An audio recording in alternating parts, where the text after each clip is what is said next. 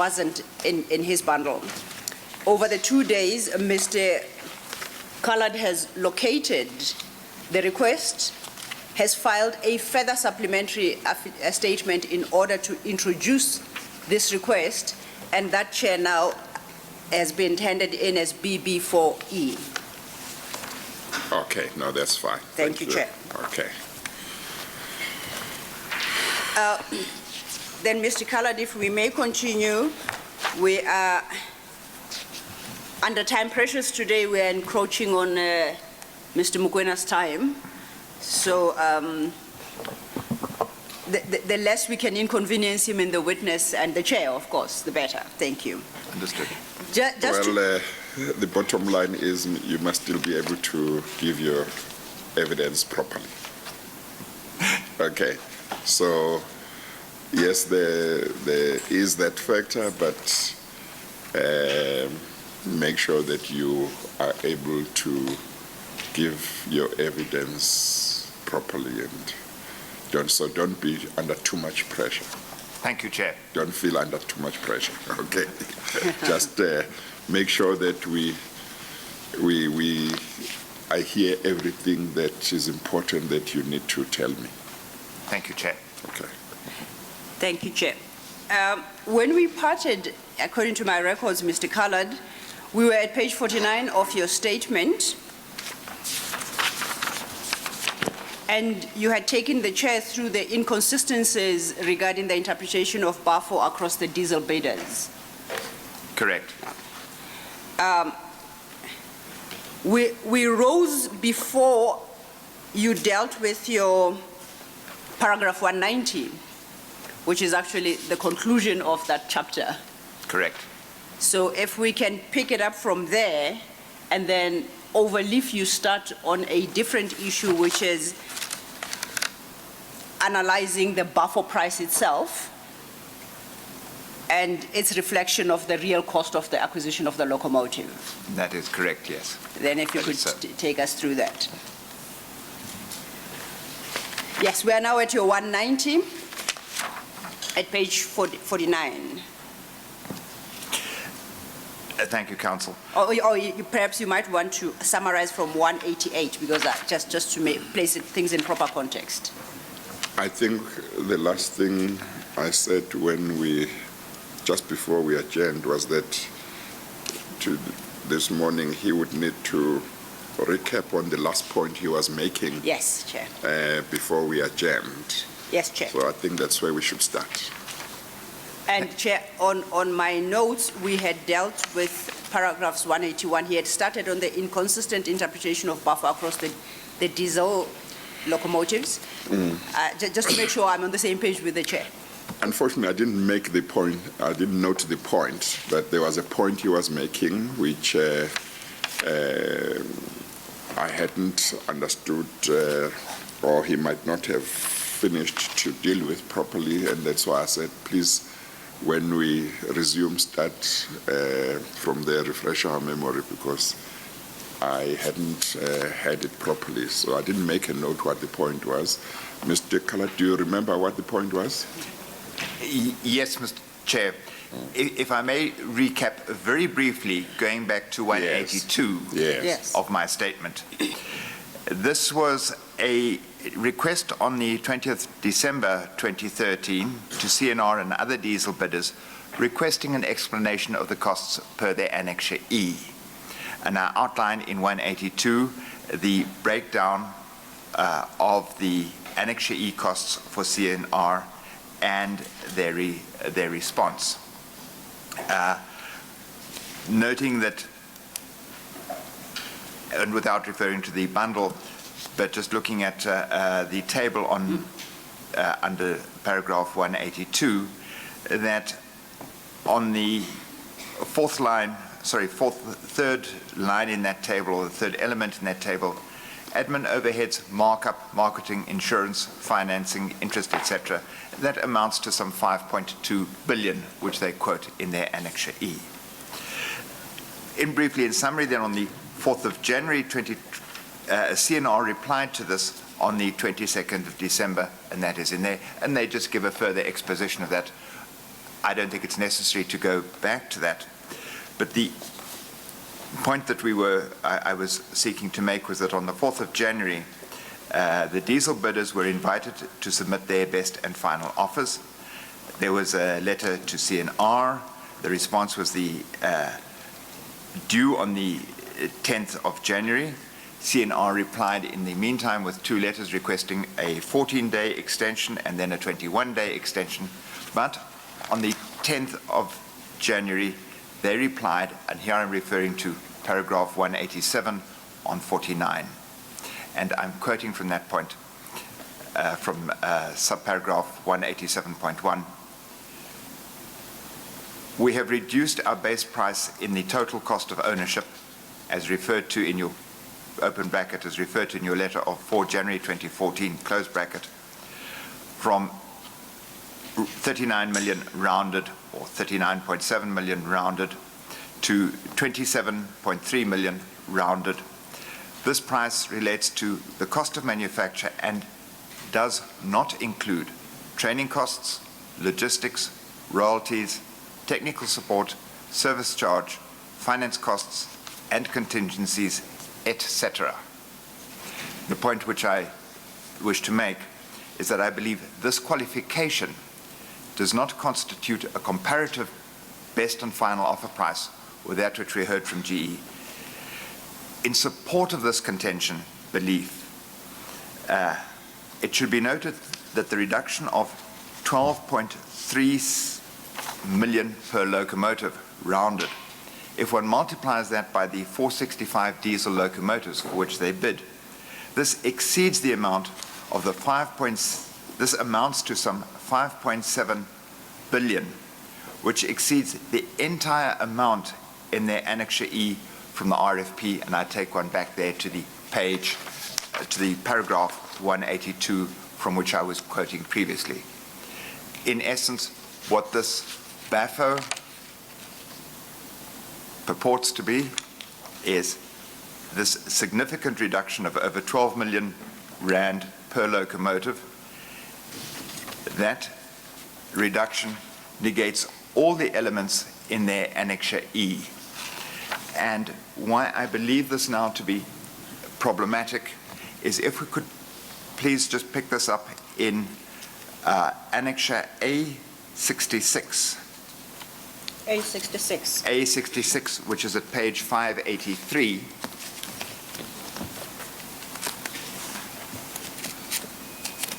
And that chair will be in BB4B.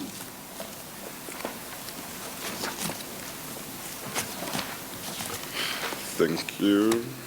The page is 586 and the divider is? It's Annexure 66. That's Annexure divider 66, which starts at 583. 3. And you specifically want to take us to page? I'd like to take us to page, please, 589.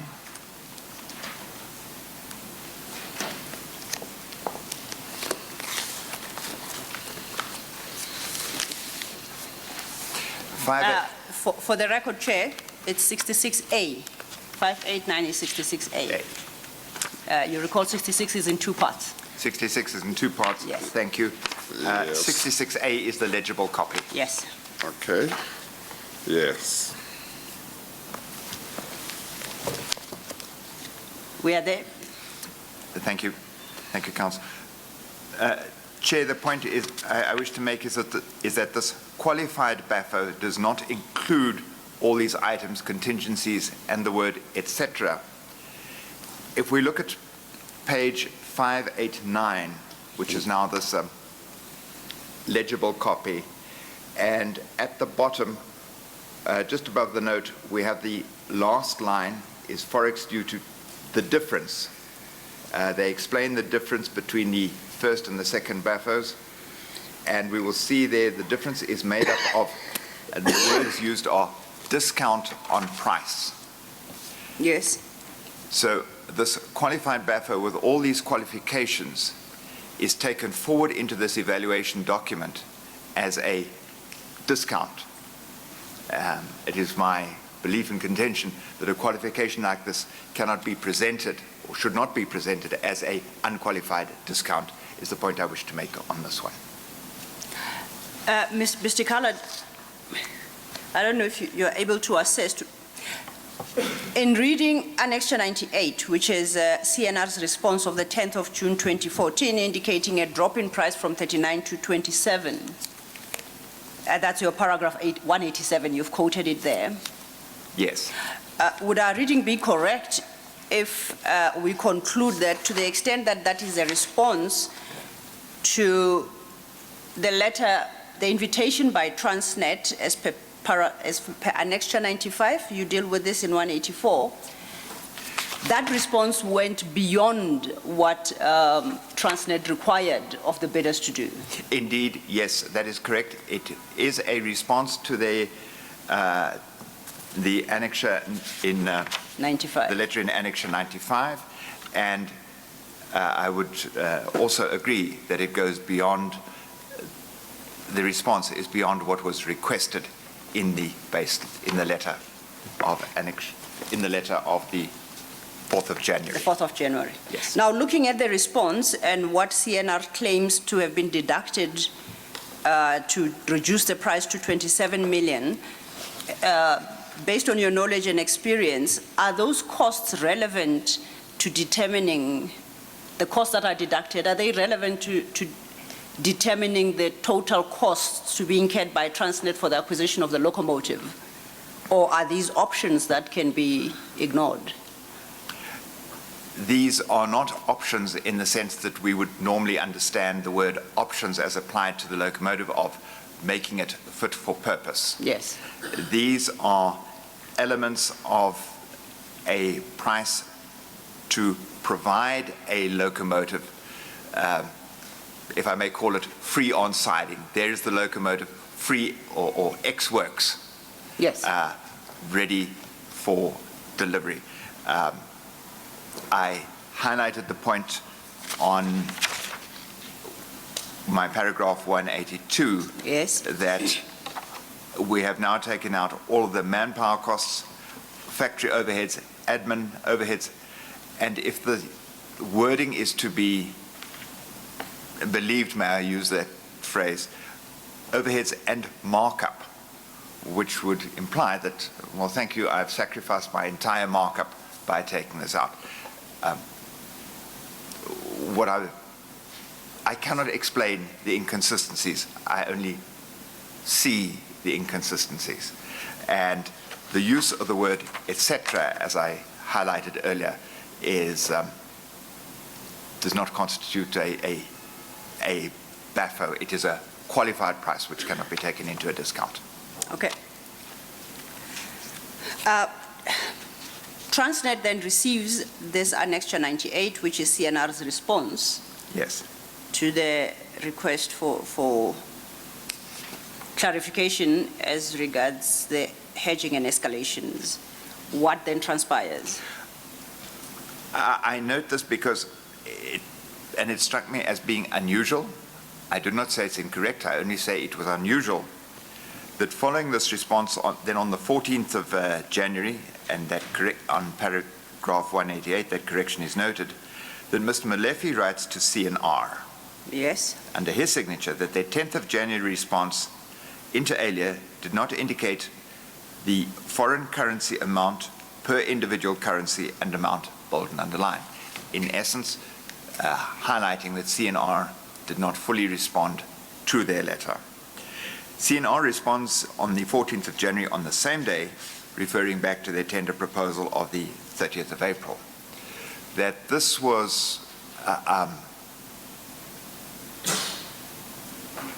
there appears to have been considerable pressure on this because on the 15th of January 2014, and I'm reading paragraph 190, the cross-functional evaluation team, finance, submit the results of their best and final offer responses to the Locomotive Steering Committee, and this is on, this is Annexure 66. Yes. Mr. Molefe's letter may be found at Annexure 99, which is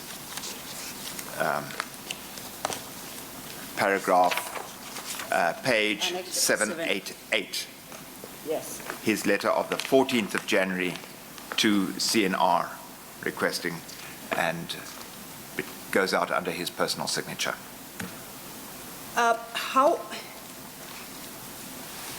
If one has regard to the response of the 10th of January, which states that the price has now reduced to 27 million per locomotive. Yes. And Sorry, then, by 27 million.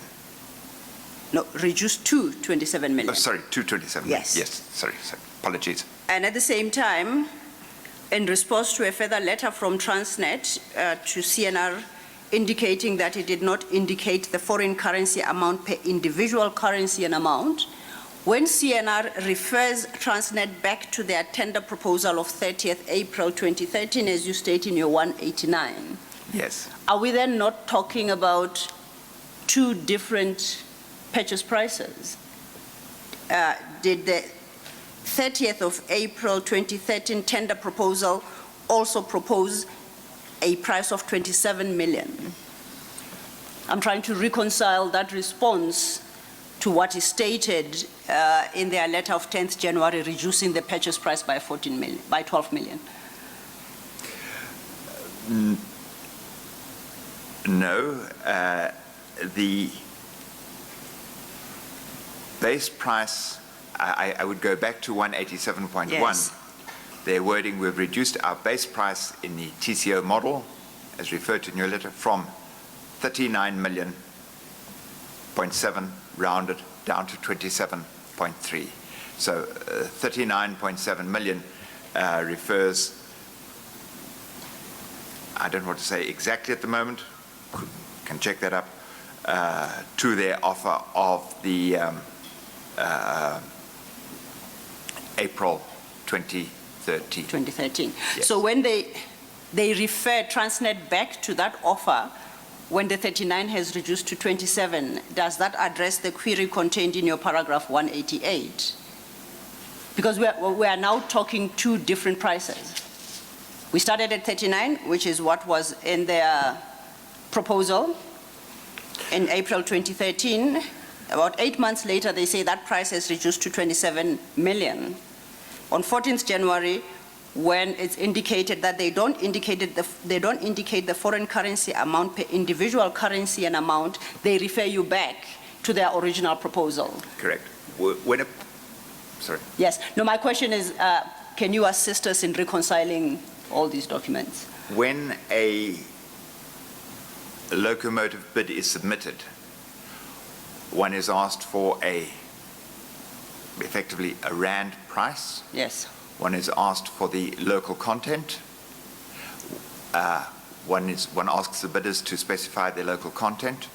One asks the bidders to specify what is the imported content of the locomotive and in the foreign currency, and it may be in one or more foreign currencies.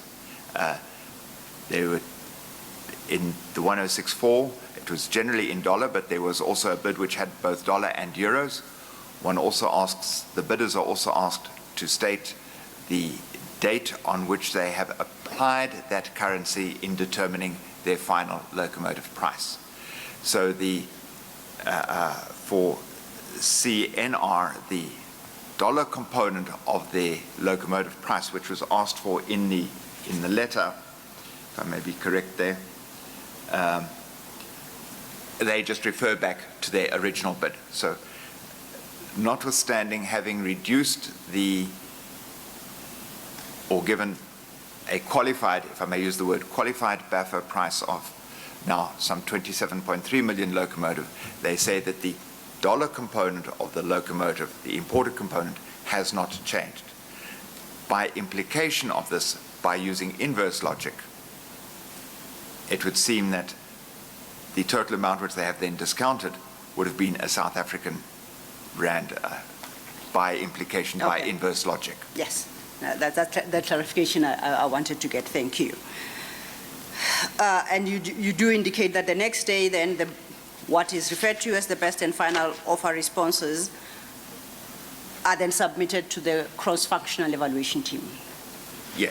are submitted by the CFET. And that is the figure that finds its way into page 589. Annexure B of 589.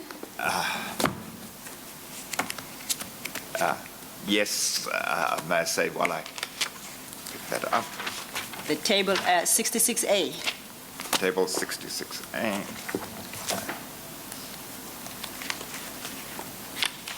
And that is the figure which finds its way into 589. Yes. It is also the figure which finds its way into page 584, which is the table on the opening page of the memorandum. The memorandum, yes. Okay, then I think, Chair, we then have clarified the issues that Mr. Coloured wanted to deal with or dealt with, and unless there are any clarities required. Yeah, no, that would bring you the- may proceed. Thank you. May I just make one comment? Absolutely. Please, Council, just to be quite sure. The table on page 589 Yes, describes how the difference is made up, and it attributes that 12.3 million as a discount. As a discount. Made. The table on page 11, the makeup of that price, which incorporates that 12.3, is to be found on page 589. So, what do you mean, table at page 11? sorry, the table on page 584. Yes, okay. Sorry, it has an 11 on it. Oh, okay. The table at 584. 584. That figure, discounted by 12 million, The is what now composition and appears. makeup of that Yes. is outlined on page 589. And now it is that figure that goes into the memo from the CFET. Correct. Okay, at 584. Yes. Thank you. You proceed to then express a view that the very buffer prices, which are now set out in, we know, in the memorandum at page 584, do not reflect the real cost of the locomotive. Yes. Can you explain why you so conclude?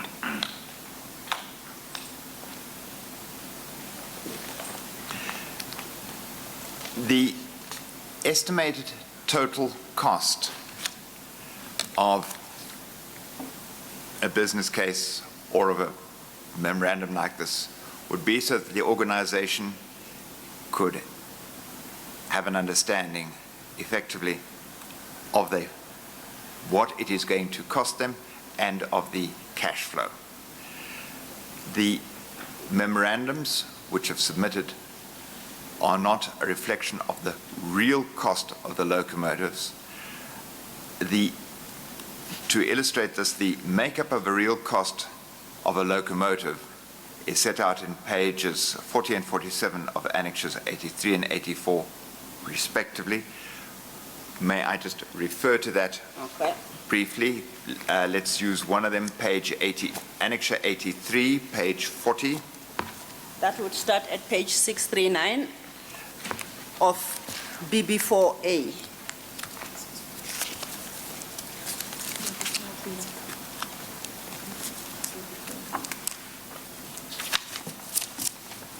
Apologies, BB4E, my apologies. Yeah, BB4B, before B's. Yeah. And apologies, Chair.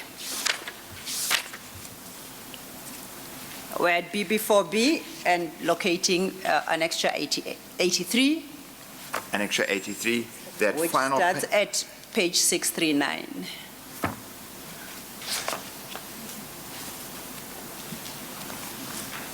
I was right.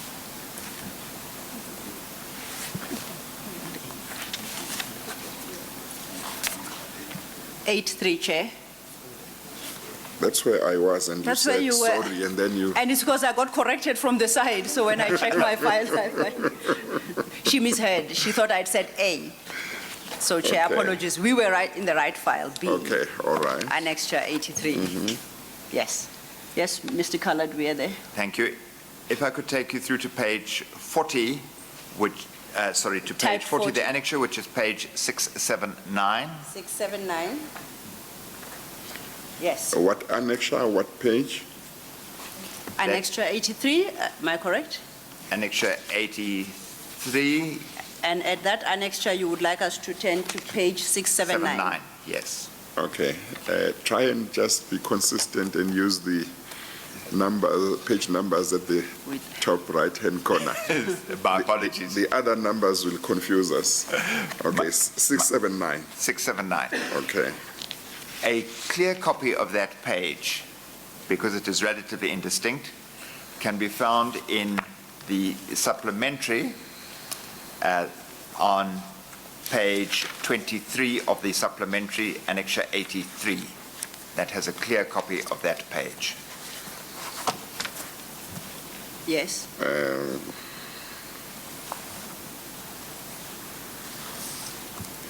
At what page of the supplementary? Page 23 of the supplementary. Annexure 80. That's exhibit B before C. E.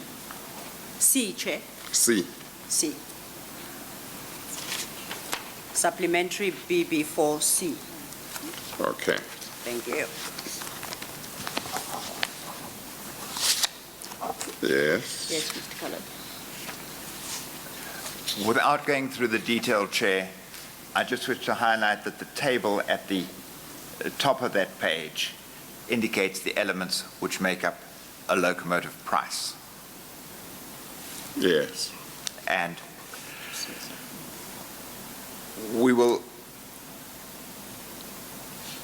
if I then may take you to, again, on that page, to the second last line, and we have covered this, but I wish to restate the point. I will take it forward in a moment.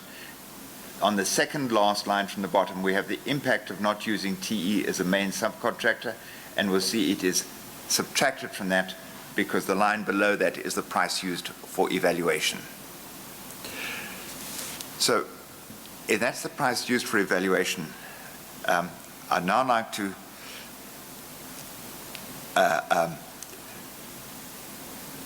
with this impact of TE being excluded from this price, one cannot use this price for evaluation now as a determination of, well, how much does this locomotive cost, because I have excluded an element of the price. So with these prices making their way into the memorandum, as we have seen from the CFET going forward, which we have just spoken about, the price given forward and taken forward into the organization is not the true cost of the locomotive. The reason, or in support of this, is, and we will show later, that this TE component price, the impact of TE, is later added back to the cost when they come to determine the actual cost of the locomotive. So by not taking this forward, whichever hierarchy these memorandums are flowing through, they are not indicative of the real cost of a locomotive. And that was the key point which I must make here. Mm-hmm. And I would go back to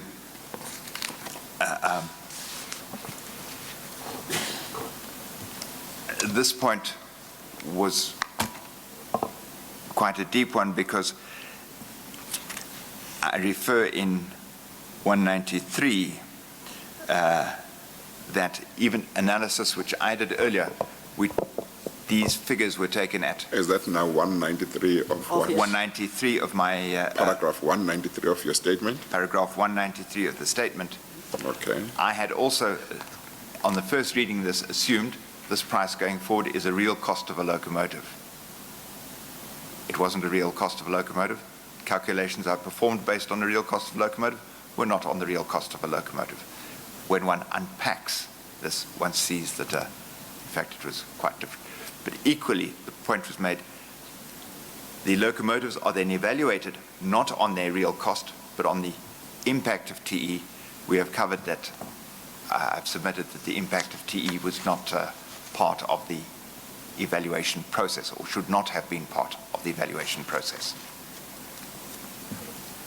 Where you are able to address the question of whether you think some of these things were done deliberately, because for purposes of the Commission, if certain things were not done right, but it was just genuine mistakes, it might not be important. What is important is when schemes are devised in order to achieve wrong objectives. So just bear that in mind. They can make lots of mistakes and so on, and that's not good, but that may be somebody else's job to deal with in terms of any incompetence and so on. So our focus is really on things that may have been done deliberately or to deceive in order to achieve certain illegal objectives. Mr. Chair. I accept that you might not always be able to say, but I just want to remind you that where you are able to say that on a proper analysis of certain documents and the facts, this must have been deliberately done for certain unacceptable objectives, but where you are not able to say, I know that you might not be able to say in all the cases. Chair, if I may answer you by referring to page 156 of my to paragraph 156 of my statement. Yes.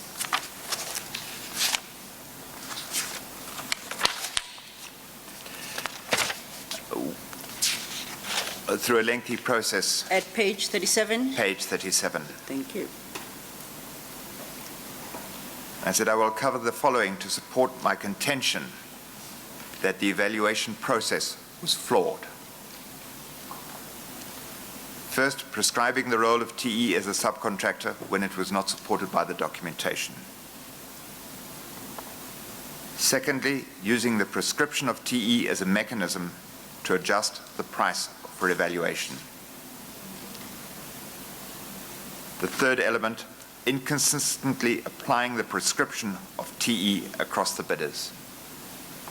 In answer to your question, those three elements, in my opinion, demonstrate a pattern of events which favored certain bidders. I do not believe that they can be characterized as mistakes. To me, and in my opinion, they demonstrate a pattern of events. No, thank you. And before we leave that topic, I interpret from what you have stated that what is presented in the memo is a misrepresentation of the actual cost of the acquisition of the locomotive. And that is point 4 that I made in that one. As a consequence of the above, the BAFO prices presented to the 1064 Locomotive Steering Committee, and by extension we have seen how they have been taken forward, but the variations were not a true reflection of the real cost of the locomotive. And the element that is deducted from the cost, whether in the BAFO or in the original bids, to present a misstated BAFO will only in the future or in time creep back into the cost for the real cost of the locomotive. On the electric locomotives, what was removed as the BAFO, as the impact of TE, is later added back into the evaluation, into the cost structure of the locomotive. That is the case for the electric locomotives. I do not see the same pattern for the diesel locomotives. Noted. Thank you. Have you covered everything you wanted to tell the chair about as regards the BAFO not reflecting the true cost? Is there anything outstanding you have? I'm comfortable. Thank you. Because you now jump to 2018. This is after 2014. Yes. Before we get to 2018, after this process and the submission of the BAFO, and before January 2018, did you have anything further to do with this process of acquisition? Were you engaged in the process of acquisition in any form or manner? No. No. No. As you indicated, your paragraph 193, you performed a financial analysis in January 2018. Yes. And you explain what information you had at your disposal at the time and the assumptions you had made. Correct. You deal with, then from 195, the January 2018 price validation. And firstly, is that flowing from the financial analysis you had performed? No. No. I was asked to perform a financial analysis in January 18. Yes. And in that process, I uncovered, as I said, pertinent and anomalous information relating to the final contracted price and inconsistencies in the makeup of the locomotive price. Now, what I want to understand is we have told us that you performed a financial analysis. When you have a heading, January 2018 price validation, we are basically talking about information you uncovered in the process of the financial analysis. May I take you through that process, which really starts then at 196? Before you get to 196, you used two concepts here. You said you conduct a financial analysis at 193. Yes. Okay. Just before 195, you have a heading, January 2018 price validation. These are not two independent processes, it's the same process. They're the same process. You just give it a different name. Same process. Thank yes. you. Sorry, they have a different name. Yes. Yes. Then you may take us through what you did in that that financial analysis and what you uncovered.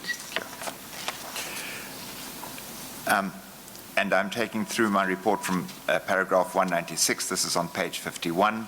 Yes. That in January 2018, I was approached by Ms. Nomfuyo Galeni and Mr. Gary Peter to assist in reconciling the 38.6 billion, which was posited by the business case, to the 49.55 billion, which excluded options and contingencies, which was finally contracted for the 1064 locomotives.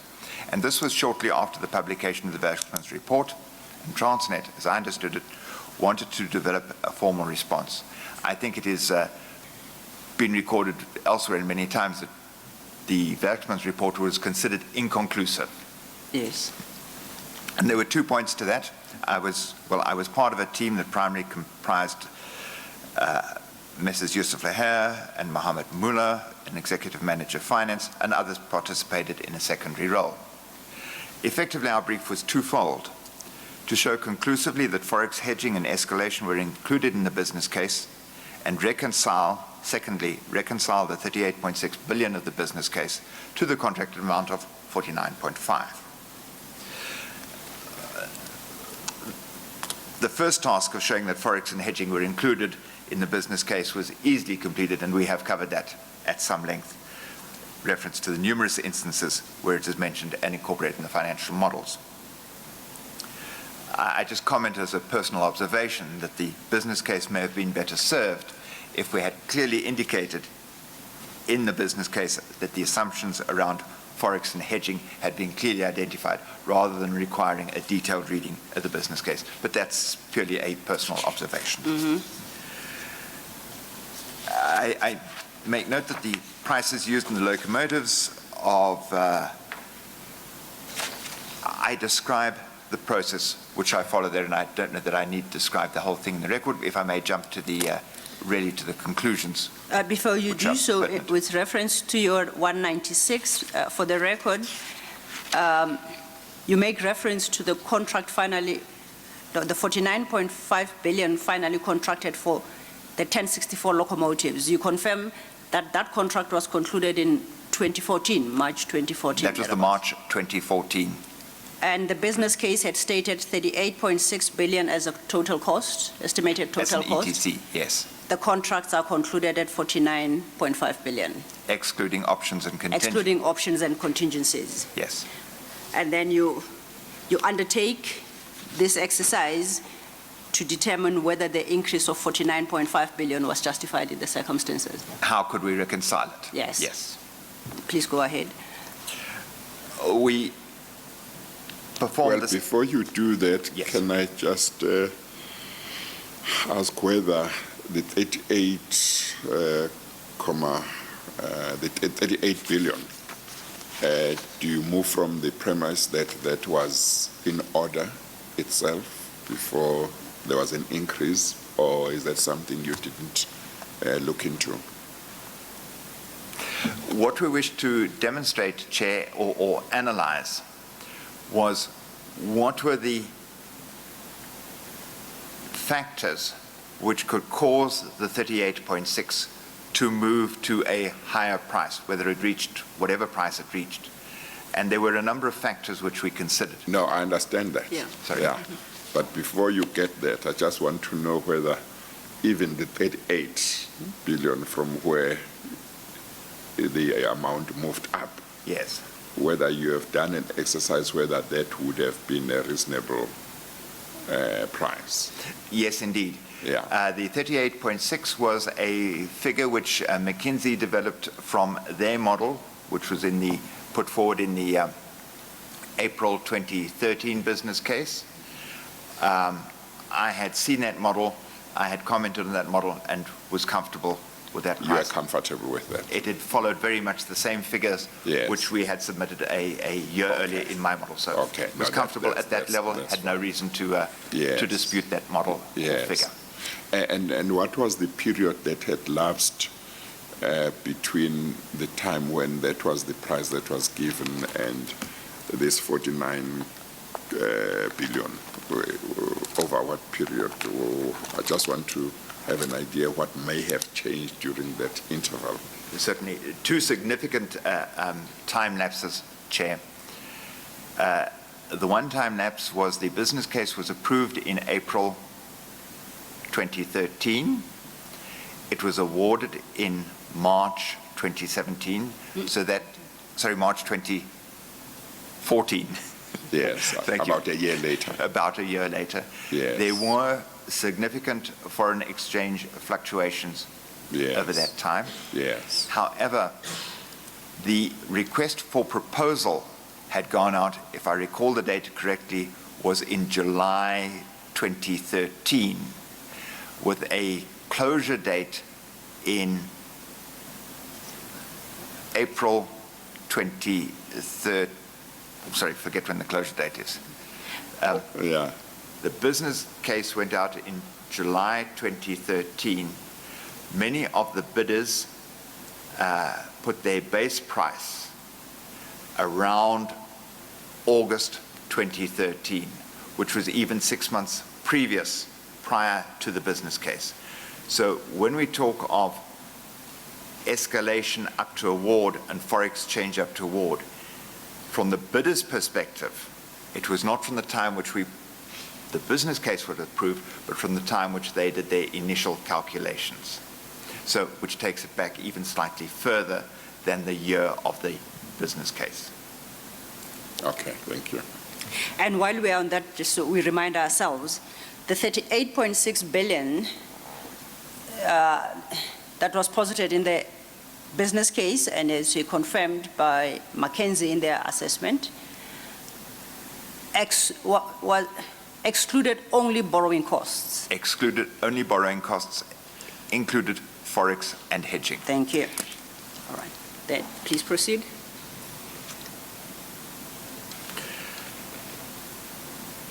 The process which we followed was first to take the original business case. We created a model which replicated the McKinsey model with a high degree of correlation, because the McKinsey model did not lend itself to this incremental analysis. We created a new model, went through stages of incremental analysis of, here's the business case, let's delay the business case for a year because it was delayed, see what was the impact of the Forex on that. Having delayed it for a year, we then said, let's then shorten the delivery period, because from the initial 7-year delivery period posited by the business case, it came to 3 years, shortened the delivery period. Then we changed it to what were the real prices used by, tendered by the locomotives.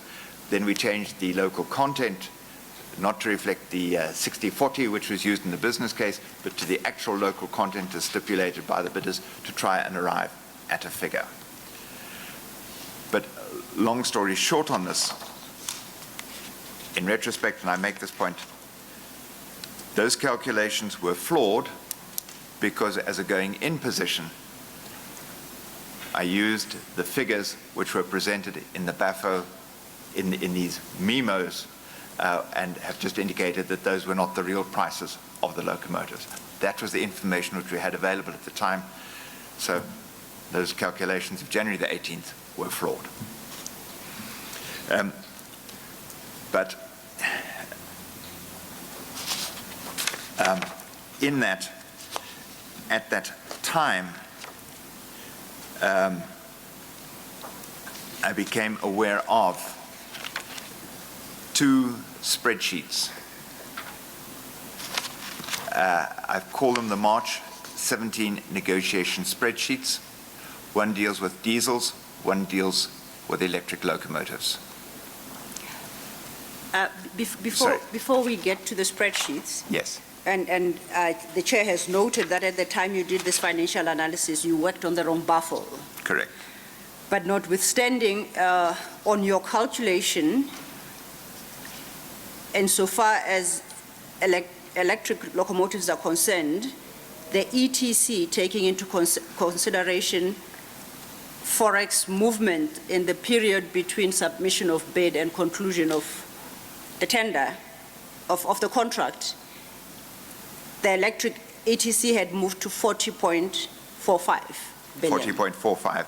That was the total electric and diesel. Against a 49.5 billion Correct. contract amount. Yes. And I make the further point in 204.1, bottom of page 52, Yes. that I had used the same prices for diesel and electric locomotives. When I corrected this, the ETC reduced to 39.497. But I stress that those were on prices used in this BAFO, and we had some debate at the time on the impact of TE, and my interpretation to the team at that time was the way this was presented, a TE price should not make an impact of it. I was unaware of the detail, which I had subsequently had covered, to see that the TE price should make an impact. Yes.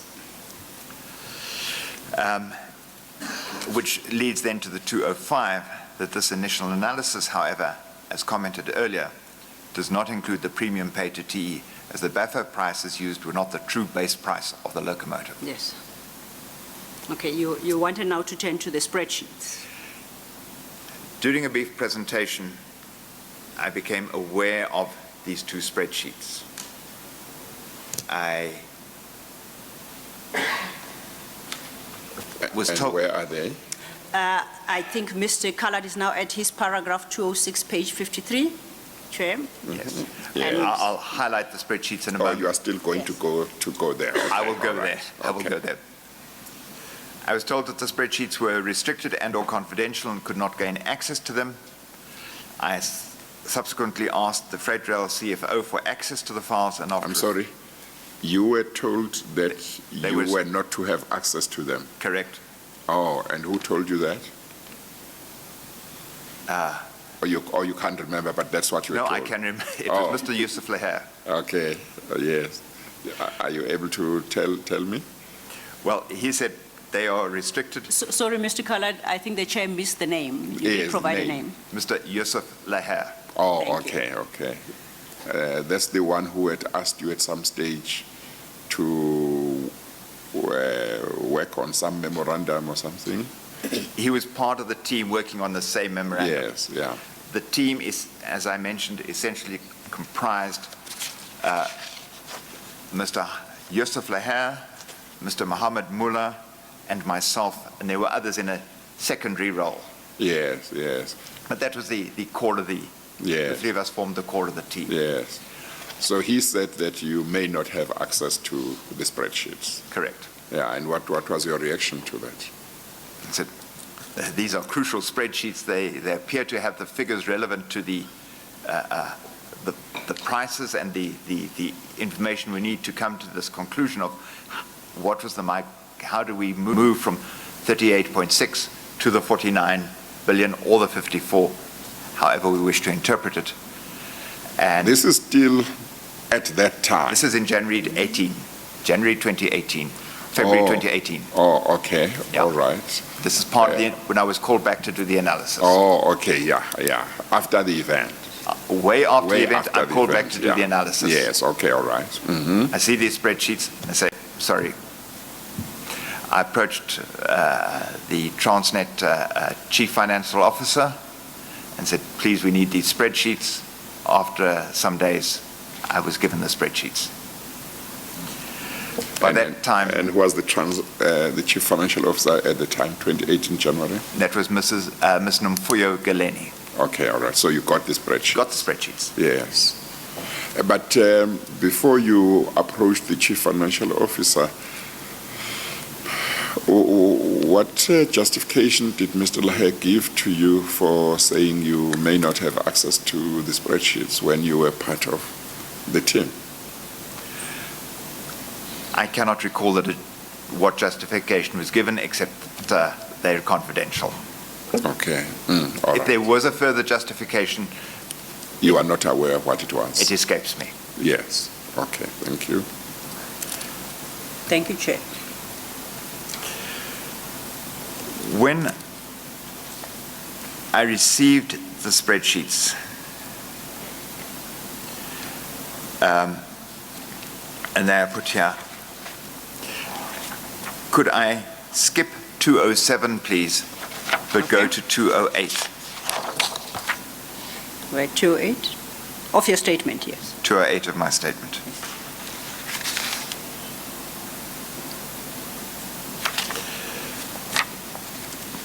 So, Yes. may I backtrack? Apologies, I have to backtrack to my statement, and I need to go to Yes. Yeah, that's what I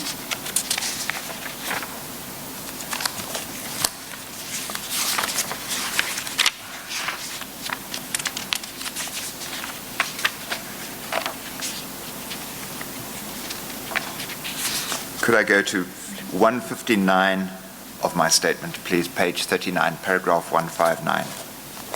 Okay. And that's at page 39? Page 39, paragraph Yes. 159. Yes.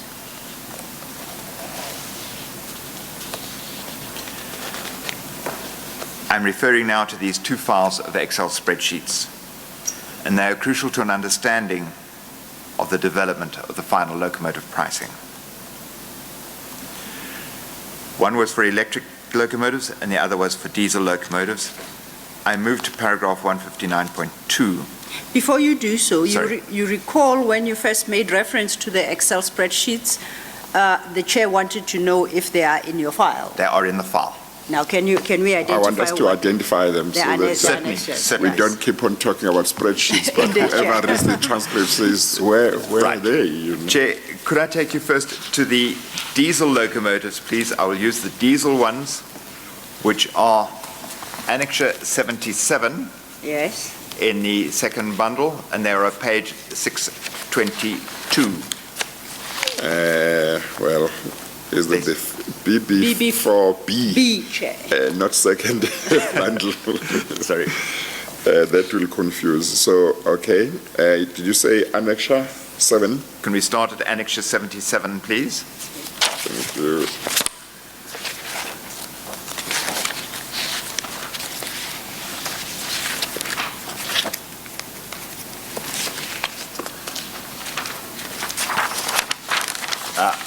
is there, I don't seem to have annexure 77B.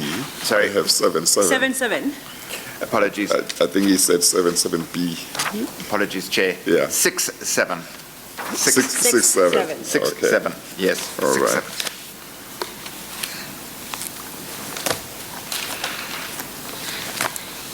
The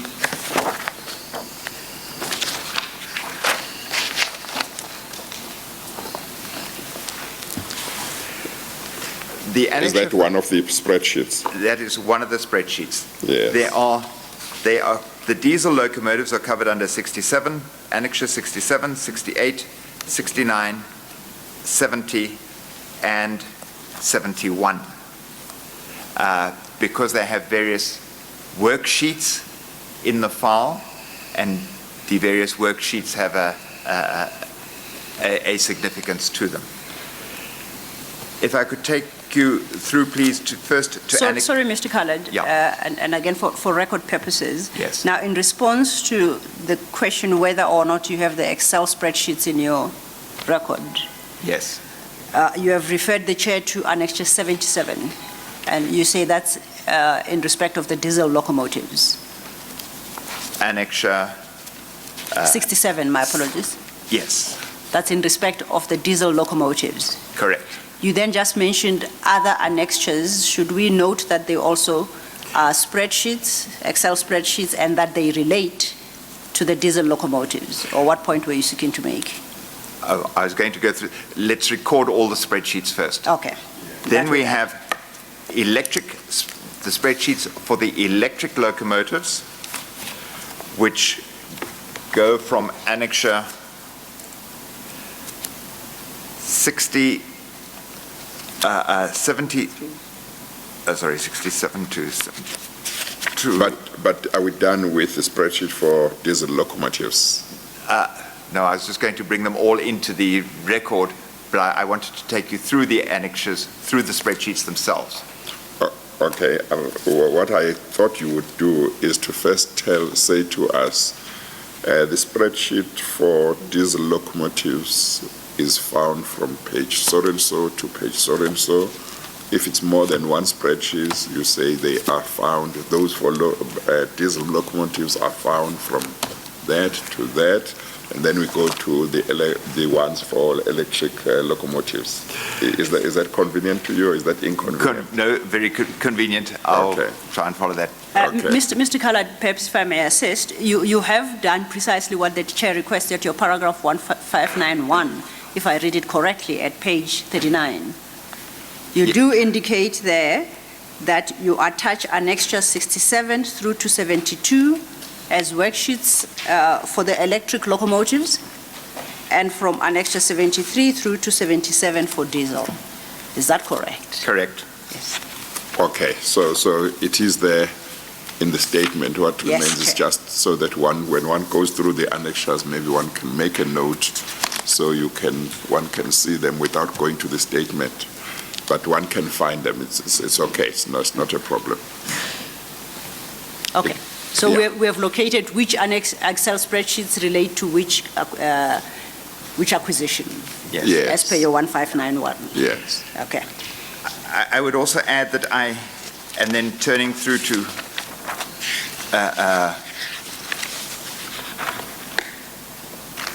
I added 3 additional spreadsheets. Okay. Which are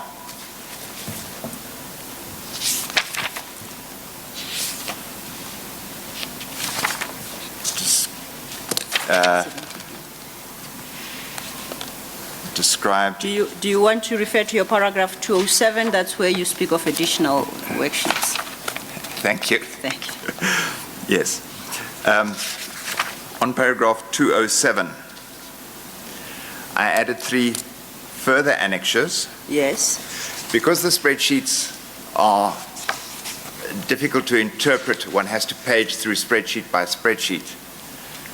I added 3 further spreadsheets where I extracted the information from the existing spreadsheets and presented it on a side-by-side basis for easy comparison.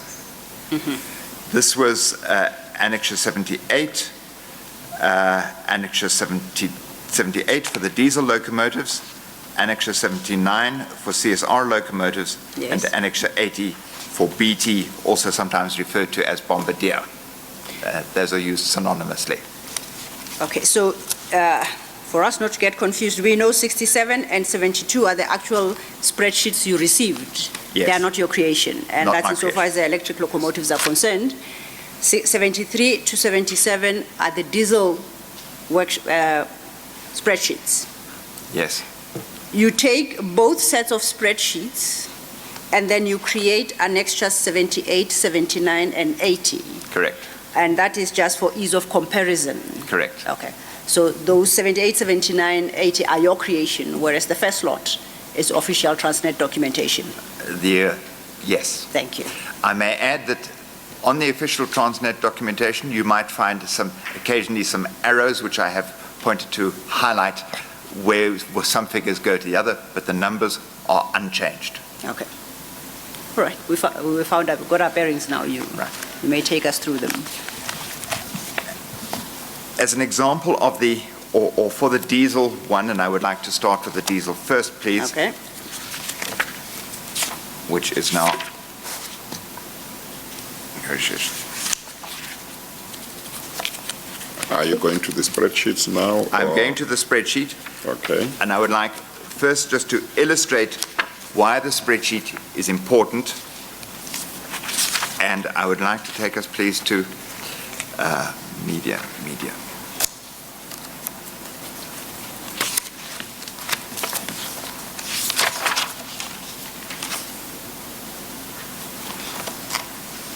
To Annexure 76. That's at BB4B. And Page 620. page 620, and I'd like us to turn to page 621, please. It is a A3 page.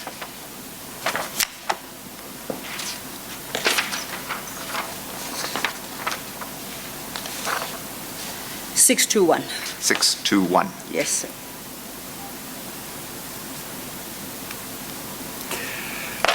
The left-hand title on the page where I say Media 17th March, that is my creation on the page for identification purposes. Okay. I've extracted that to print. On the left-hand side of the page, the print negotiations, diesel 17th of March 14, that is also my creation on the page to reference it, to reference the printout of the page. But immediately below that, it has award of 465 diesel locomotive contract. This one is entitled Media. This was what was given to the media as the result for the award of the tender. You say this one was titled Media. Where do we see Media on that page? You'll see Media on the top right-hand side. You said that's your edition. That That is my that's edition. what you inserted. That's my identification of the print page, Okay. as well as print negotiations. Diesel is my identification of the print page. Now, without your editions, how is that page to be identified? It would be identified in the worksheet, Yes. in the Excel spreadsheets, and there are multiple spreadsheets. It's simply called Media. Media. Okay. Thank you. The soft Yes. copies are available, and it was just to identify the page. Excel sheets have multiple pages, and this was to identify the page Yes. which was being used. You may proceed. Thank you. On the left-hand side, it has award of the 465 diesel locomotive contract, and it details there the best and final offer per board submission. We see again the CNR 27. 27.3 billion rounded. We see the GE amount. And then it has adjusted for changes, and there are 4 lines there which are blank. It has a best and final offer updated to the 17th of March. Then it has various adjustment lines which are blank. Yes. Then it has new price including TE scope. We have two figures there for cost to fix escalation to end of contract, cost of hedging, and we have then a line called the final locomotive cost, and two further lines, estimated total cost excluding hedging and escalation, and estimated total cost including hedging and escalation.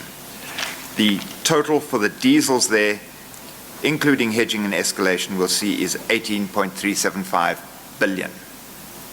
That is the component of the diesel price that was finally awarded. If we could take a step back. Yes. It starts with a best and final offer entry, let's take CNR, Yes. at 27 billion. Yes. It then indicates that certain adjustments are made as listed thereunder, Yes. but the detail is not provided, Correct. and it just reflects an increase from the 27 to 34. Correct. Okay. Now, further adjustments are made to incorporate the TE scope, rather. Yes. And the TE scope is then costed at 4.8. No, that is cost to fix escalation to end of contract under that line. Okay, and what is the TE scope there? It is blank in this line. It's blank again. Then after fixing escalation and cost of hedging, we get a new price of 42. Yes. That's the final locomotive cost. Yes. Okay. You indicate, then the next line suggests that estimated total cost excluding hedging and escalation is 14? Is that so? May I take that one step further? We have a locomotive cost of 42.875020 Yes. million for 232 locomotives, which we'll see at the top under CNR. Yes. Multiply 232 by the 42 million, 0.8 rounded. Yes. We get 7.888 billion. Okay. With a similar exercise for GE, those two figures are then added up to the 14 billion.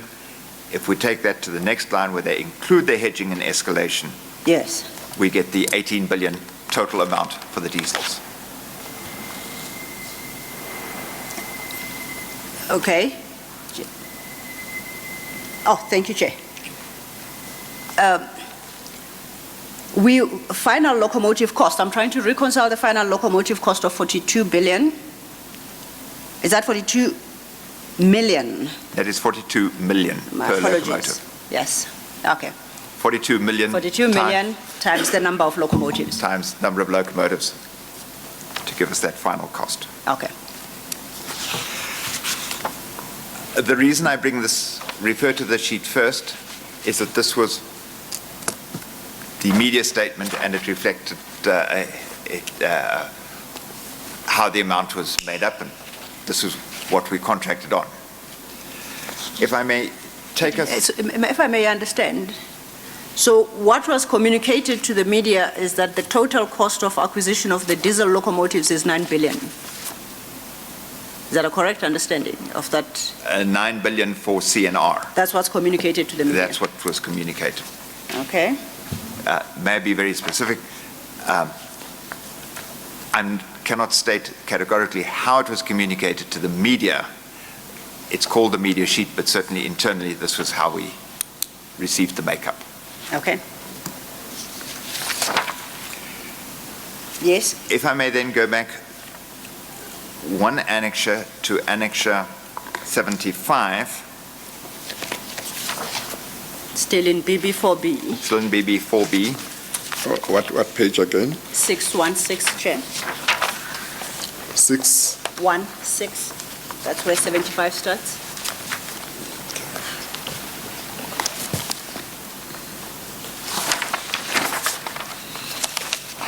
And go to page 617. Okay.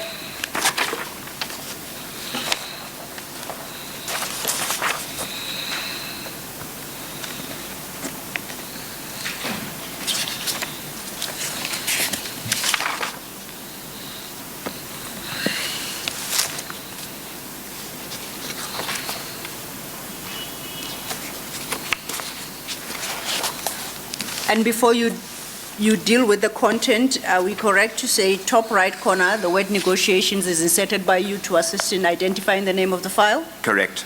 And equally so, the price print negotiation diesel 17 March is also your addition for Correct. purposes of identification? Correct. Okay.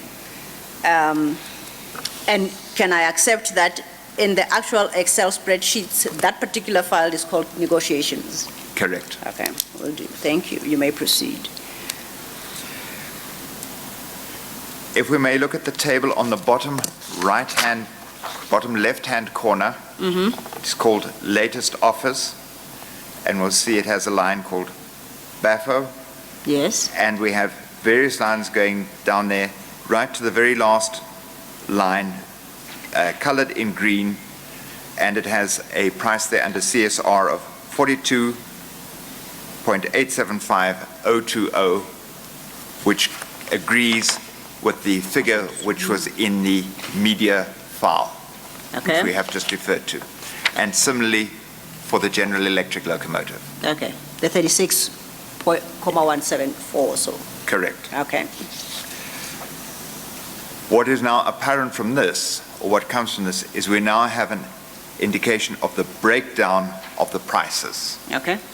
Those elements that were missing from the media statement are now on this sheet where they talk to, and I read from the top one, we have BAFO, 2, the exchange rate impact on the loco, escalation up to signature date, warranty stroke SD bond cost removal is the third line, Yes. fixed cost forex adjustment on other items, and batch pricing adjustment. Yes. Recall, we'll go into the batch pricing in a moment. We then get a new price. Then we add cost of new TE scope.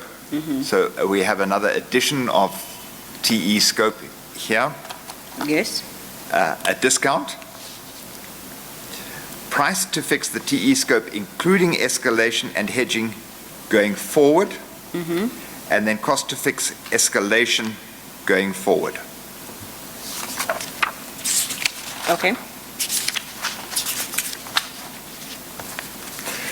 This sheet now gives us a breakdown of how the various elements of the price, and would explain the makeup of the price.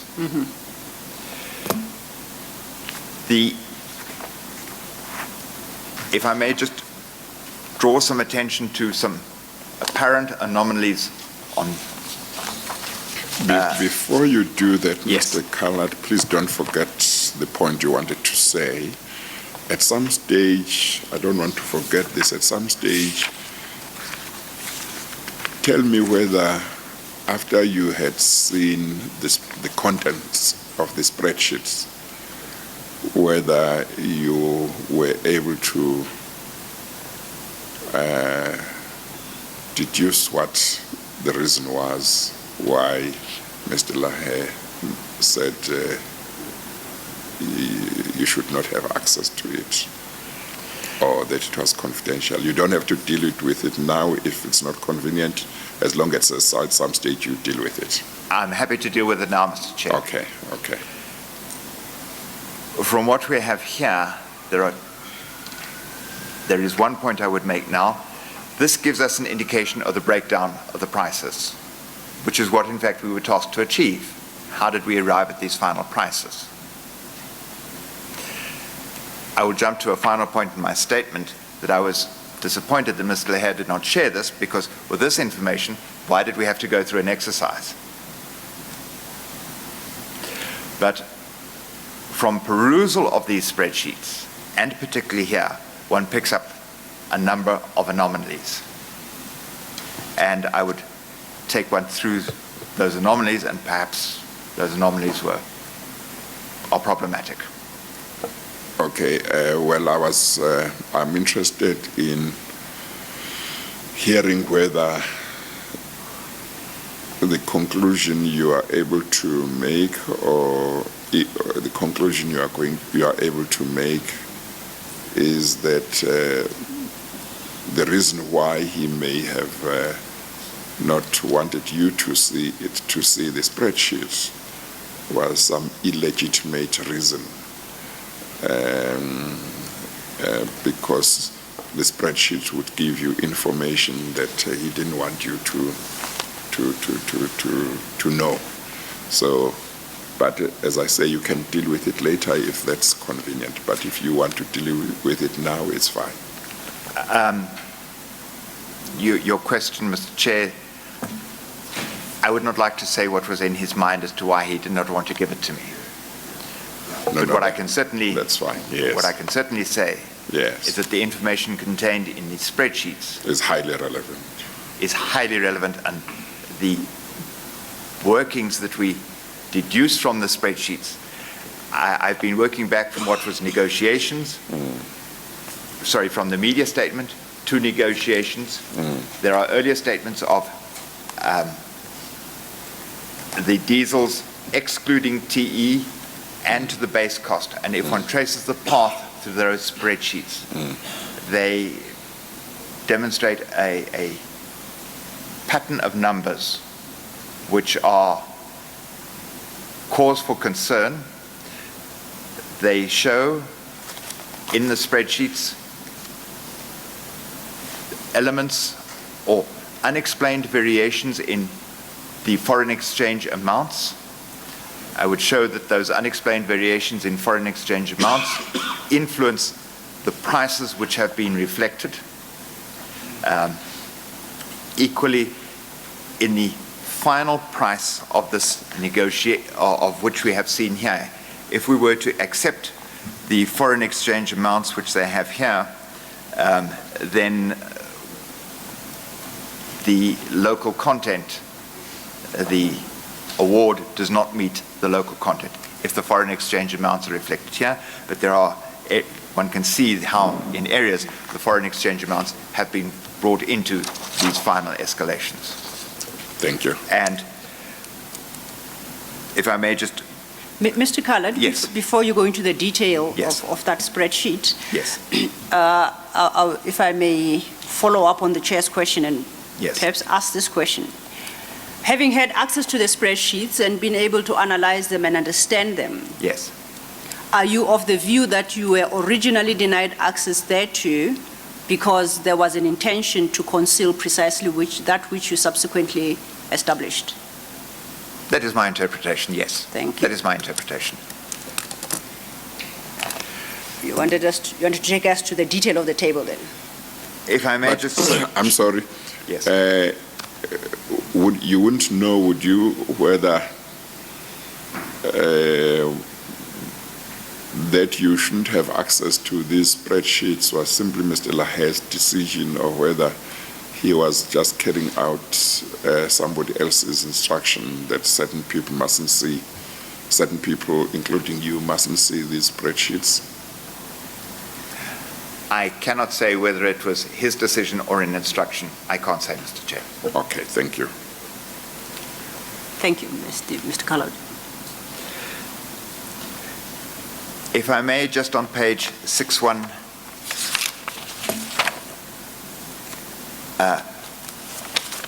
may I refer to the diesels where we put them all together, and take you please to the diesel ones as a relevance, and that is the Paragraph 207, is that 2071? 207. You want to take us to that spreadsheet where you do a comparison? The spreadsheet where I do the comparison. Please consider your 207.1 paragraph. Is that the annexure you're looking for?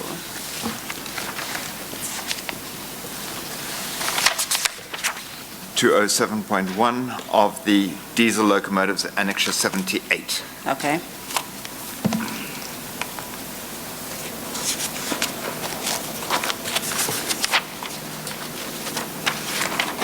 And that's an BB42B at page 624. 624. Yes.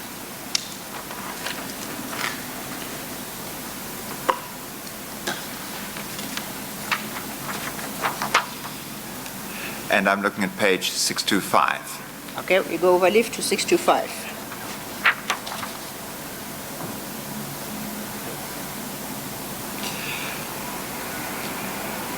The first, this is spreadsheet, is my compilation.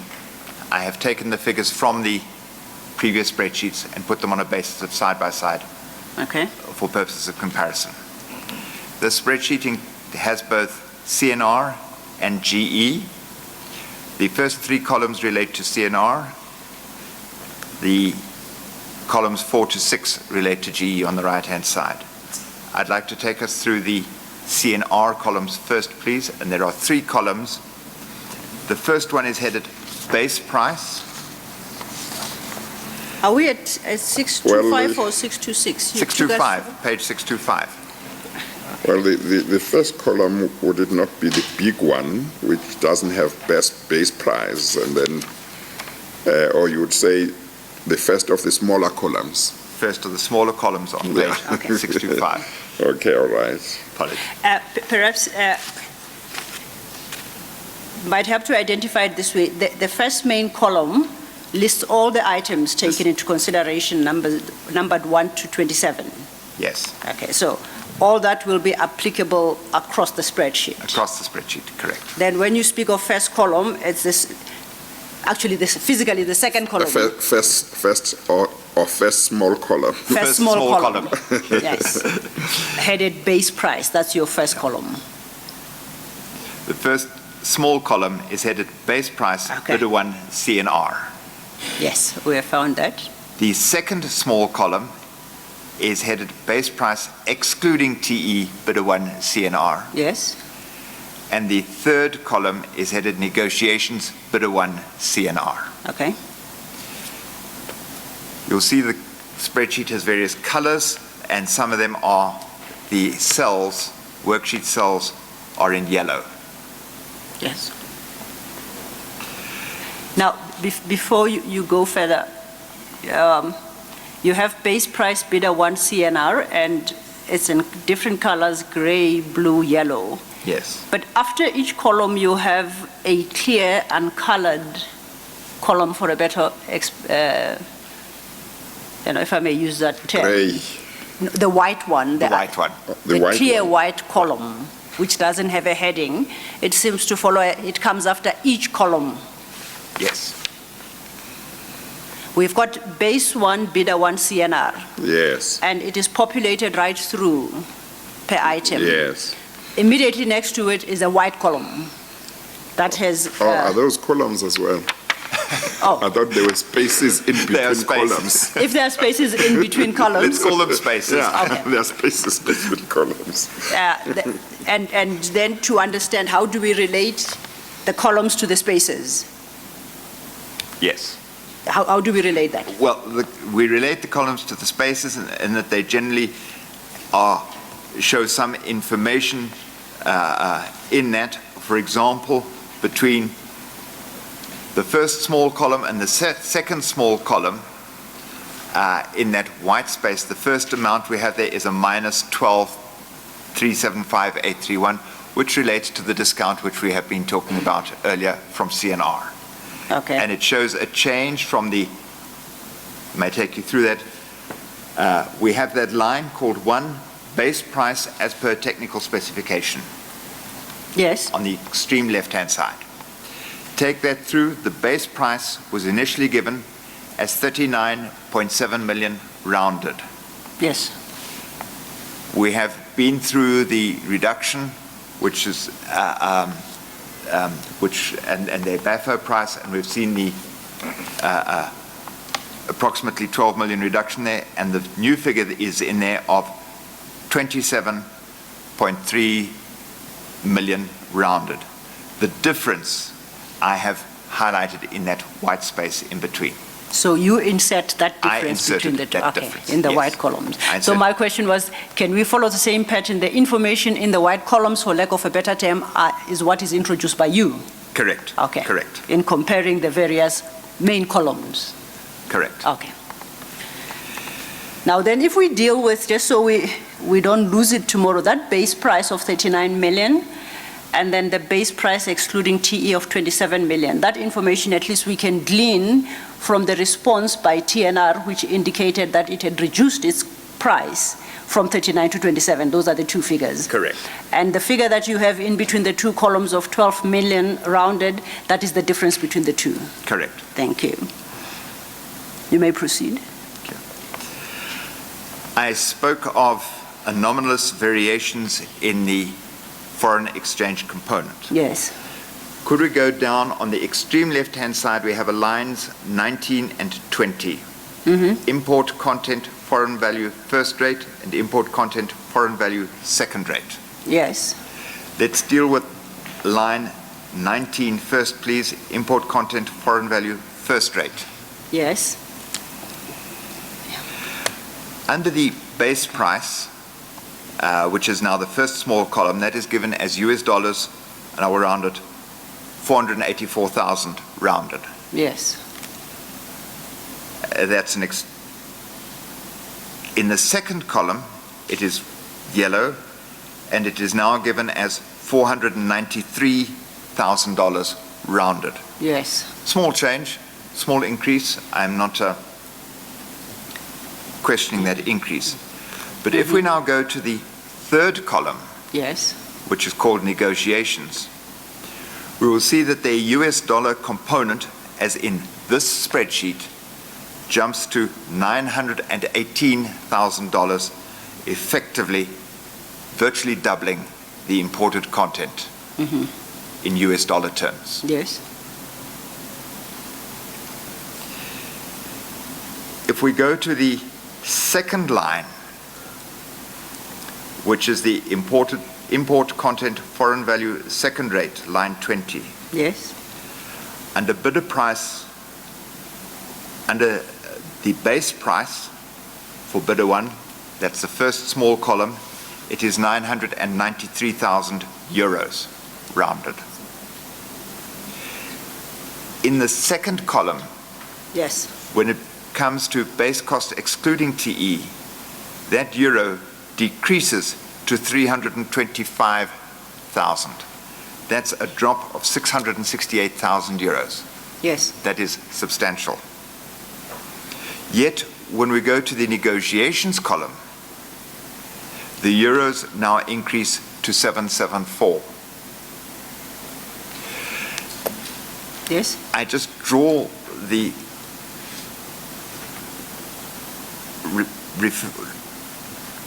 back to the letter from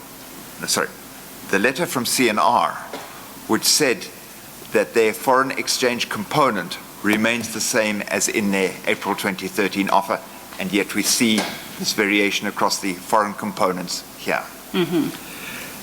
These foreign components, by multiplying them by the exchange rates of the day. Could I take you to line 26, please? Yes. Line 26 in the first small column is 2.7 million rounded. And just for record purpose, line 26 is headed additional cost to add to base price. Yes. That 2.7 million is a function of the United States dollar rate times the exchange rate of the day, which we see up there as first exchange rate used by bidder line 14. Yes. Added to the import, the line 20, the import content foreign value, the euro value, times the euro exchange rate applicable, which was in line 15, second exchange rate used by bidder euro. Yes. Effectively, one takes United States dollars, times it by the exchange rate, the euros, times it by the exchange rate, add the two together, and that gives us the additional cost to add to the base price. And what line 14 tells us is that the rate, the US exchange rate at the time, and for bidder 1, used a 9 to the dollar exchange rate. Correct. And that is. And at line 15 gives you the exchange rate for the euro at 11.86. And then it changes to 12 and 12. And then it changes during base cost excluding TE to 9. The US exchange remains the same. The EU exchange rate changes to 12. Yes. That's lines 14 and 15. Yes. Okay? Where in those columns the currency is not written, what must we take it to be? Sorry. Where the figures do not indicate the currency.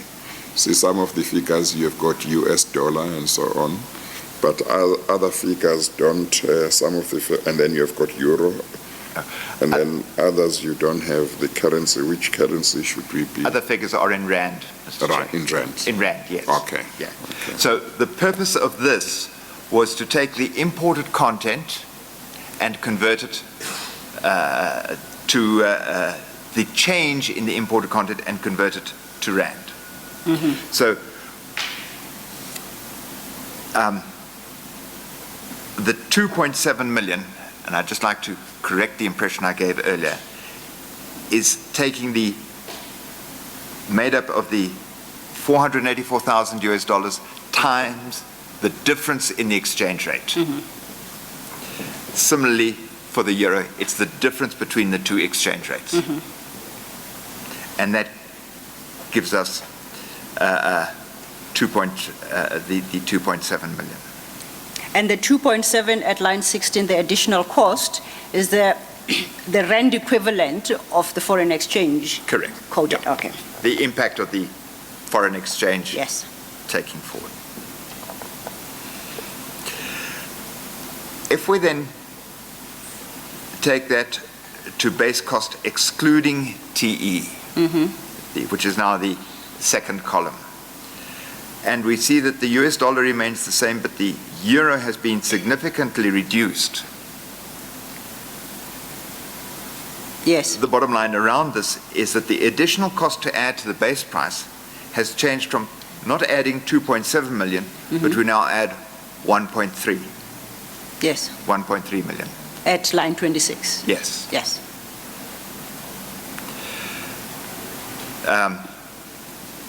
I would show later how I believe this figure is in fact taken into the evaluation calculations per se. Okay. But going to column 3, where we now see this significant increase in the foreign exchange components. We've seen the US dollar go to 918,000 and the euros go to 774,000. The additional cost to add to the base price now increases to 3.7 million. Yes. You will see there's an arrow touching on the 3.7 million. Now, before you get to that arrow, let's look at the additional cost as reflected in line 26. Base price is 2.7, and we take that base price to be as at the date of submission of the bid. No, that is now, the first base price was normalized to the 11th of February. The 11th of February, what date? 2013. This is 11 February That is the green column. 2013. Yes. If we look at that movement under base cost excluding TE, and what period was the TE being excluded? Was that in That one would have been January 2014. 2014? January 2014. And the negotiations column? The negotiations column should correctly be around the time of the negotiations, March 2014. Thank you. You wanted to deal with the 3.765130, item 26 under negotiations. Yes. Yes. If we turn over to page 626, Yes.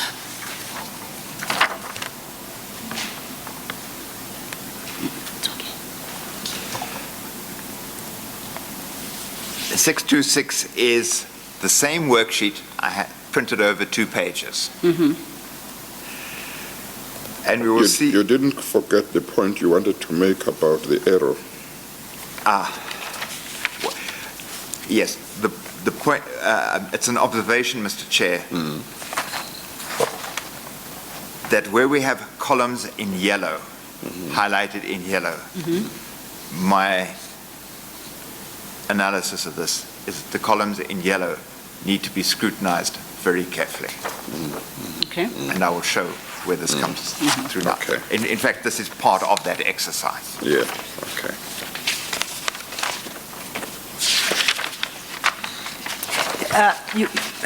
Before we dated, or we provided dates to these various columns, you had indicated there's an arrow that leads to the 3.65 odd at line 26 under Yes. negotiations. Yes. And the chair was just reminding that you are moving on to that point now. Yes.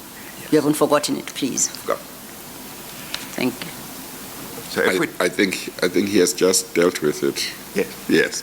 Okay, It was back, it was the error at page 625. 625. Yeah, and he says where there is yellow in the columns, it means that those figures need a lot of scrutiny, In-depth interrogation. in-depth interrogation, and what we are doing is part of that exercise. Okay. I hope the chair and Mr. Khalad are not talking past one another, but it shall become clarified soon. I have a sneaky suspicion that they are, but No. I think we're I think we understand each We're other, no, as long as you understand each other, Chair. but we don't want to leave you behind. I'll try and Sorry, catch up. Council. Chair. I'll play catch up. Mr. Khalad. Okay. So, to recap, Yes. on page 625, Yes. near the bottom of the page, we have additional cost to add to base price. Yes. With the top of that arrow, 3.765 million. Yes. If we turn over to page 626, Yes. there are two columns there. One's headed CNR and the other headed GE. The CNR one is in the center of the page. Yes. The CNR column, again, gives the same breakdown of the price as we have seen earlier in negotiations and the media. As set out in the total cost at the bottom, we have 42,875 million for a CNR loco. Yes. At the top of that column, we see that arrow coming down again, and it comes up to 3765. Yes. And if we look to the left-hand side, we'll see that's the exchange rate impact on loco. Yes. That's the exchange rate impact on the locomotive up to the time of award. If that is exchange rate impact of the loco at 375 million up to the time of the award, and it is now included this total makeup of the price, and we turn back over the page, and I've highlighted what I believe to be unexplained variations in the foreign content. This brings for me this 375 into question.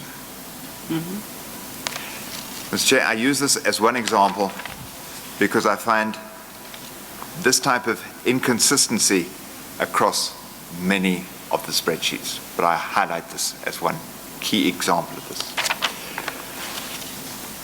May I then return back to page 626? Yes.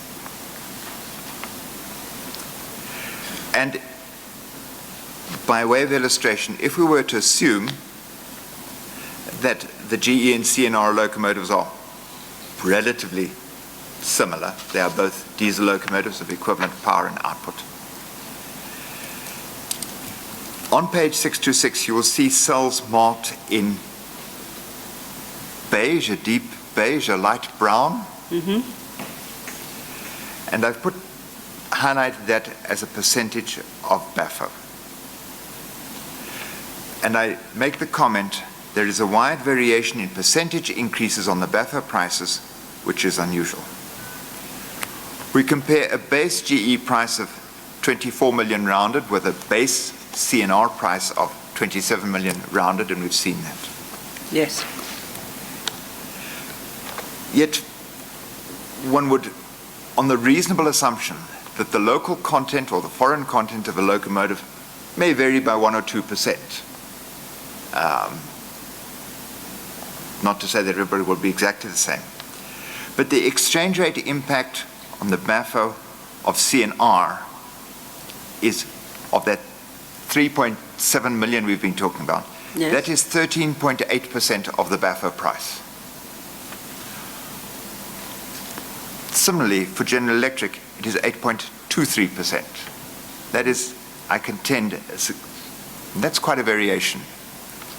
If we look at the escalation up to signature date, now escalation is the South African escalation with the imported escalation.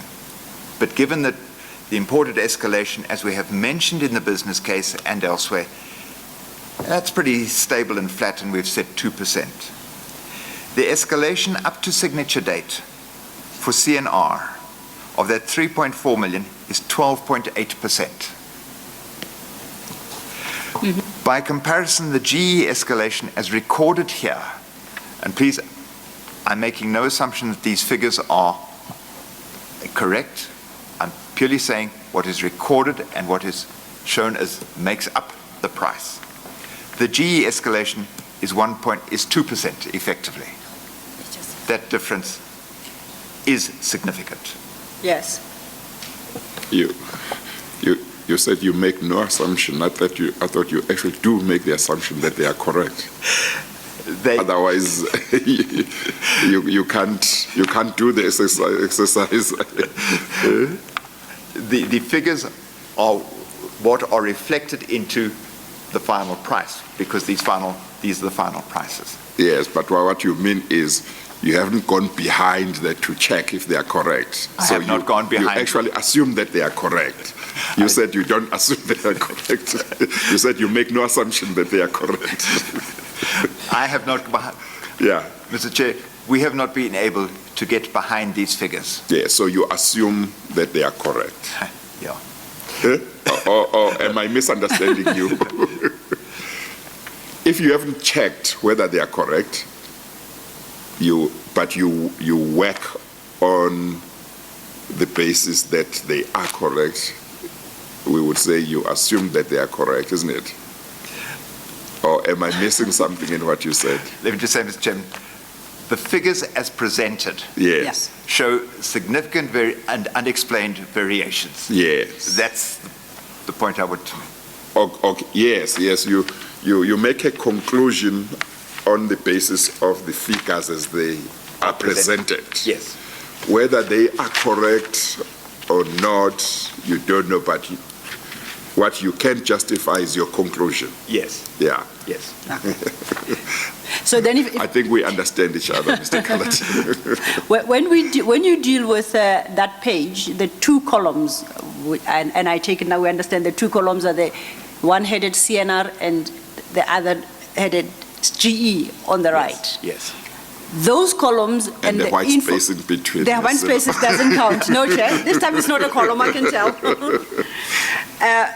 The information contained in the respective columns is derived from the documentation. You have uplifted it as it is. This is as it comes from the spreadsheet. Yes. What I've added to this is the comment in the center. The comment in the center. Where you express a view that you find the increase is unusual. Yes. What you also have added are the beige portions on either side of the column. Correct. Which is a calculation of the percentage adjustment that each figure represents relative to the BAFO. Correct. Okay. But whether or not the actual figures inputted there are correct, you haven't done that calculation, that determination. Correct. Okay. And yes. I have to add this because you cannot find the logic that would support some of these figures. Mm-hmm. We have not found the logic that would support many of these figures. That, I use that to show the inconsistency in the diesels. Yes. And before you move off that, entry 3, escalation up to signature date, you have 3498 odd for CNR. right? And escalation up to signature date. Escalation up to yes, 349. And that's what the escalation would be for CNR. Yes. For GE, under the same item, you have 484. That is what is shown on the piece of paper. Absolutely. Yes. I accept. I don't want the word "you" there. No. All right. The 484 is reflected Correct. as an escalation up to signature date. Yes. Regard being held to the, and before I say, your analysis of that is that for GE, the escalation would represent 1.99% of BAFO. BAFO price, yes. For CNR, it would represent 12.8%. Yes. Now, regard being held to the fact that the closing date was the same, Yes. the bids came in more or less on the same date, Yes. and that signature date would have been the same. Yes. Can you explain why the impact of escalation for the one would be 1.99% and for the other would be 12.8%? I cannot explain. Oh, okay. Thank you. And that is why I described elements of these figures as being anomalous and deserving of further interrogation and investigation. I believe these figures cannot be explained, or I certainly can't explain the changes in these figures. And CNR and GE were competitors in this bid. Yes. And another glaring one, correct me if I'm wrong, is item 6, batch pricing adjustment. For CNR, it's 1%. For GE, oh no, they've reversed roles, it's now 12.98%. Now, and I take it you can explain that as well. Cannot explain it. If you were to guide the chair, who must he turn to for an explanation? I make the point later in my statement. Is that other than GE and CNR? Other than GE and CNR, it is those who inputted these figures into the Excel spreadsheets to try and explain to us why this anomaly. To whom would you suggest we turn? May I refer to para 211.1 of my statement? Say the number again, please. 211.1. Okay. Top of page 56. We're at 56, at the top paragraph. Sorry, let me go to 211. 211, please. Bottom of page 55. Okay.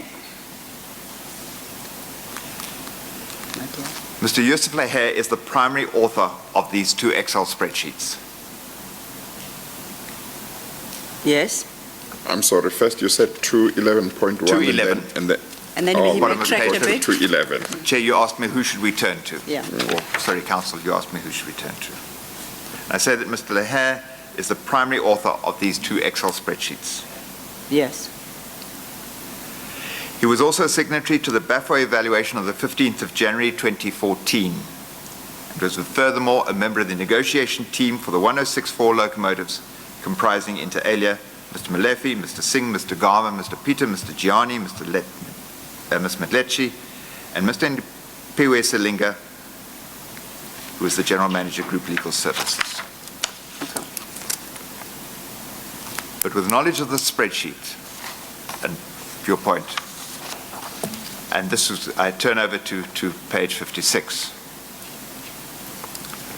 I was disappointed that the I'm sorry, you turn over to page 56. Oh, okay. 211.1. Okay, but have you just made the point in regard to paragraph 211 that it's Mr. Laher as the author of the two spreadsheets that we should tend to? For the detailed explanation, yes. Yeah. I submit yes, that point. Yeah. Is Mr. Laher still with Transnet, or is he no longer? Yes, he there? is. He's still there? Yes. Okay, all right. Yes, Chair. Okay. Thank you, Chair. And Is he one of the witnesses coming or not? not in the list. Engagements have been had with Mr. Lahe. Yes. We will address the chair as to how, Yes, okay. when, and to present Mr. Lahe before you, Chair. Okay, all right. In my paragraph 211.1, the Yes. top of page 56, with this knowledge which I've gleaned from the spreadsheet and similar through the electrics, I was disappointed that the exercise undertaken in January 18, in good faith to determine the increases, was undertaken in good faith, but Mr. Lahe, with full knowledge of the pricing, detail and negotiations, chose not to share this knowledge, including the spreadsheets and the evaluation reports, with the members of the team to arrive at an honest and accurate assessment of the increase in the ETC from 38.6 billion to around 49.55 billion or 54 billion if the options are included. That's, Yes, we could explore further the electrics and the like, but I make the point that's a in the question, diesels. yeah. Okay, I'm sorry. I'm trying to understand the reference to in good faith in the second line.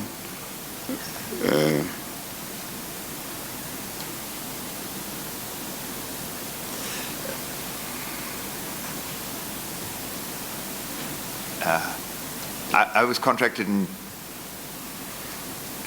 Who was acting? What you mean is the exercise in which you were The exercise of involved January was 2018. in good faith. I that came there in good exercise. faith to conduct Yes, this exercise. Yes. We had this team of which Mr. Muller and Mr. Lahe were part of the team. He had full knowledge of the spreadsheet, and I indicated that he Yes. did not wish to share the spreadsheet. Yes. When I eventually gained access to the spreadsheet Yes. and was able to undertake this exercise and see what was Yes. happening, Yes. I was disappointed that the Yes. spreadsheet was not shared. Yes. No, that's That's true. the point I was Okay. making, Mr. Okay, Chair. thank you.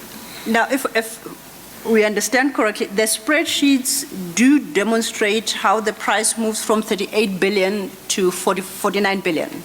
Yes, Okay. Which is what you were trying to establish. yes. Okay. Yes. And that's why you can't understand why he didn't share the spreadsheets with you. Yes. Mine is slightly different, Chair, is if the spreadsheets Yes. establish precisely that point, what was the point of undertaking the exercise? Because it just takes reference by Mr. Lahe to the very spreadsheets at his disposal, and he'll have a clear understanding of how 49 billion is arrived at. Is that not the case? That should have been the case, yes. So there is no further investigation or calculation you had to do to explain the jump from 38 to 49 billion. All that information is in the spreadsheets already. With the... May I paraphrase? I'll like to rephrase that, please. Yes. If Mr. Lahe had regard to the spreadsheets at his disposal, would he have had a clear understanding of how the ETC moves from 38 to 49 billion, which is the question he had posed you?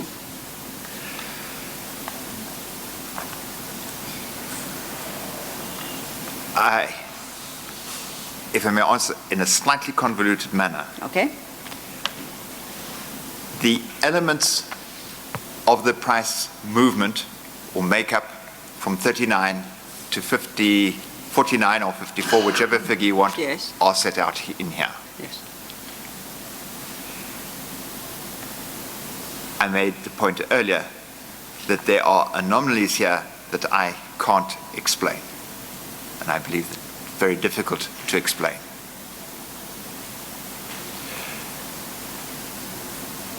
It is possible that Mr. Lahe did not share the spreadsheet because he did not wish to explain the anomaly or did not wish to be questioned on the anomaly.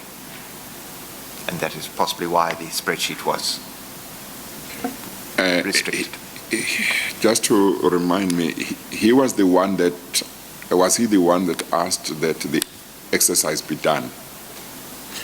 No, it was Mr. Gary Peter and Ms. Nomfuyo Galeni who asked that the exercise be done.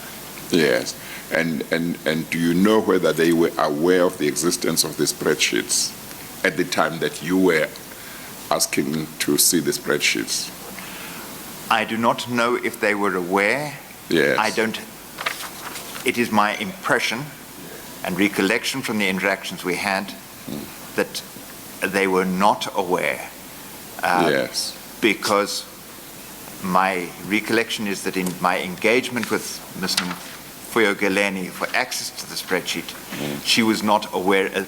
She gave me I was under the impression from my interaction, she was not aware of the existence of this particular spreadsheet.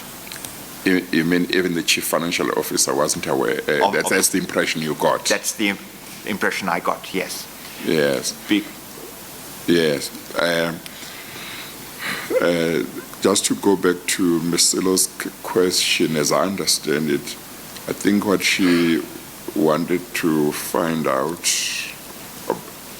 but if he's not the one that asked that the exercise be done, maybe that's the explanation to her question is that it was somebody else that asked that the exercise be done.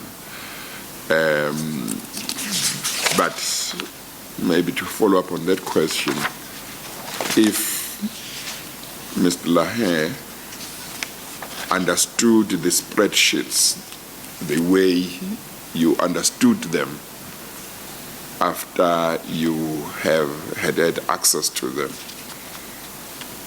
then except for the issue of confidentiality that I understand he raised, then his response when he heard that this exercise was being done should have been, there is a spreadsheet that explains, and share it with everybody. So except for the fact that he might not have wanted you and maybe the others to know about these spreadsheets, that's the reaction one would have expected if he was aware of this and he understood the contents of the spreadsheets the way you understand them. And that was the essence of my point in 2011.1, Mr. Chair. Yes.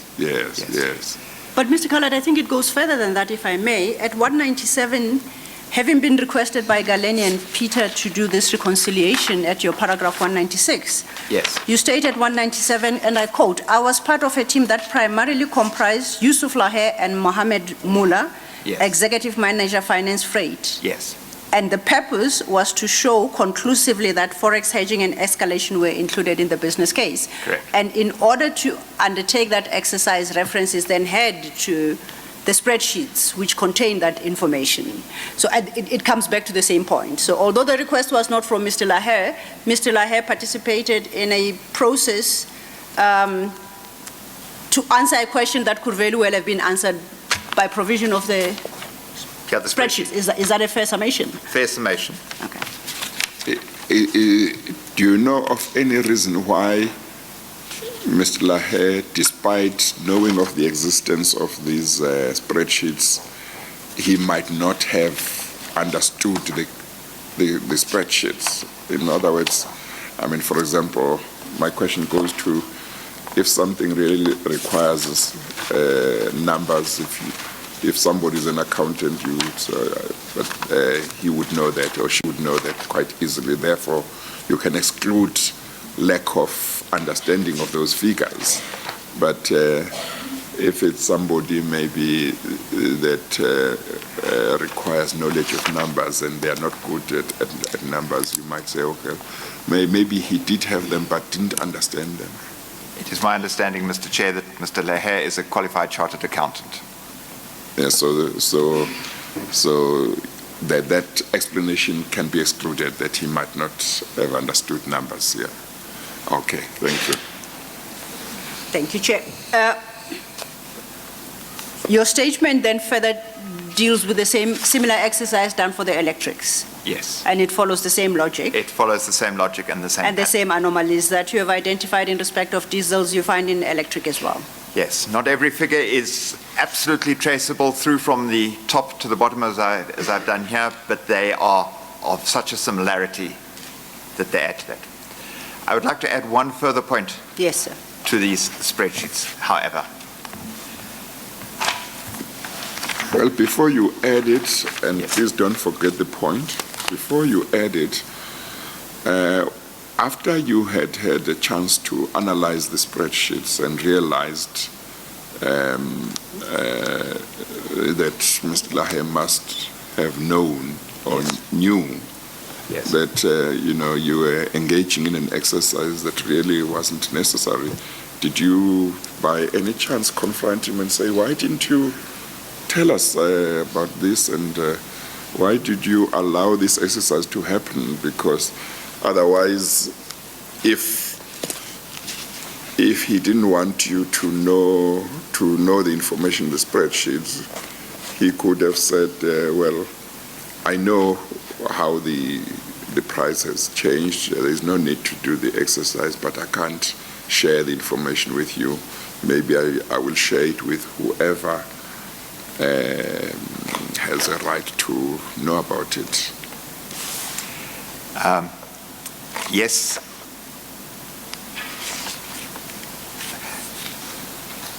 So I would like my question is whether you were able at any stage to ask him, why do you waste our time?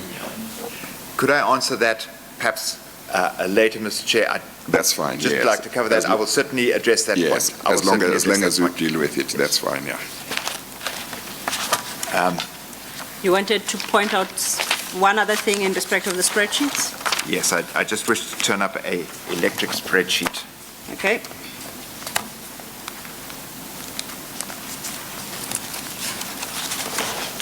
According to your 207, that should be, no, my apologies. Your 201, I think.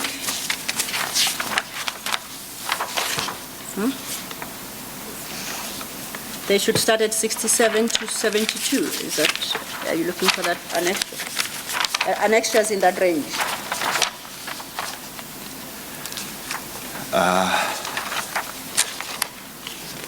Where are we going now? He's If basically I trying could to take locate. you through to Annexure 70, please, negotiations. 70. 70. 70. Okay. Annexure 70, page 606.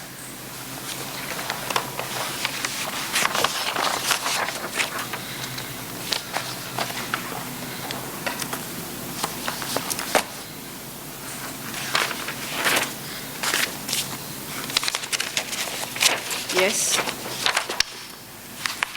Yes. We've been asked the increase in the price of the 1064 from the 38.6 to the 54 billion, and the price increase in the price per locomotive up to 54 million per locomotive has already been extensively aired. Page 606, and it's titled Negotiations, and it's from the Negotiations Electrics sheet 17th of March. Yes. It is a sidebar calculation. And you will see there is also a price of makeup for locomotives, following the similar format to what we've seen beforehand: BAFO, new price, and final cost. Okay. On these negotiation sheets, I'd just like to draw off the final figures there. We see a final figure cost after TE scope. Bombardier, 60 million per locomotive. CSR, 55 million per locomotive. Moving later on to 59 million per locomotive and 55 million per locomotive. It is anomalous that the negotiations per locomotive would take us up to that price per locomotive, and the logic that would take us to that price is missing. And for me, from this, it begs the question as to how the negotiations were conducted. So if I may, let's take the first table or box. Is that, what does that box represent? Is that the price as at which point? I cannot say at which point, and I cannot interpret those figures 20/7, those figures above the Bombardier box. Yes. But you'll see that the cost at the bottom of that column, I say it's 60. 60 million per locomotive. And if I go into the second box, do I interpret the number against cost after TE scope of 59 as a reduction of the 60? Is there a Yes. correlation between the two? I cannot talk to any possible correlation. I merely highlight that this is a sidebar calculation Okay. of a cost per locomotive, which is out of the ordinary to anything which we have been dealing with, and it is considerably higher than that which we have.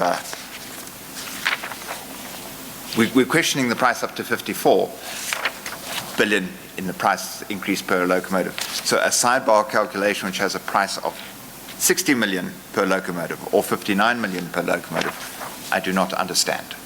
Yes. To the extent that what you have been able to pick up here with regard to the increase of the price from 38 to 50, 49, 50, 54, to the extent that you have picked up figures that are inexplicable as far as you are concerned, which may mean that Transnet was put at risk. Its interests were not properly looked after by people who were supposed to pick these things up.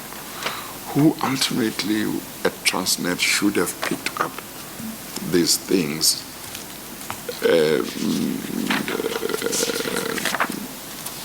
and who ultimately, when I say ultimately, it might be somebody quite high up, but there may be others who below that body or that person should have picked these things up, because part of their job was to check these things, and because if it was part of their job to check these things properly and pick these things up, and they didn't do that, one, within the context of what we are dealing with, it may be that for some it was gross negligence, but for maybe others it may be that it was much more. It wasn't just negligence, it was part of a scheme. So it becomes important to pin down the people who may have been part of the scheme and may have put Transnet at risk by allowing and approving figures which should not have been approved because they were unjustified. I described, Mr. Chair, that the process followed two phases. The first phase was the selection of the bidders, and I've described why, my concerns regarding the selection of the bidders. The second phase was the negotiation phase with the selected OEMs. The negotiation phase took place or under the auspices of a negotiation team, which the members were mandated with signed mandates by Mr. Brian Molefe, the Chief Executive. The negotiation team collectively, individually and collectively, did the negotiations. I cannot talk to the role that each one played individually within the negotiation teams, but the leader of the negotiation team was? It is my understanding that it was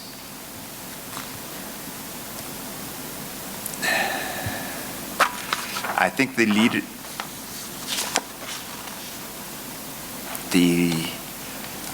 I know one of the joint chairs. I know Mr. Gianni was a joint chair of the negotiation team. Yes. I can't say who I cannot recall who the leader was. Yeah. Okay. Need a moment or two for that.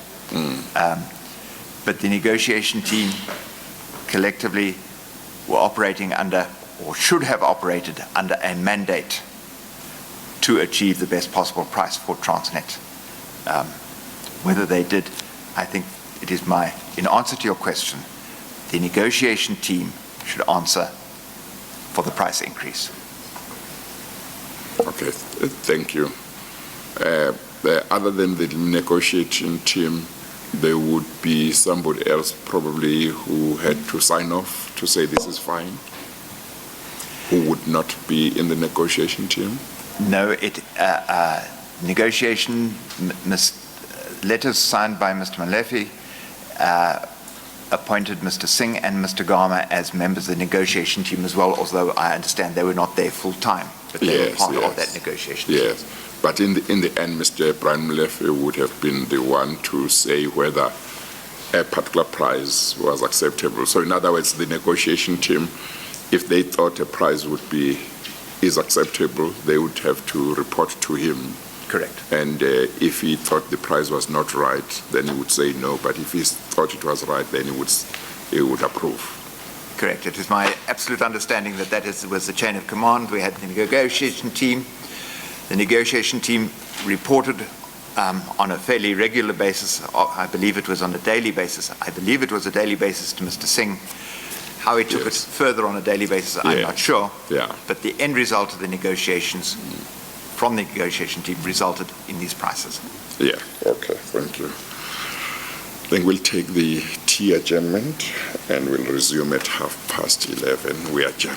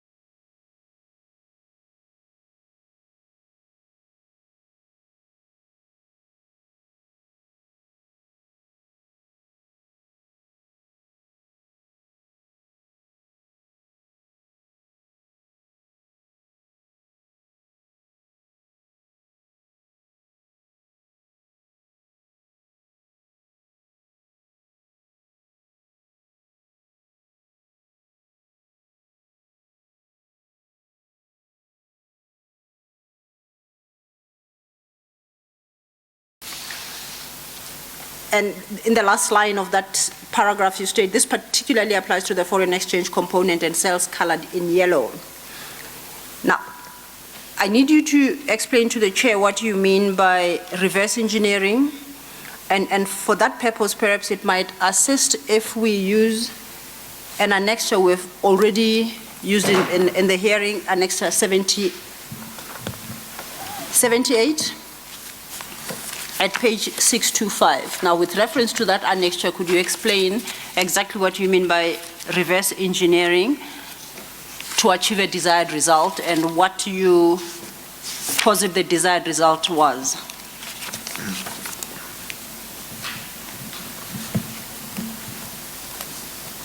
78 is the negotiation spreadsheet for diesels.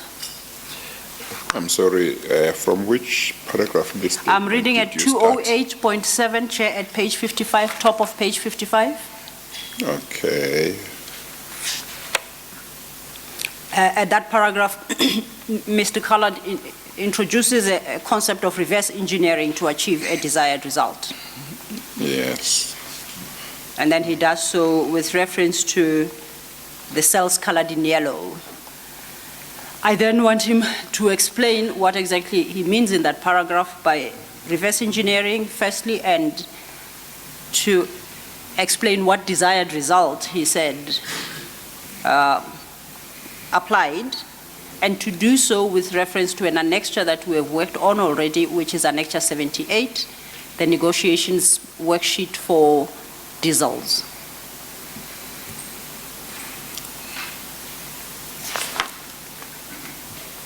Yes, thank you.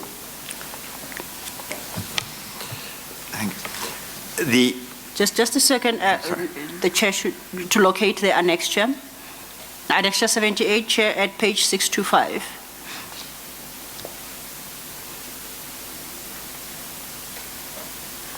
Got it. Yes, Mr. Collard.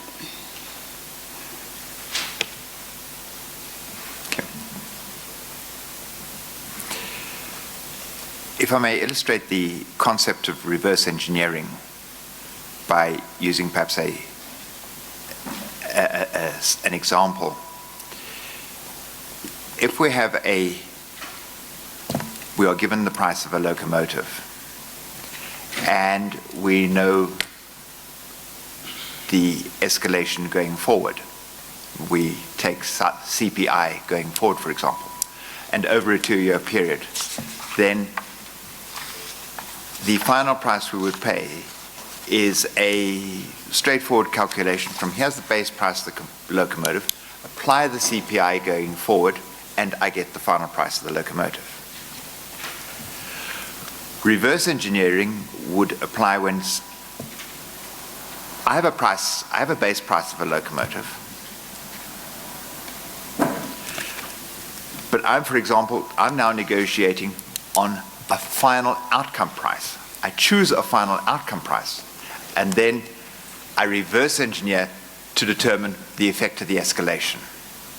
So whereas the escalation and forward forex hedging should be derived quantities based on known formula and principles, they are derived. Reverse engineering would apply when one chooses a final price and then works backwards to achieve some figures which would tend to justify that price. That is illustrative of the concept of reverse engineering. It is not visible immediately from the spreadsheets here, but if one examines the Excel spreadsheets in their raw format and one looks at the formulas on those Excel spreadsheets, one can see that a number of figures have been reverse engineered, where a figure you would expect to be the outcome of a calculation is given as the result, and it is used to derive what should have been a given like CPI, for example. And we have seen escalation figures used here that have been quite high. In reference to this sheet and others, we've already highlighted the variations in the movement of the exchange rate. What I've said were anomalous movements in the exchange rate across the CNR diesels from the US dollars. We've highlighted that already, the first three columns, where it goes from 484,000 to 493, then to US dollars 918. The euros, apologies if I'm going too fast, the euros are on line 20, go from 993,000 down to 325, up to 374. 774, 374 or 774? 774. Yeah, okay. I think I had 374, but maybe I didn't hear correctly. I'm sorry, possibly I was. Okay. If one wishes to influence the price at the bottom of those two columns in yellow, Yes. then one would choose to use those prices to achieve a desired end result price. And that is an example of what I mean by reverse engineering to achieve a desired price. So if one wanted to achieve at the bottom of column 2, 30.4 million rounded, then a way of achieving that low price, and see there's a significant reduction in that price, Yes. would be to artificially lower the foreign content, because that would then result in the lower price, and that would be an example of reverse engineering. Can one explain your concept of reverse engineering in this way? That you first decide what the final amount is or should be that you want to achieve. And then once you know what that amount is, then you go back to the various components that make up the amount and find one or more components that might be easy to play around with, and therefore and then increase one or more of those in order to achieve the result that you have already identified. That is exactly the example I'm trying to illustrate, Mr. Chair. Okay. Exactly that example. Okay, all right, thank you. I was trying to illustrate it at a single level. You have taken it Yes. to yes. the full locomotive price. Yes. Yeah, no, that's fine. I wanted to check whether I understood it correctly so that one can then apply it to any other item if need arises to see what's the general principle or explanation for it. Okay. And Mr. Collard, you say that this reverse engineering is not visible in the PDF format of your annexures. No, no. So in order for the chair to satisfy himself that there has been a case of reverse engineering, you suggest we look at the actual Excel spreadsheets, all the spreadsheets that make up the negotiations for diesel and or locomotive as the case may, and electric as the case may be.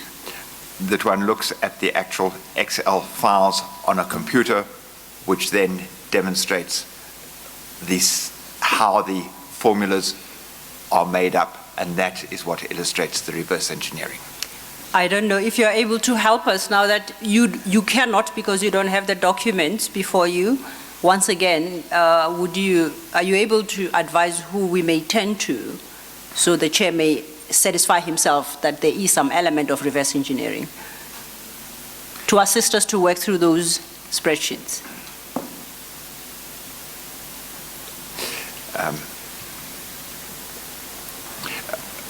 Excuse me, are you looking for a name of a person or an individual or an entity? Who may guide us they won't show us reverse engineering, but if we were to pursue your concept, who do you suggest we sit down with, working through the Excel spreadsheets to satisfy ourselves that the concept that you now refer to is applicable in some other regard?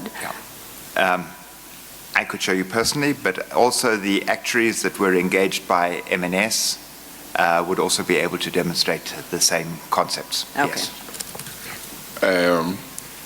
But the starting point may well be people who put in the figures. If they can't explain, to say, what's your explanation for this in the light of your evidence? Yes. And they may or may not be able to explain it, but that's one way or a component of finding out. Certainly, it would have to be, they would have to be asked specifically on this spreadsheet, please have a look at this formula. Yes. Can you explain this formula, Yes. how it was derived? Yes. What was the makeup of this Yeah. formula? Where did you get the figures? Please get the figures from. Yes. Please indicate the traceability of those figures Yes. through whatever documentation to come to that figure. That would be the exercise Yeah. to be followed. Yes. Yeah, okay. Thank you very much. We will certainly pursue that.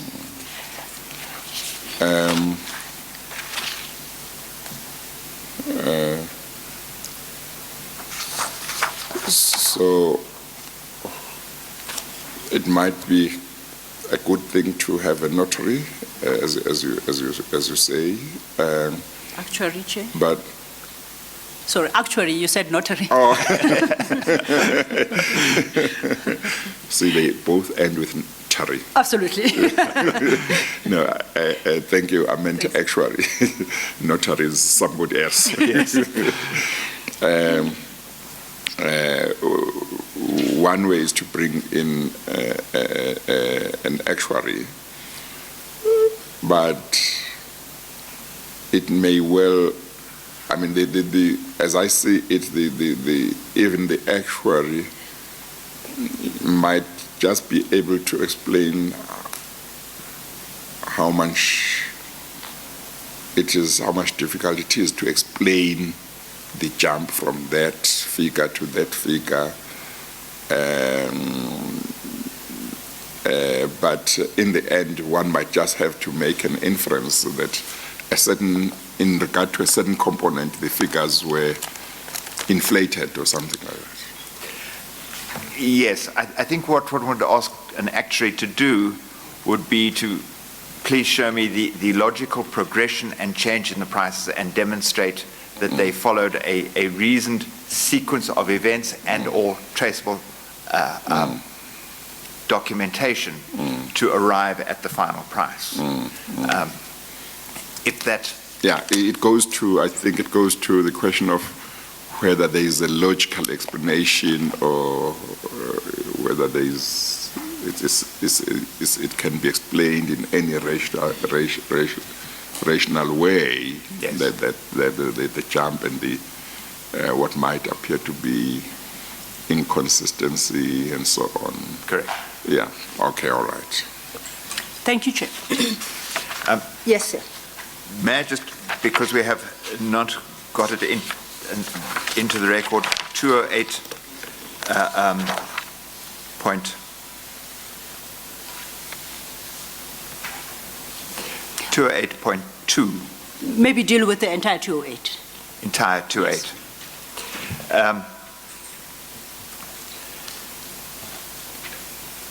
This is really a summary of what I have stated, what we have covered before. Yes. But on examination, I could not credit that the figures in the spreadsheet were a true reflection of the real cost of the locomotives for the following reasons. At page 54? At page 54. Yes. 28.1, the escalation costs were inflated, and I could not correlate these with any of the locomotive modeling I'd previously done. Point 2, there were unexplained variations in the foreign exchange component affecting the locomotive price as a change between the worksheets of base cost excluding options, base cost excluding TE, and negotiations. But we don't need to go through that if we have already covered covered that. it. So, Okay. so only that which we might have left Only out. that which we have not covered, Mr. Chair, is 208.6. The diesel price contains, sorry, it was the local content version that I was looking for. 208.4 if I may. Yes. The foreign exchange components amounts used in the final negotiation spreadsheet would cause some locomotives, CNR, CSR, and Bombardier, not to meet the local content requirements.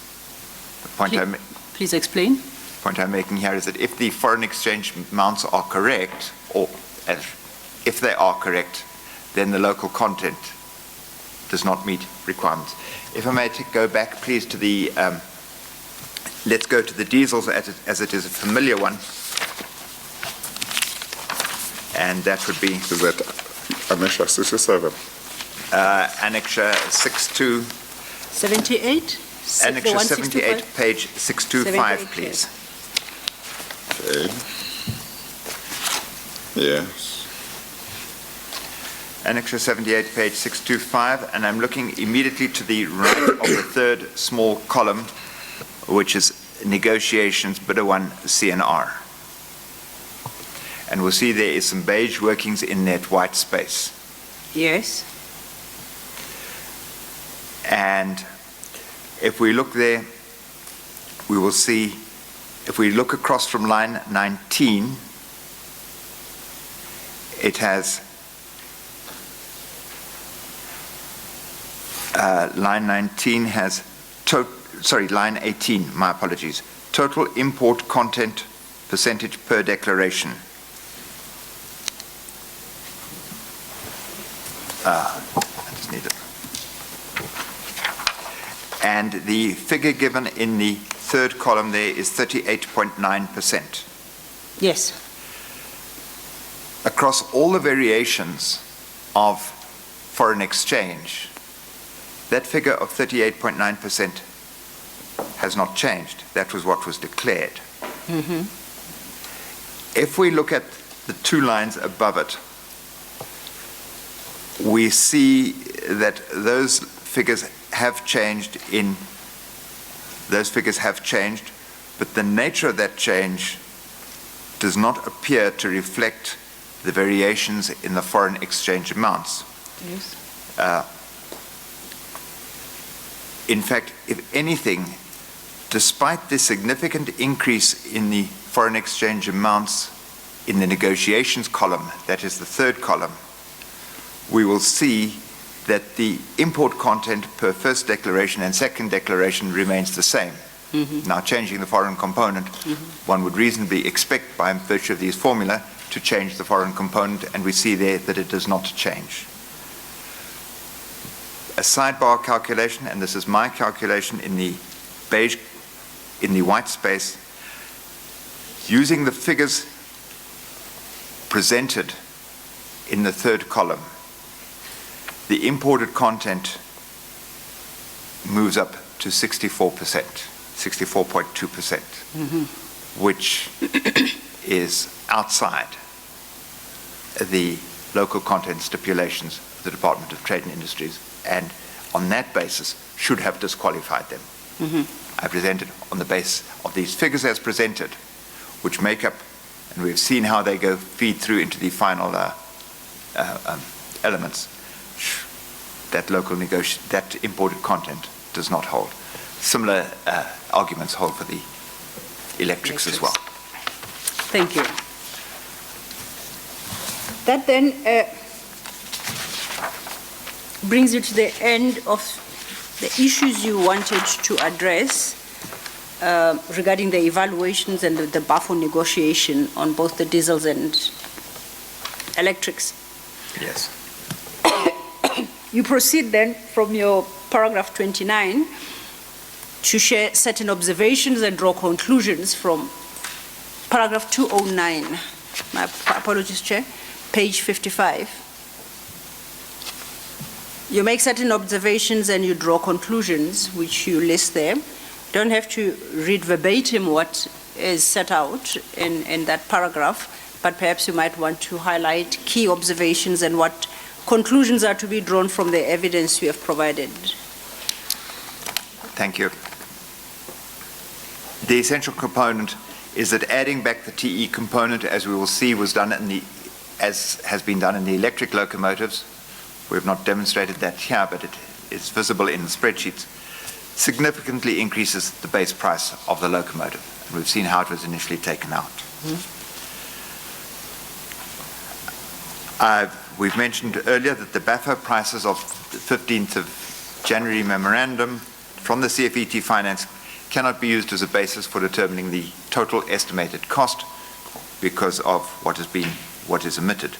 Yes. And I submit that without the detailed knowledge and understanding and in-depth analysis of this, that a reader without access to these documents, the average reader would interpret the BAFO prices of the 15th of January and the memo to the Loco Steering Committee as a reasonable basis for comparison. And it's an open question whether the evaluation of the electric locomotives, or what the evaluation of the electric locomotives would have been if the base price, i.e. before the TE adjustment, had been used as a basis for price evaluation.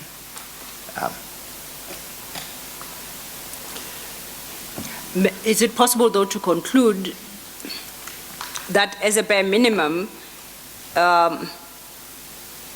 CSR would have come in at a higher price? Certainly both CSR and Bombardier on that evaluation would have had a higher price comparable to what was subtracted from their price. Indeed. By the impact, virtue of the impact of TE. So had that been put in as a basis for evaluation on the real cost of the locomotive, the outcome of the evaluation may have been different. Yes? I've already covered the members of the negotiation team. I would just add one other point, which is an anomaly, that when we showed the breakdown of the locomotive prices, this included the necessary options to develop a locomotive which was fit for purpose, ready for use, ex-works. But in the ETC increase requested by Mr. Molefe to the BADIC, and that was from 38 to the 54 billion, there was this amount in there of, and I read from 212.1, Yes. it included contingencies of 4.9 million, which would include options, and I quote from that document, electronically controlled pneumatic braking and wire distributed power, etc. Now those options were previously included in the negotiations, in the evaluation pricing. One would reasonably have expected that those would have been part of the consideration of the final cost of the locomotive, because that is what makes it fit for purpose. Now, on this construction, are you suggesting that it would appear that the options were costed twice? If they constitute part of the 4.9 billion as part of contingencies, and yet were part of the makeup of the original, of the actual cost of the locomotive, does that constitute counting the options twice or accounting for them twice? Or would that be too simplistic an approach?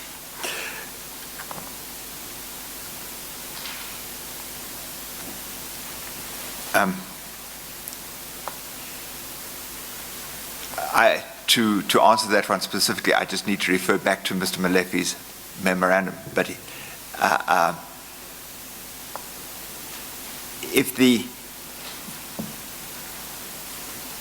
base price, which is used from the memo, while it excluded TE, included those options, and that we have seen already, it included those options, while it excluded the impact of TE, is carried forward, yet we have the options counted again a second time in this. Yes, that is so. The options were definitely in there in the base price, which we've seen on the 15th of January. Yes. The options were in there. While it excluded the impact of TE, but options were in there, yes. And we are now adding a further amount here for options. Okay. Thank you. My point, I go back to 212.3. Inexplicably, these required options were omitted during the negotiation stage, and they were an extensive part of the evaluation stage. They're omitted during the negotiation stage and left to be added later under contingencies. Can you explain? Well, you did say inexplicably. Yeah. Sorry. No, I withdraw the question. Yes, please continue. No, I think that Okay. is what's for the record. All right. You then have a following chapter headed Report to Gamma and Others. Without detailing the whole report, Council, when I became aware of the import and content of these two spreadsheets, I contacted Mr. Gama, said, please could I meet with him? He asked, please send me a report on what I wanted to meet about. I explained the nature of my concerns. I prepared a report which I sent to him. We met. I met with him and Mr. Dimpewe Silinga in Mr. Gama's offices. I'd sent the report earlier. The email trace of those, where I sent those reports, is in the file. After the meeting, I then forwarded the same reports to Mr. Silinga. I then jumped back to my paragraph 217, that Mr. Gama undertook to take up this matter with the chair of the audit committee. The following day, I emailed Mr. Silinga copies of the memorandum that I'd emailed Mr. Gama, but I heard nothing further from Transnet on the matter. It went quiet. And you reference annexures 86 and 87. These are the reports in respect of the electrics and diesels, respectively. Correct. And in the report, do you highlight the issues that you are now sharing with the chair, the anomalies, and the fact that you cannot justify the jump from the business case, estimated total cost of 38 billion to 49 or 54, as the case may be? That was the essence of my reports. My reports at the time were crafted and drafted on the basis of what I knew then and only from an analysis of the spreadsheets. I did not have access to all the information which I have presented now.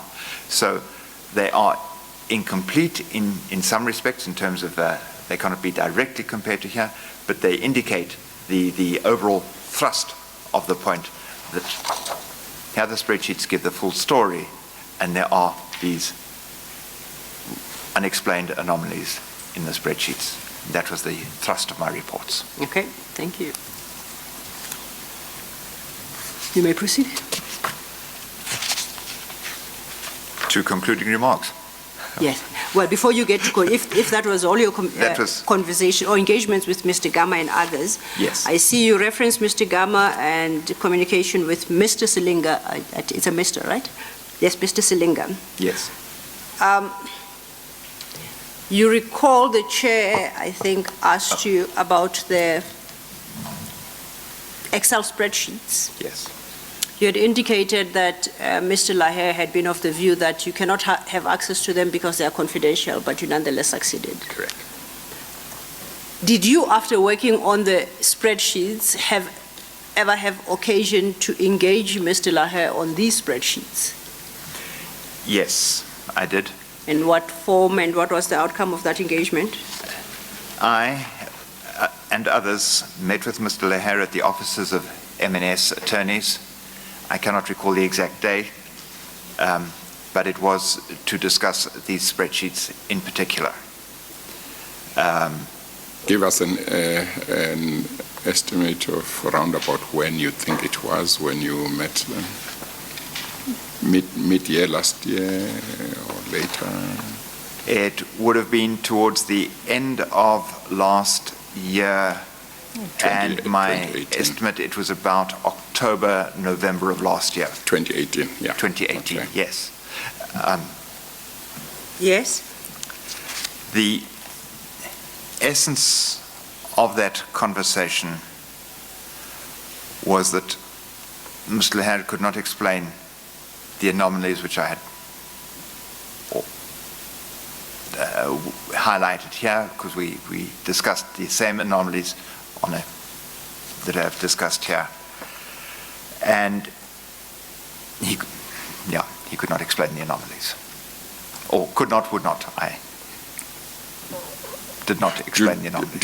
Did he offer some explanation that you found implausible, or he just kept quiet?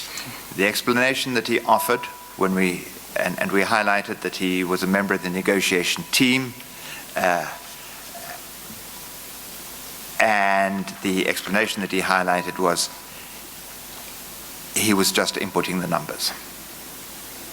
He was just? Inputting the numbers, capturing the numbers. Just plucking them from the tree, or what? I am repeating as close as I can to his words. He was just there inputting the numbers, implying that he was taking direction on putting the numbers into the spreadsheet. I asked him specifically, did you not question the numbers? He said, no. The example which I've given on the foreign exchange component,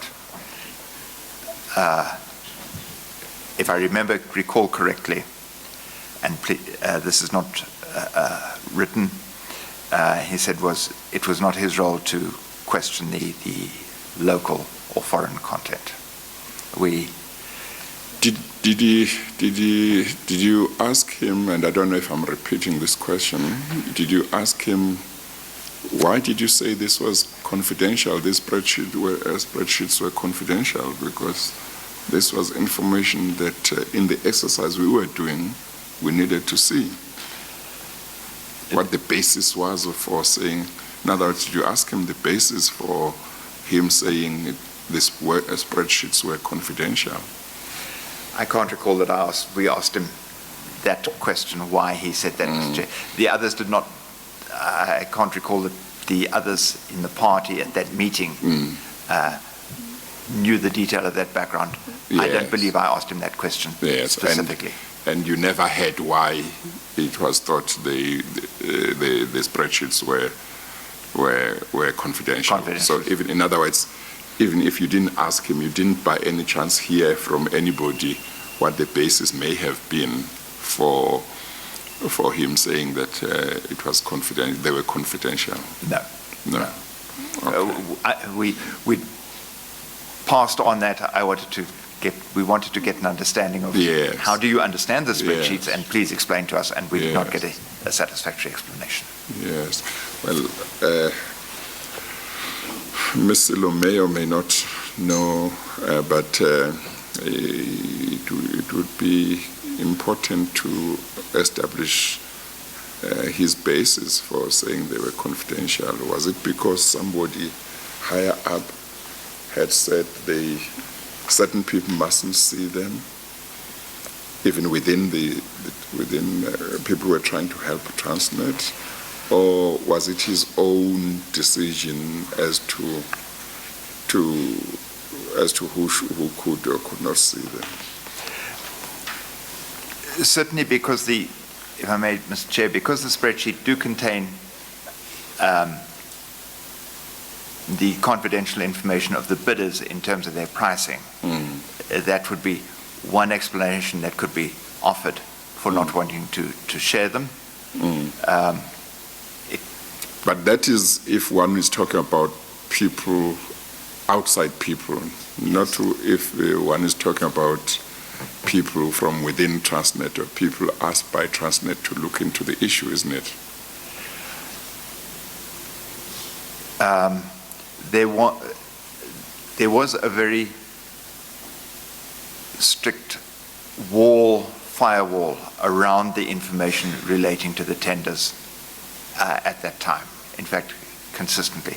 As it was just fortunate that I could access this spreadsheet, which brought to light, I believe, the inconsistencies. Yes, but what I'm saying is the issue of not wanting to expose the pricing, as I understand it, Yeah. can't apply to the group that you were part of that was given, as I understand the position, by Transnet, the task of looking at this. Could it? While I agree with your do feel free to say whatever it is that may legitimately explain his conduct if you think there may be room. I just want to see if, I'm keen to understand if the labeling these spreadsheets as confidential may have been just a genuine thing or may have been part of a certain scheme. Yeah. In answer to that, Mr. Chair, because the spreadsheets contain figures which are unexplained, I believe it was kept that way because don't want to be asked to explain figures which are generally unexplained. Certainly, yes. with the best will in the world, yes, myself and others cannot explain the variations in these figures. Yes, and on the face of it, if that was the reason, it was an illegitimate reason, to say the least. Well, yes. I hesitate Just that to you seem reluctant to say yes. But yes, let me go so far as to agree with you, Chair. I expressed that as saying I was disappointed that the spreadsheets were not shared. Yes. But yes. I'm perhaps reluctant to attribute the root cause to an individual, but certainly with the inconsistencies and anomalies which the spreadsheets expose, I can appreciate some people wanting to keep them, not make them available to others. Yeah. Well, we are not closing the door to a legitimate explanation for the confidentiality. We leave the door open, but to the extent that certain reasons might be the reasons, we're looking at whether they would be legitimate reasons or illegitimate reasons. But if it's other reasons, we don't know. We'll hear when the right people come and explain. I may be wrong in my assessment here, and I would accept that. But I present what I have seen from this. And you give your opinion or based on the analysis you have done. Yes. Thank you. And if I may just follow up on the Chair's question then. You gain access to these documents in January 2018. Yes. During the financial analysis exercise. Yes. This was 4 years after the contracts were concluded. Yes. Contracts concluded March 2014. Yes. So there could not have been any potential prejudice to any bidders. There was no longer an issue of bidders. The decision had been made. No. This was way post-event. Yes. Before we leave that, and I know you would like to get your concluding remarks, there's a paragraph we skipped which I think is important, and in particular for how the Commission goes forward on some of the issues you have raised. At paragraph 214, page 56, at the bottom it starts.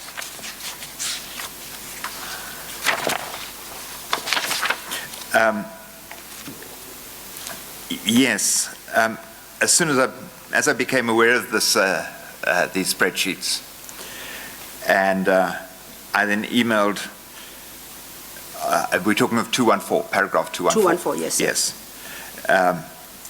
So on 27th of February 2018, I emailed Mrs. Nomfuyo Galeni, and I copied her on my emails to Mr. Gama, but I also requested that if she can please trace and freeze the laptop with the file reconciliation of inflation, forex, and TE scope 26 February 2014.xlx. May I just explain that this is one of those files that is embedded, or not embedded, but linked to these Excel spreadsheet files, and I believe it would have given an indication of how some of those foreign exchange figures and escalation figures were derived at, and I was trying to trace that file. So I asked, please can you trace and freeze the laptop with the file with this file name? I believe it should form part of the forensic audit. Someone in supply chain services should have this file. It is often referenced in the two files that the lady in finance sent to us. And the two files referred to were the March spreadsheets. Yes. And later I was really disappointed to later hear that the laptop of Ms. Mdletshe had gone missing. This is referenced in the M&S report. I believe it contained the files referred to above. Are you not aware of any other file having contained those spreadsheets? There may have been other files, but that was a particular one. As I was going through the soft copy of the spreadsheets, there was a continuous referencing, linking data to that file. And that's why I wanted to trace that file to see what was the source material for some of those inflation, forex, and TE scope numbers that we were dealing with here. Yes, I'm posing a slightly different question, if I may try again. Sure, sorry. Now that the calamity has befallen us and the laptop has gone missing, that particular file, is it your view that it could only be located in that laptop? And what is the likelihood of it being available from another computer or laptop? I think remote. Remote. It is my understanding, and it was common talk, that there were 6 laptops that were stored in safekeeping, which were the laptops that the evaluation team were working on. I stress the evaluation team. It is also my understanding, through what we have heard, that all of those laptops have gone missing. The last laptop that was remaining was the one of Ms. Mdletshe, and it is my understanding from the M&S report that when they went to retrieve this laptop, that it too was missing, which... Do you know if Transnet has been lucky enough to at least locate any of the 6 missing laptops? I don't know. Okay.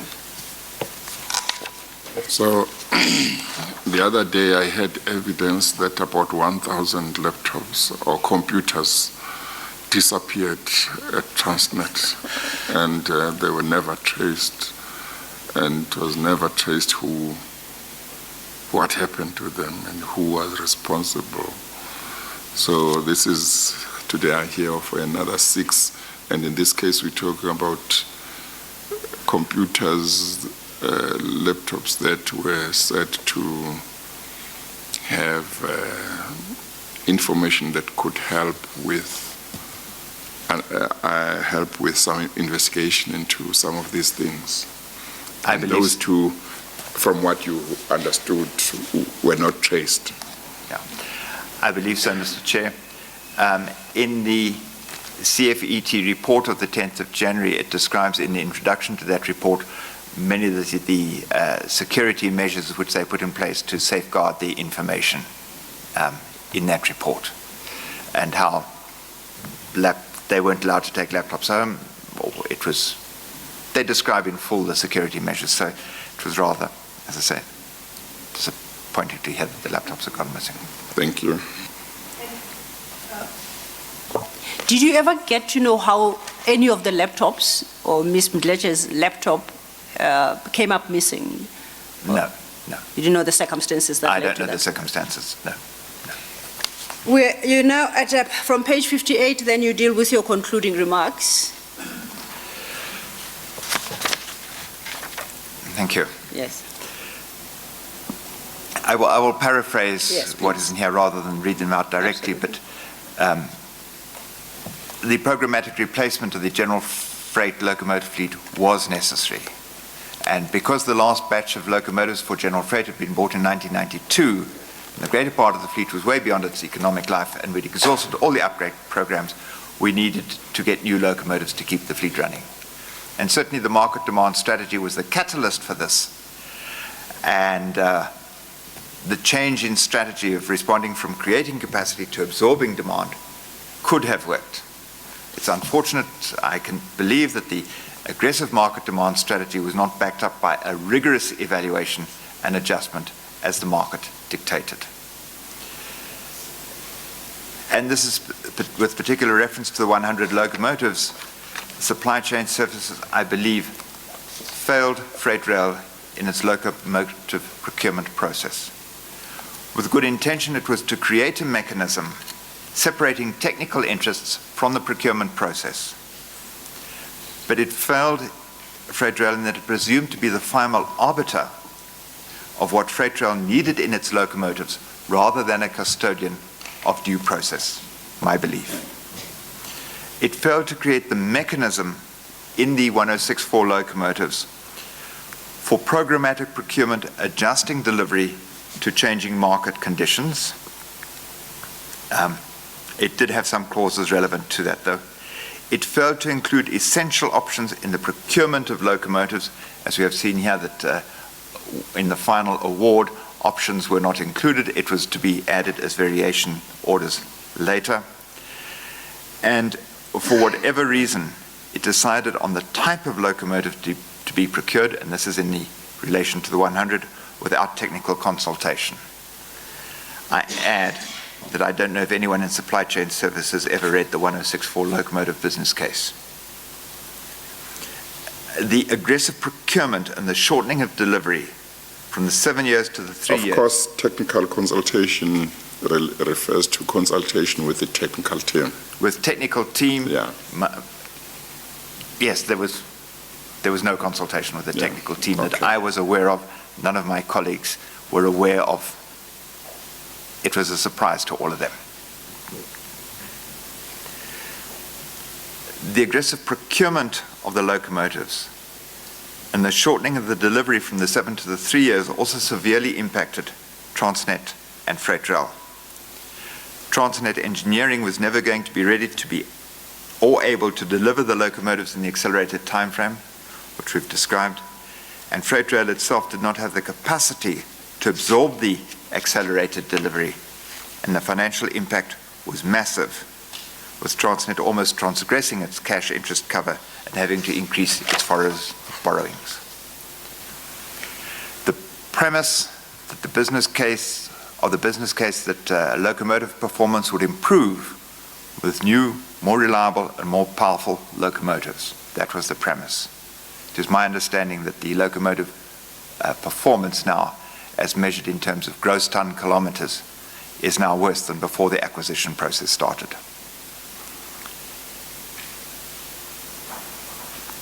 We shared a vision, my colleagues and I, of recreating a sustainable, viable locomotive industry supplying between 60 and 100 locomotives annually to freight rail. Sadly, that vision was not realized.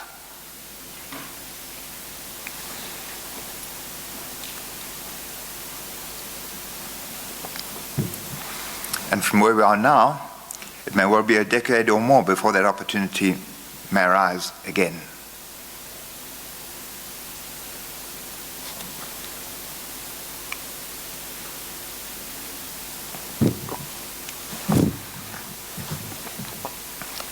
Thank you for the opportunity to present what I know from my time and involvement.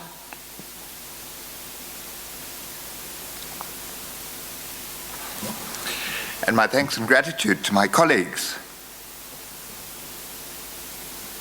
and co-railway workers.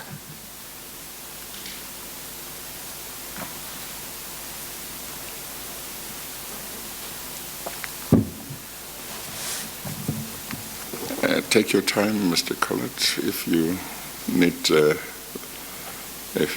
me to adjourn. Could I have 5 a minute, minutes? please? 5 minutes? 5 minutes, please. Let's adjourn for 5 minutes. All right.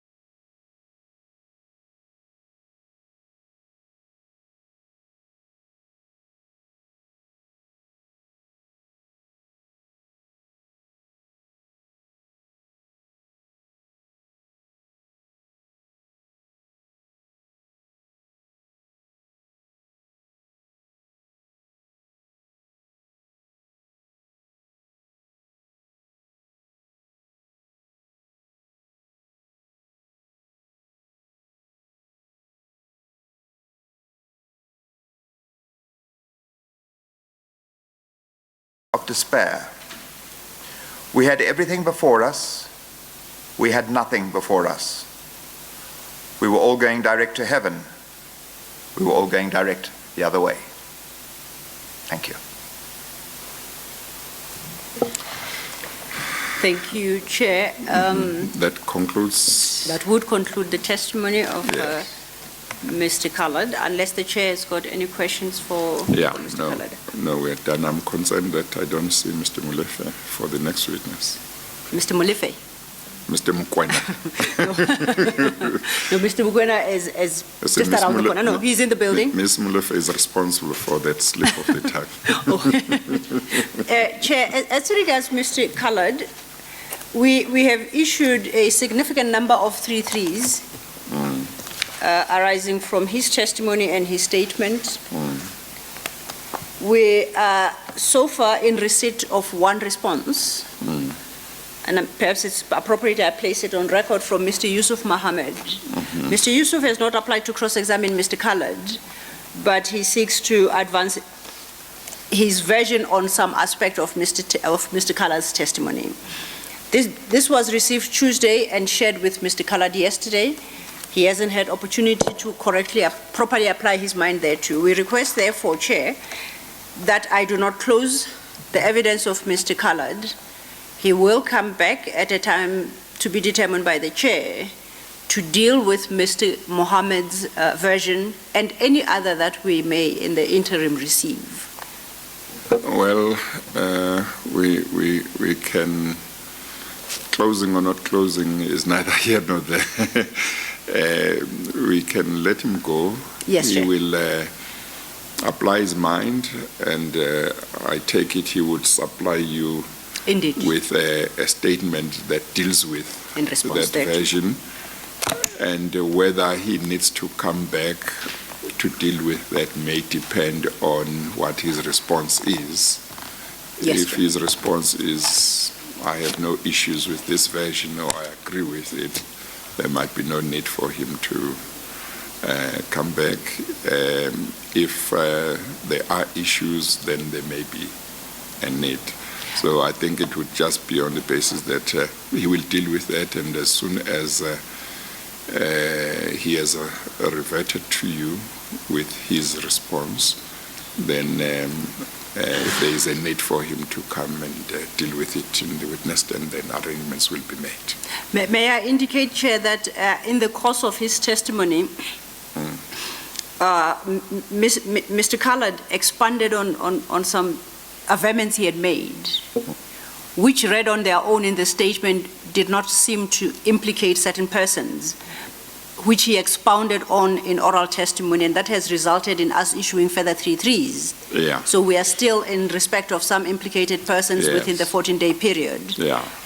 We will revert in about 10 days or so to indicate whether we have received any other responses, and we'll take guidance from the Chair on how to deal with it. Yeah, no, that's fine. Thank you, Chair.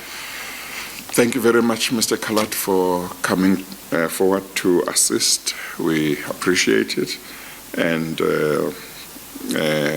chances are that you may be asked to come back, and I have no doubt you will be agreeable to that. Thank you very much. You are excused. Thank you, Chair. Thank you. Thank you, Chair. Mr. Mukwena had requested about 3-5 minutes for a change of the guard. I don't know if the Chair wants to sit here while he does so, or everybody's ready. So I remove my files, and then he can step up to the... I saw that he was not here, so I thought he might not be ready. So that's No, good he is news. ready. He's ready to proceed, Chair. Okay. Shall we resume? It's 22. Shall we resume at 1:45? 1:45. Yeah. Yes, Chair. I'll let him know. Okay. Thank you, Chair. We'll adjourn and resume in 5 minutes, which will be 1:45. Thank you, We Chair. adjourn.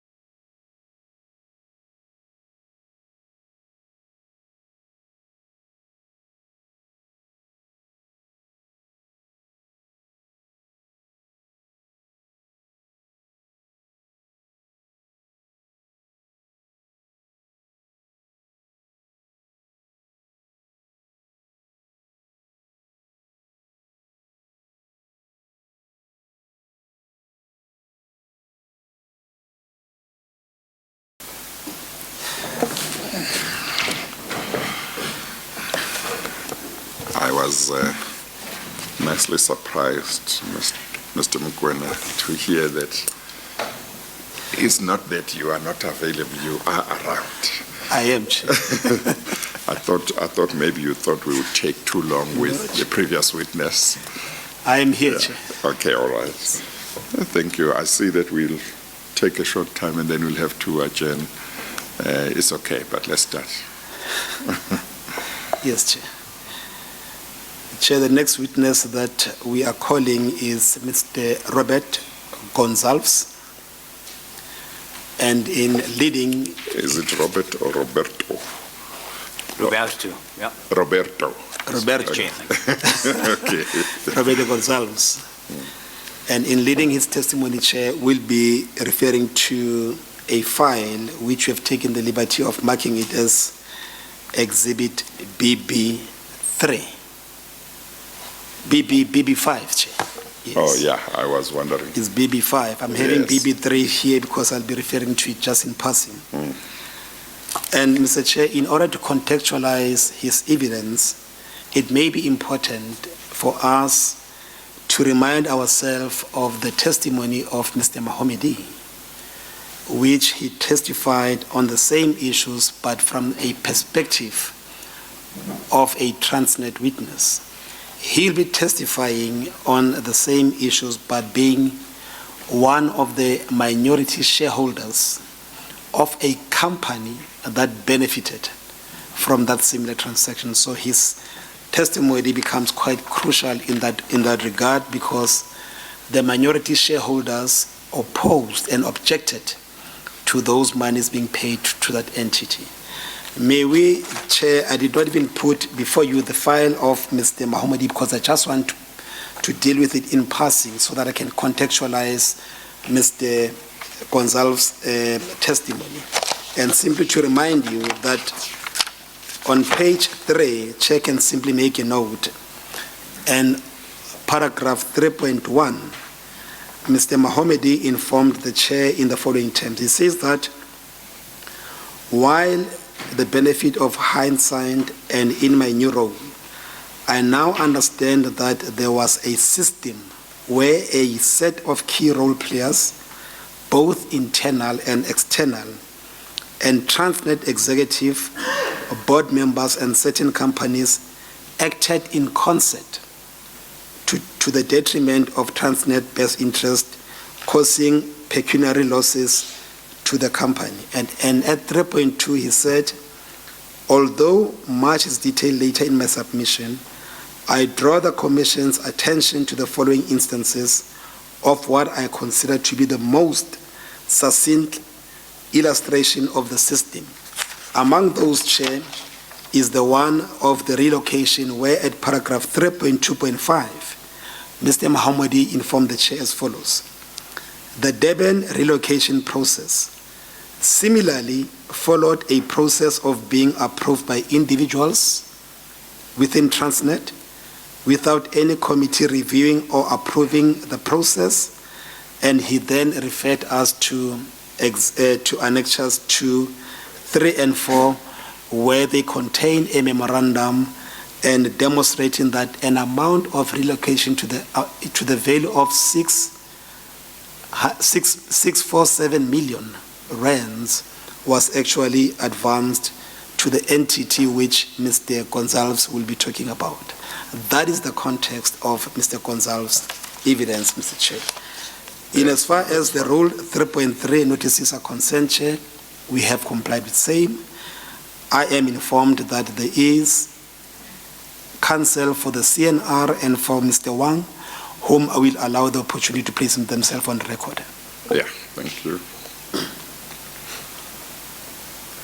Thank you very much, Chair.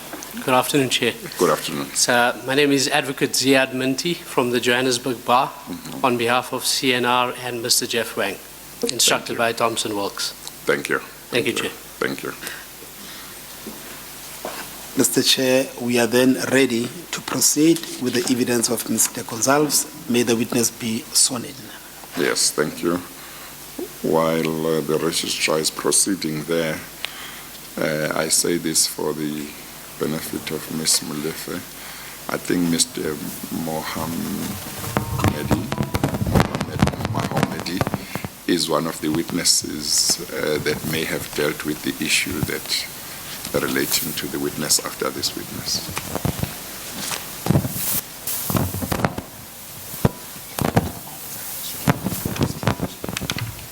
Please state your full names for the record. Roberto Goncalves. Do you have any objections to taking the prescribed oath? No, I don't.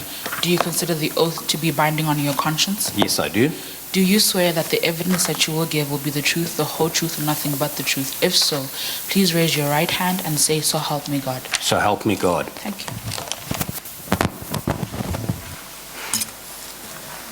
Mr. Goncalves, you'll see that there is a file that has been placed before you, and it is marked as Exhibit BB5. If you open the file, you'll see that it contains a folder, and immediately after the folder, it must be an index. And that index will assist you to navigate through the various documents that we'll be canvassing during your evidence. Now, could you please turn to a document immediately after the index, and please identify same for the chair. Is that the statement that you're referring to, Council? Yes, you will let me know, is that a statement that you find there? Correct, Council. Yes. And then if you could please turn to page 17.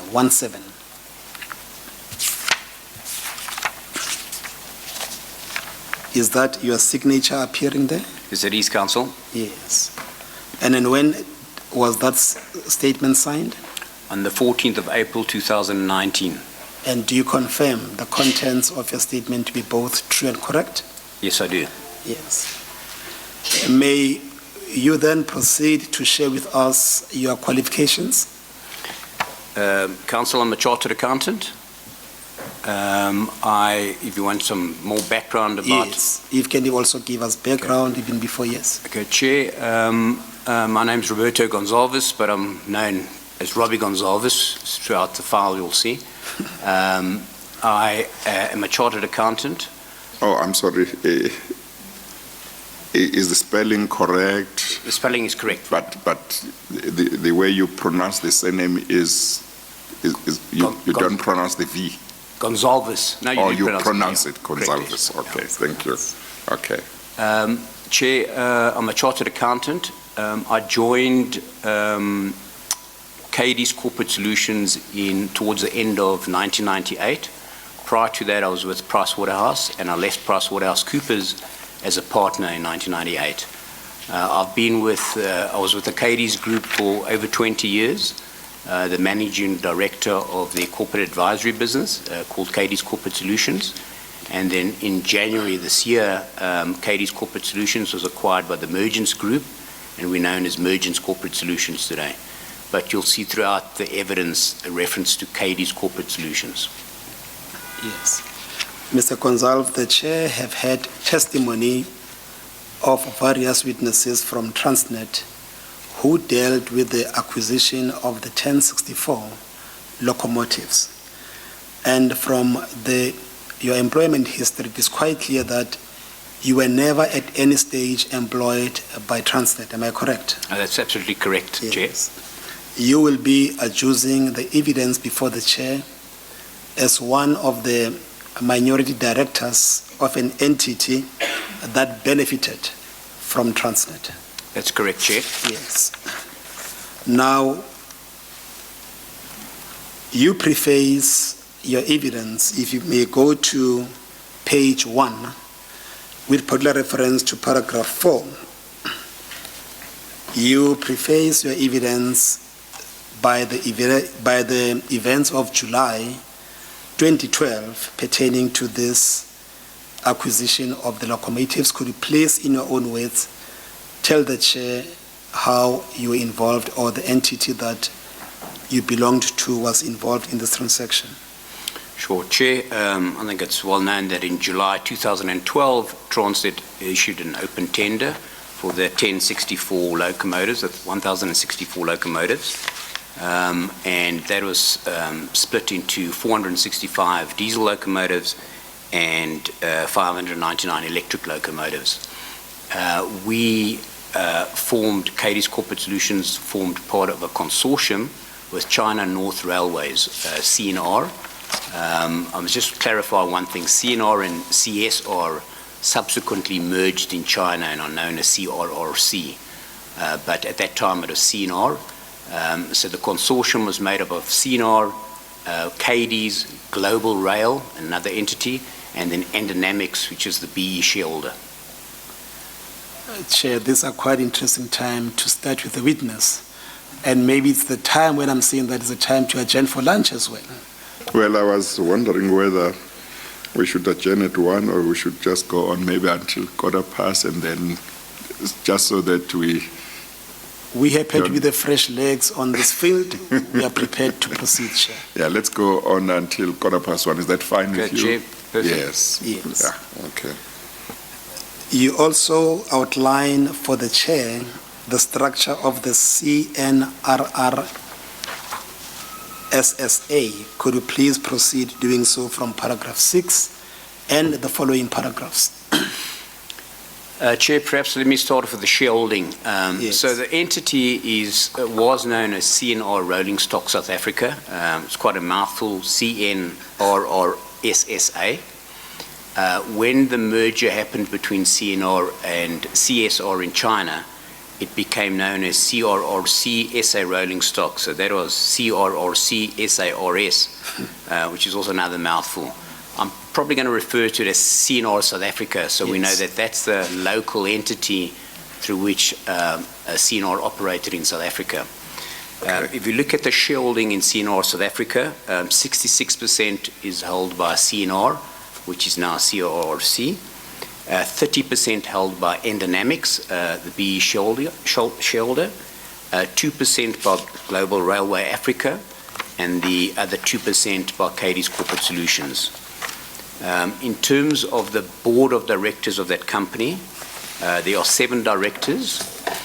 Endynamics has 1 director, and a gentleman by the name of Lulamili Qartli is the director on that board as a non-executive director.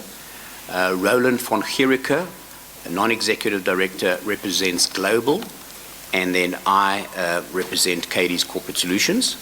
The other 4 directors are Jeff Wang. His Chinese name is Gang Wang, but his English name is Jeff Wang.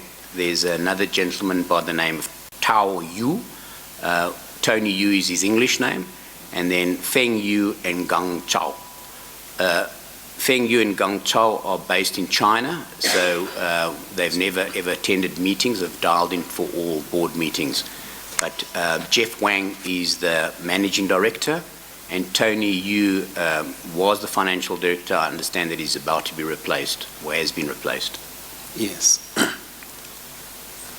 You also deal with the shareholding in Dynamics and give us the structure. So Chair, Endynamics owns 30% in CNR South Africa.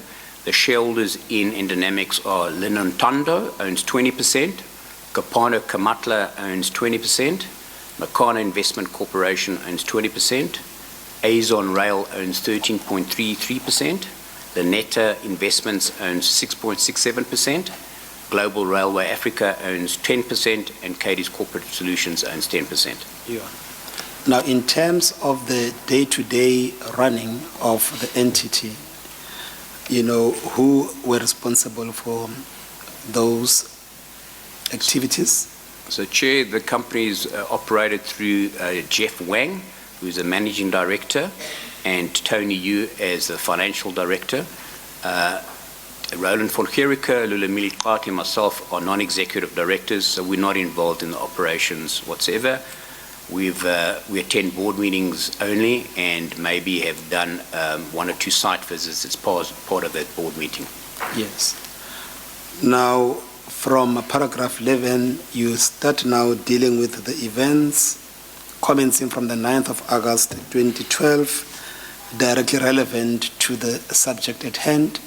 Can you please proceed to deal with same or not?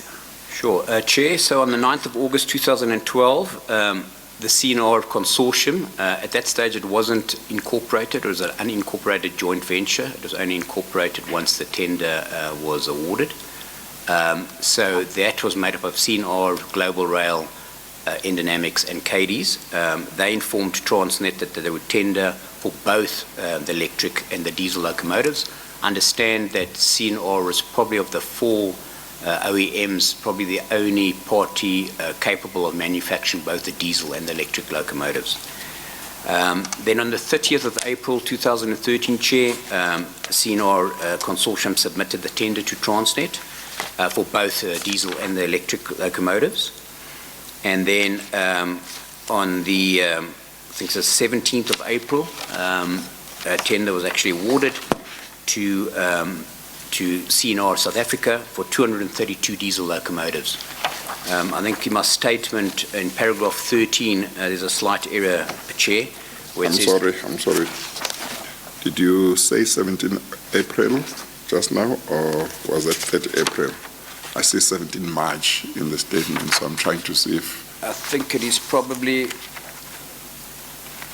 17th of March 2014, Chair, correct, Yeah. 17th of March 2014. Okay. You wanted to effect a minor change on paragraph 13. You Yes, said thanks, it might not be Council, yes. accurate? Yes, I just wanted to inform the Chair that of the 465 diesel locomotives, 232 were awarded to CNR South Africa. The other 233 were to General Electric. Yes. In paragraph 13, it says Bombardier, so that's an error. Bombardier was based in Bayhead with CNR.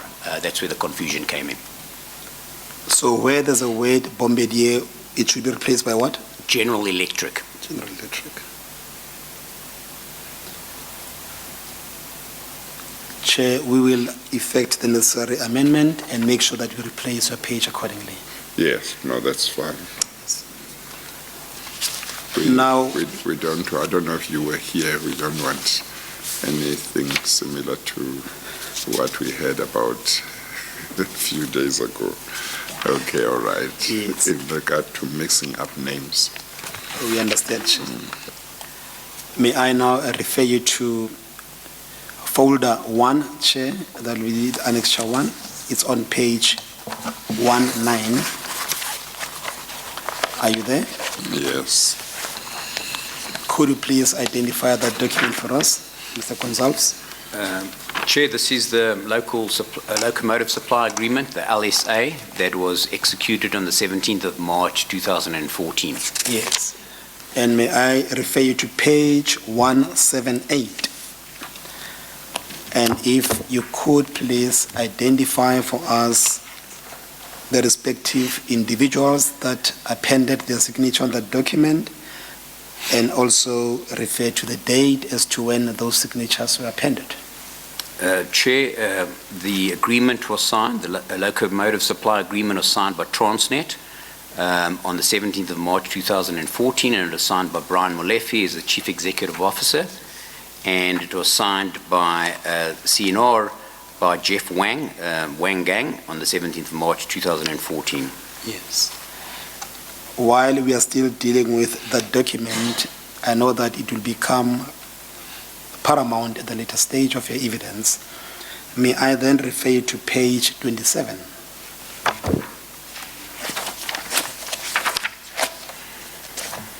Now, you have a definition of a contract facility. If you can read same into the record and give us your understanding of same and why it will be important to the evidence that you'll be adducing before the Chair. Sure, Chair. When the price was being built up for the tender in respect of the 232 diesel locomotives, it has always been done on the basis that the locomotives were going to be assembled and manufactured in Kuduspoort in Pretoria.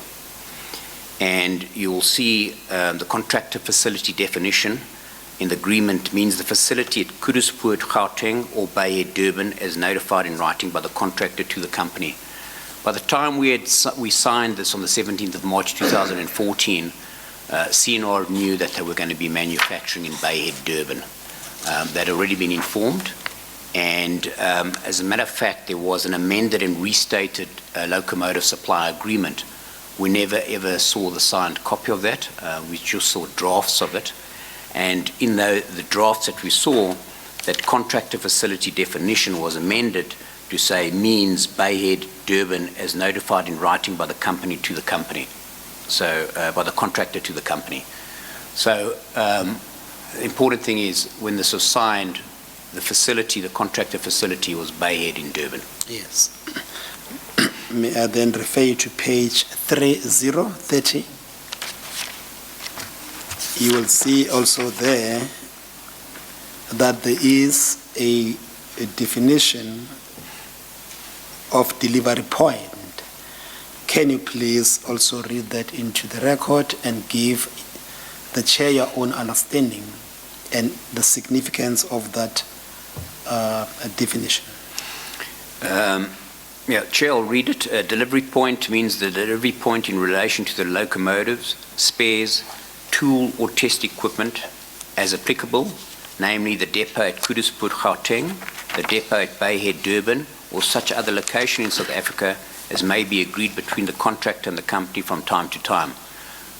So, Chair, my understanding of that is when you deliver completed locomotives, you've got to deliver it somewhere. That was going to be in relation to where the contractor facility was. So my understanding is that because the contractor facility had been moved to Bayhead, delivery of those locomotives was going to take place at Durban as well, Bayhead, Durban. Yes.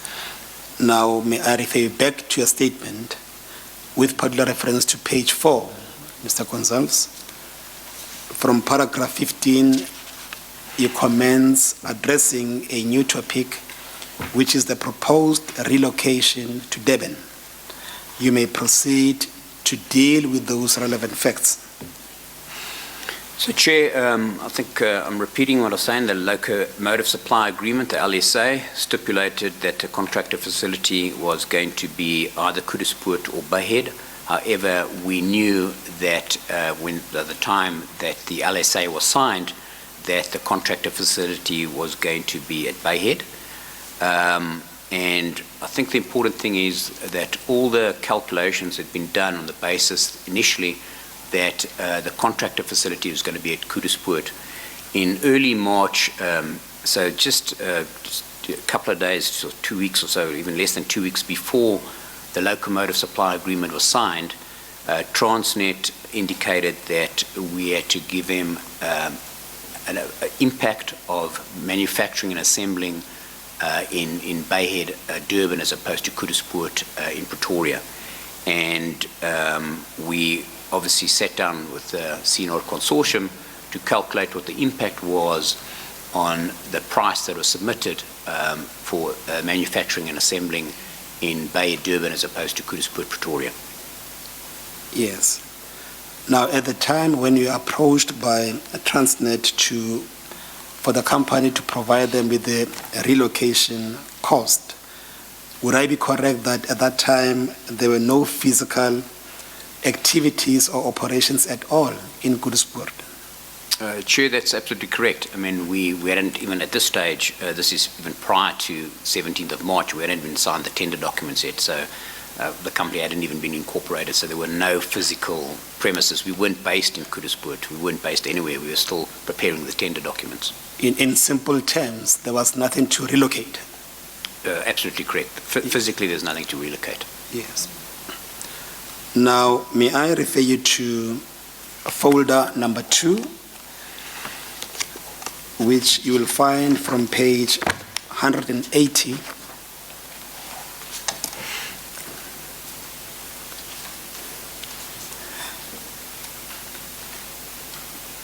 And that's Annexa RG2. It is, Chair.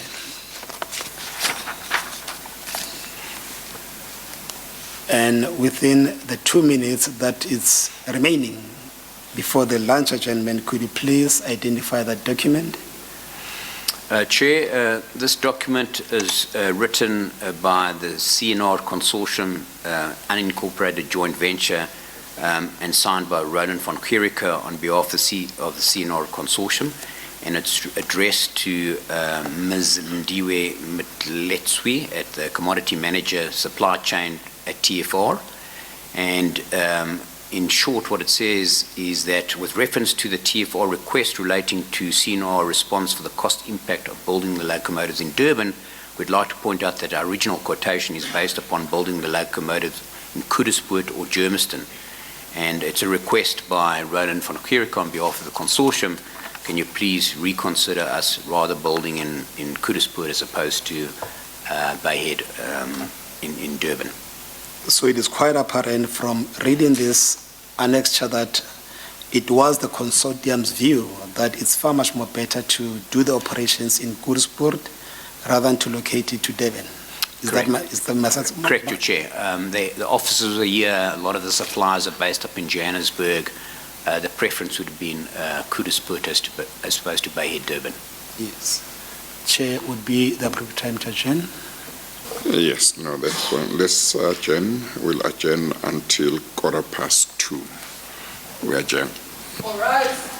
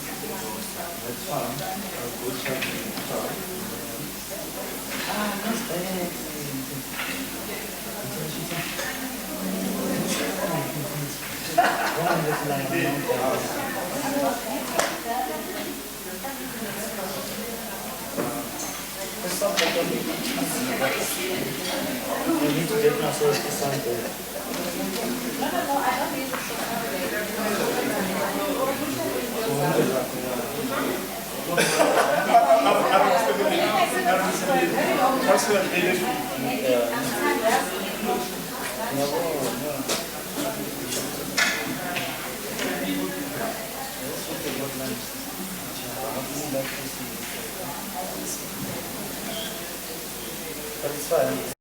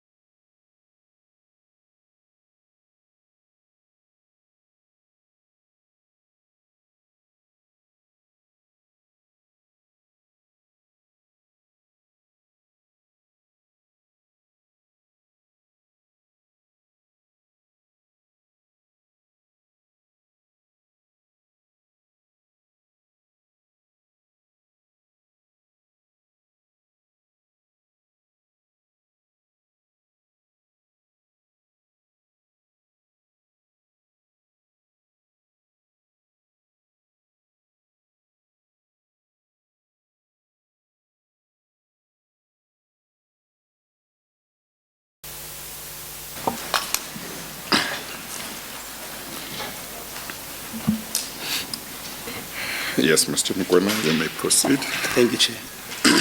Mr. Goncalves, just before the lunch adjournment, you were still informing the Chair about the request which was made to your consortium emanating from Transnet. If you can simply summarize what you are informing the Chair. Yes, Chair. In summary, the CNR consortium made up of CNR, Endynamics, Global and Cadiz applied or tendered to manufacture both diesel and electric locomotives. They were ultimately awarded a contract for 232 diesel locomotives.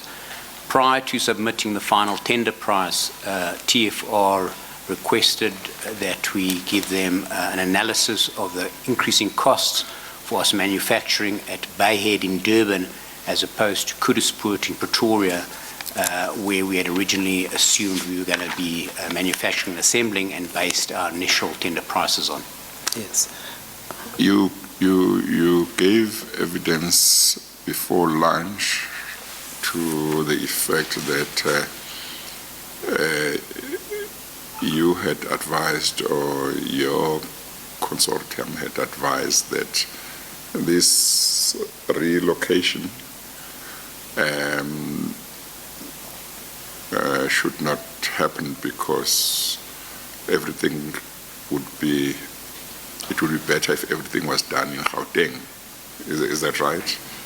Am I mixing up something? No, Chair, that's correct. The preference from the CNR consortium was to manufacture at Kuduspoort rather than Bayhead in Durban. And what was the reason given for not accepting that suggestion or advice? Chair, I think that there were 4 OEMs and they wanted to split the manufacturing between 2 locations, Kuduspoort and Durban. So 2 OEMs had to get Kuduspoort and 2 had to get Durban, Bayhead in Durban.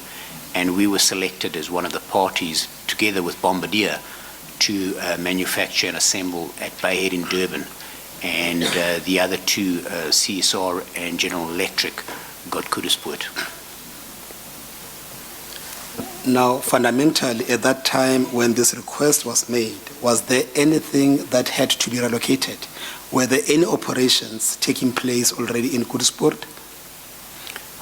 Chair, there's no. We were at that stage. We were just tendering, so we hadn't commenced operations at all. Yes.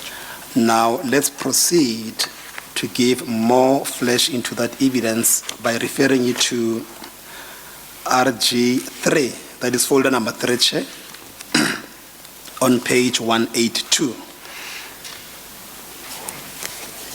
If you may, Mr. Goncalves, identify that document for us and take us through that document. Thank you, Council.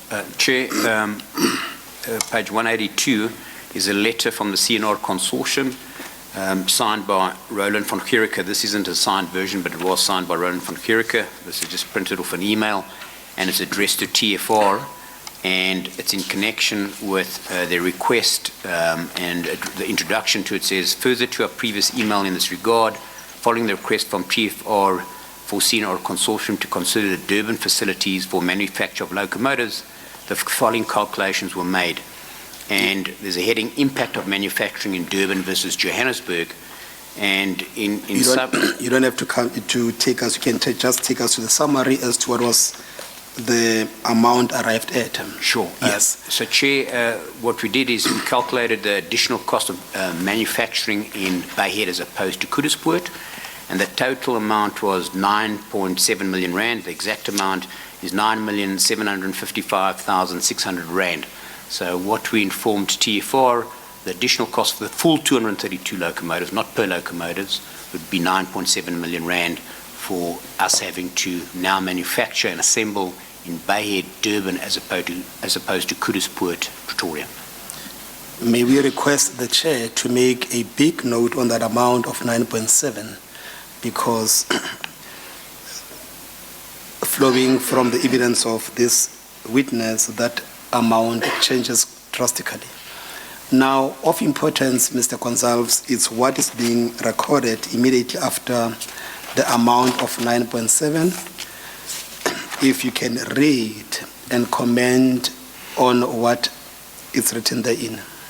Okay, Chair, it says the above costs only relate to the measurable financial implications. Please bear in mind that there will always be considerable amount of immeasurable financial losses that will be incurred due to the relocation to Durban. Furthermore, it will be very inconvenient and counterproductive to split our resources between Johannesburg and Durban. For these reasons, we request that the manufacturing should be done at Kuduspoort. Knowing the Kuduspoort facility well, I was wondering, this is Roland van Kierike, I was wondering whether it will be possible to utilize the old Kuduspoort East foundry facility. The CNR Consortium is of the opinion that the project can be better managed and executed in the Kuduspoort facility given its proximity to the existing offices. And this accord with what we have informed the Chair earlier on about the view already taken by the Consortium. That's correct, Council. Yes. But, I'm sorry,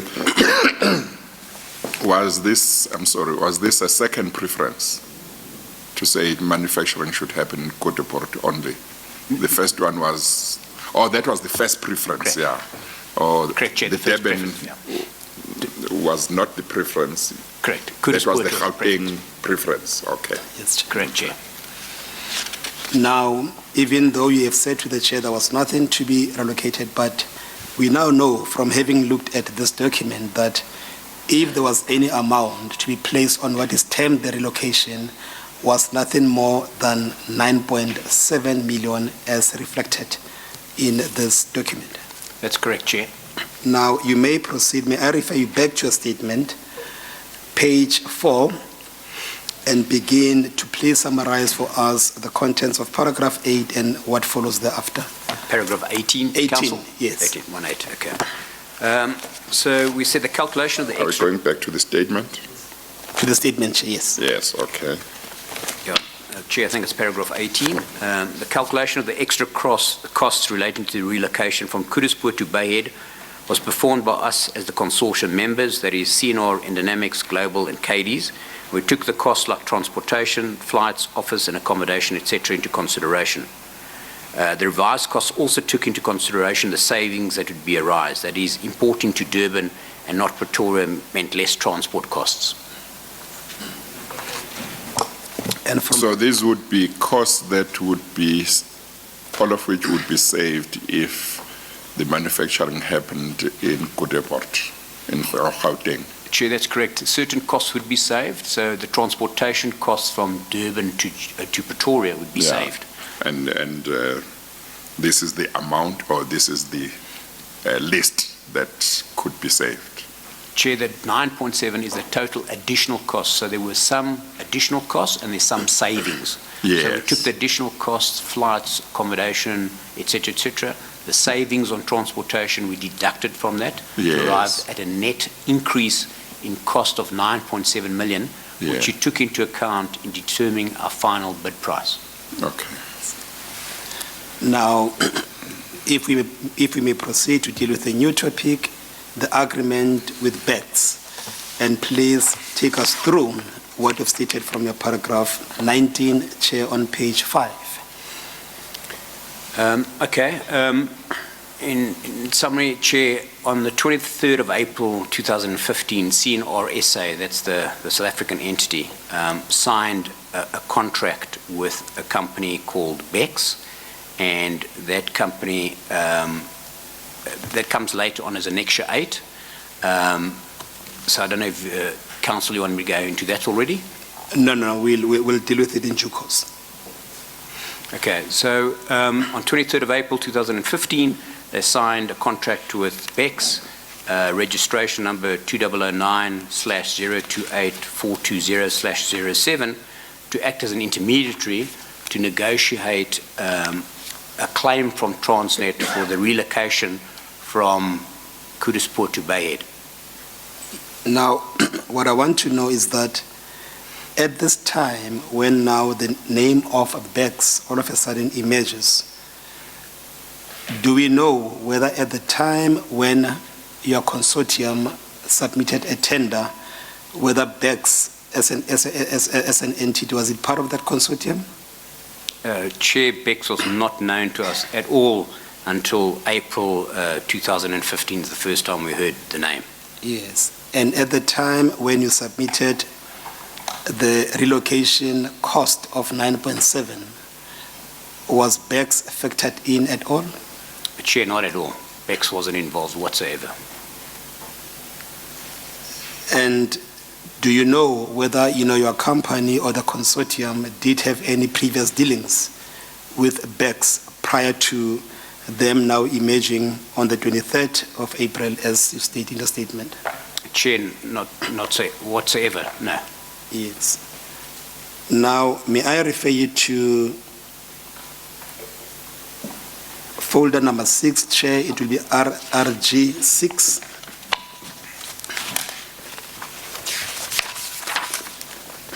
On page 203.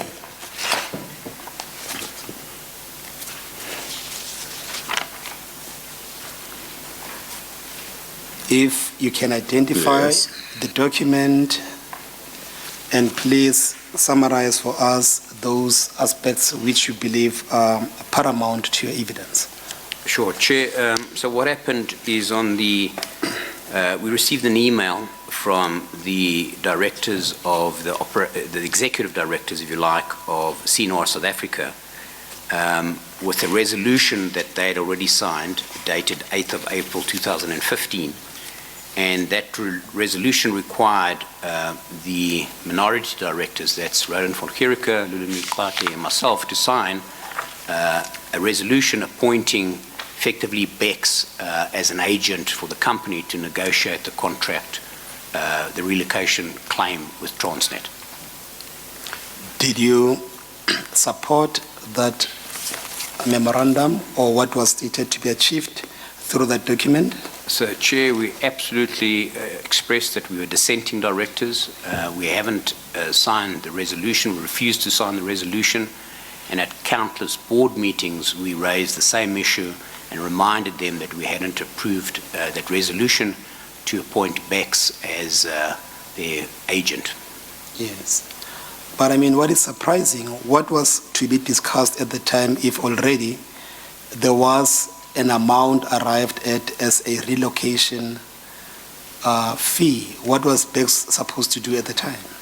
So, Chair, that's precisely one of the reasons why we refused to appoint Becks or sign any resolution, because in our minds, we had already been remunerated for or reimbursed for the additional relocation costs involved in manufacturing at Bade as opposed to Kuduspoort.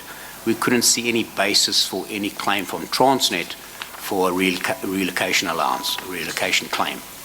Yes, Chair, back to the statement of the witness on page 5. From paragraph 22, you set out the pertinent background facts in relation to the appointment of Becks. Could you please summarize those for us? Sorry, Council, which paragraph did you? Page 5 from paragraph 22. From paragraph 22, Yes. Yeah, sure. So, as I mentioned, Chair, we were emailed a draft Becks agreement, which was dated the 8th of March 2015, and that's Annexure 5 in the file. I'd like to point out, Chair, that the original... you said 8 March and I see 2 8 Aprils. Are you sure 8 March is the right date? Sure, Chair. The agreement was 8th of March, but we received it on the 8th of April. Yes. Oh, okay. Yes, you were just about to refer, you wanted to say something about... Sure. I think, Chair, the important thing is if you look at Annexure 5 and the draft agreement that was presented to us, it was with an entity called Becks Structured Products. Chair, that is on page 190. Thank you. Would that be correct, Mr. Goncalves?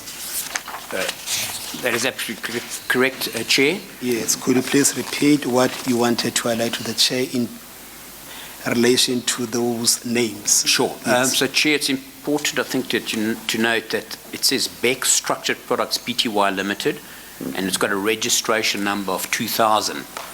We will see later in Annexure 8 that the actual agreement signed with another entity, not the same entity, very similar name, had a 2009 registration number.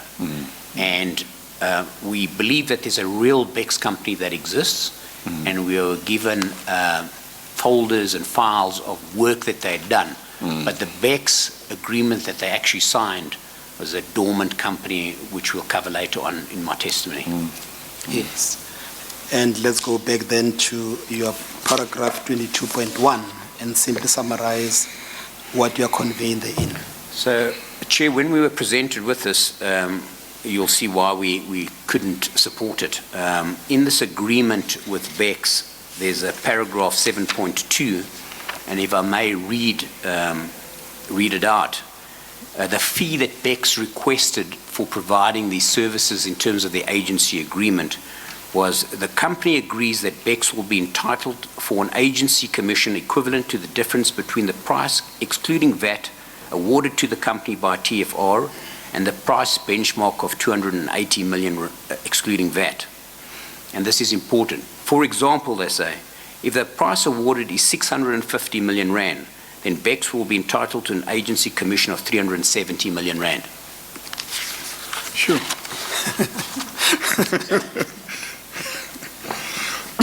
I mean, that's about what, half?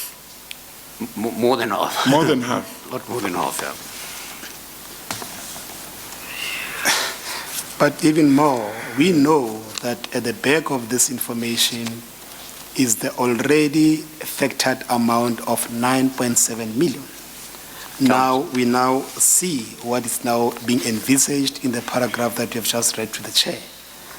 All right? You may proceed then with what you are telling the chair from paragraph 22.2 and onwards. So in paragraph 22.2, it's what I've already repeated, that we received this partially signed round-robin resolution signed by the CRRC directors requesting that we sign it, the minority directors sign it, and the resolution is, quote, in order to enter the agency agreement in relation to the relocation of the manufacturing facility. Yes. Now, what happened after you having received this document? Well, we absolutely refused to sign it, and in a nutshell, the company went ahead and signed an agreement with Becks on the basis that they had 4 directors on the board and controlled the board. Yes. May I refer you to RG7? That is folder number 7, Chair. And if you may go to page 207, that's where you locate it. And please identify that document for the chair. Chair, what I was attempting to illustrate here was that not only on the meeting, at the meeting of the 10th of April 2015, but I've got extracts of minutes of the meeting on the 8th of October 2015 and also on the 6th of May 2016. And perhaps I could just maybe read out some parts of it to demonstrate how we felt about this. From the minutes, and that's on page, Chair, 209. Is it paragraph 5.2? 5.2 on page 209. Yes, if you may then read for us. Yes. GW, that's Jeff Wang, introduced to the board the progress of Durban relocation. With assistance by Becks to the negotiation with TFR, the company finally negotiated for 647 million rand to be paid by TFR. Half has been received, and the other half will be received as and when locomotives are delivered to TFR. Becks has been paid a fee of 67 million rand for the services provided, plus VAT. SW, and SW is Stan Whiting, who was the proxy for Roland von Gericke. RG, that's myself, and LLX, which is Lulumile Party, requested that it be noted that they did not sign the resolution for the Becks mandate. GW get Jeff Wang to provide the board members with a copy of the variation order by TFR. SW, RG, and LLX, that's Stan Whiting, Robbie Goncalves, and Lulumile Party, reiterated their concerns with the Becks contract. GW provided the relevant documents of Becks to the directors, and we'll cover that now. They gave us the SIPC documents and BE certificate and BE credential certificate. Also the estimated cost for Durban relocation, The Becks proposal and reason for selecting Becks have already been provided to the directors in April. That is Jeff Wang saying that he's already provided us with all the information that we could possibly have requested, so we should be happy.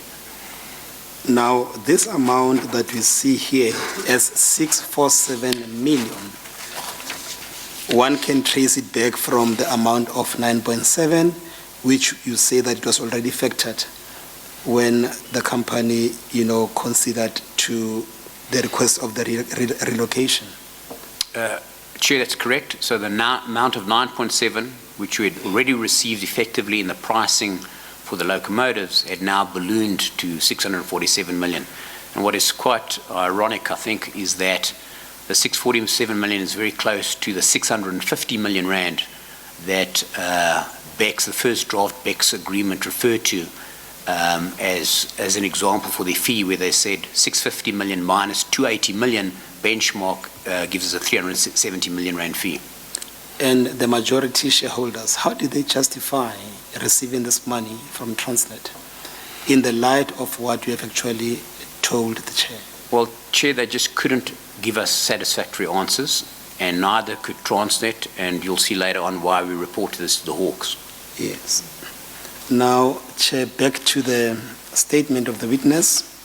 If you may proceed, Mr. Goncalves, with what you are stating from paragraph 22.5 on page 6, and please summarize for us what you are conveying therein.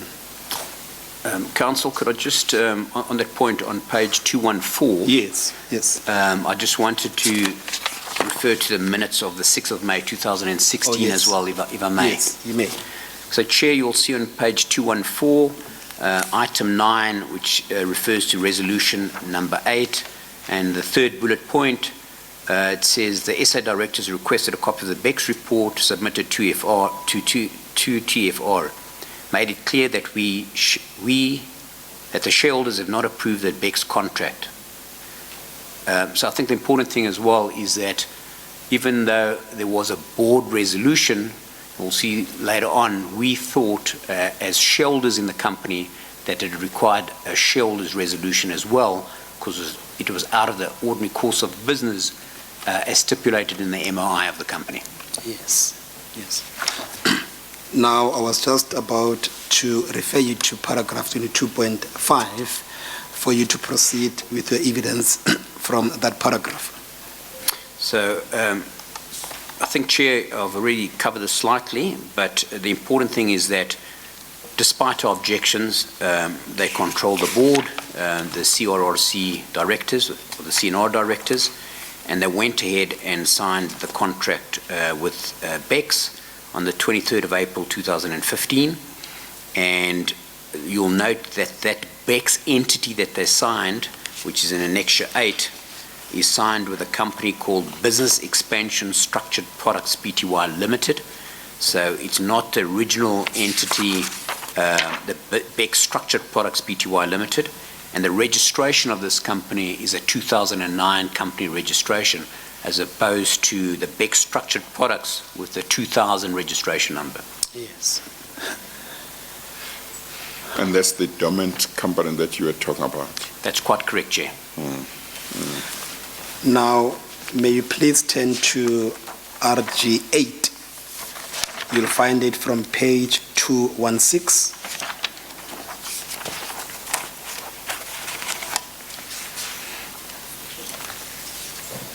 Before I refer you to the relevant portions of that document, could you please identify that document? Chair, this is the actual agreement signed. You'll see signed with Business Expansion Structured Products, which they refer to as Becks, and it's dated April 25, 2015. Yes. If you turn over to page 217, you will see from the paragraph that says, whereas, if you can read for us point A, and please comment on the contents of that paragraph. So, Chair, you'll see that this company never operated. It had a turnover of less than 5 million. It was effectively a dormant company.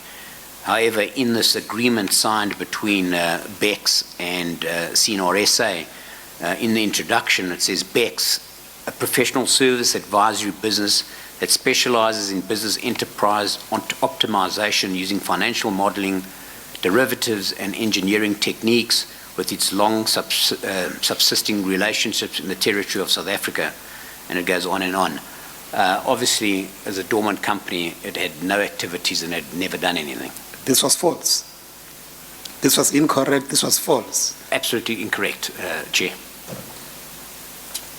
Now, if I may refer you to page 222 of the same document. Sorry, Council, which page? 222. 222. Yes.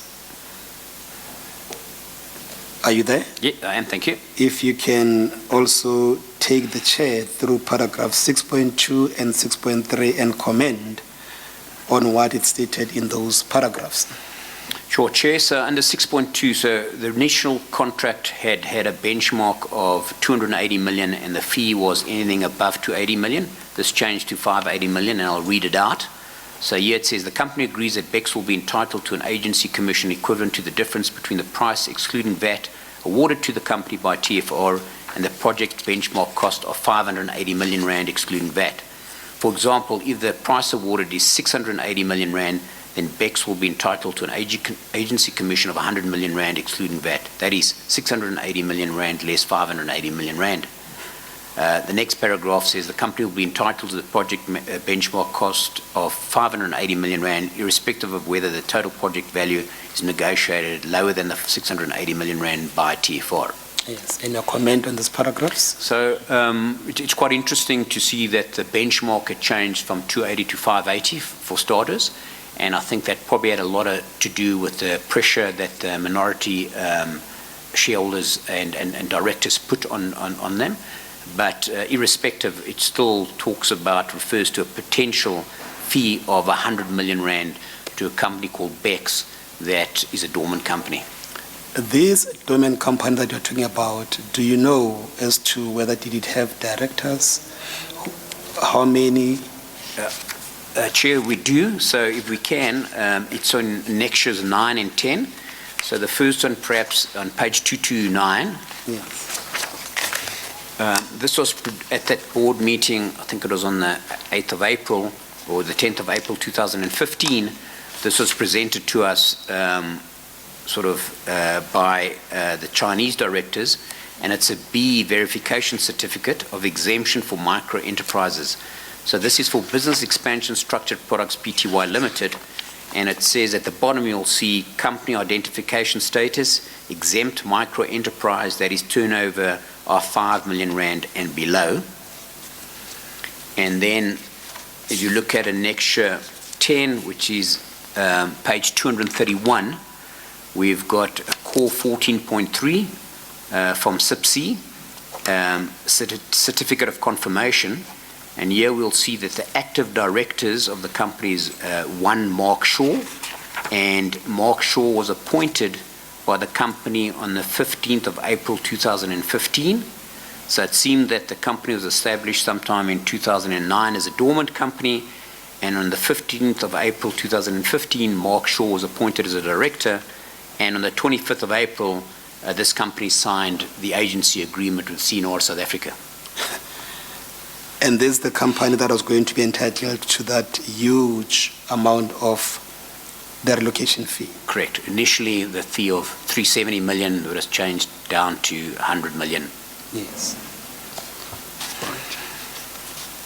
Right. Now, may I refer you back to your statement?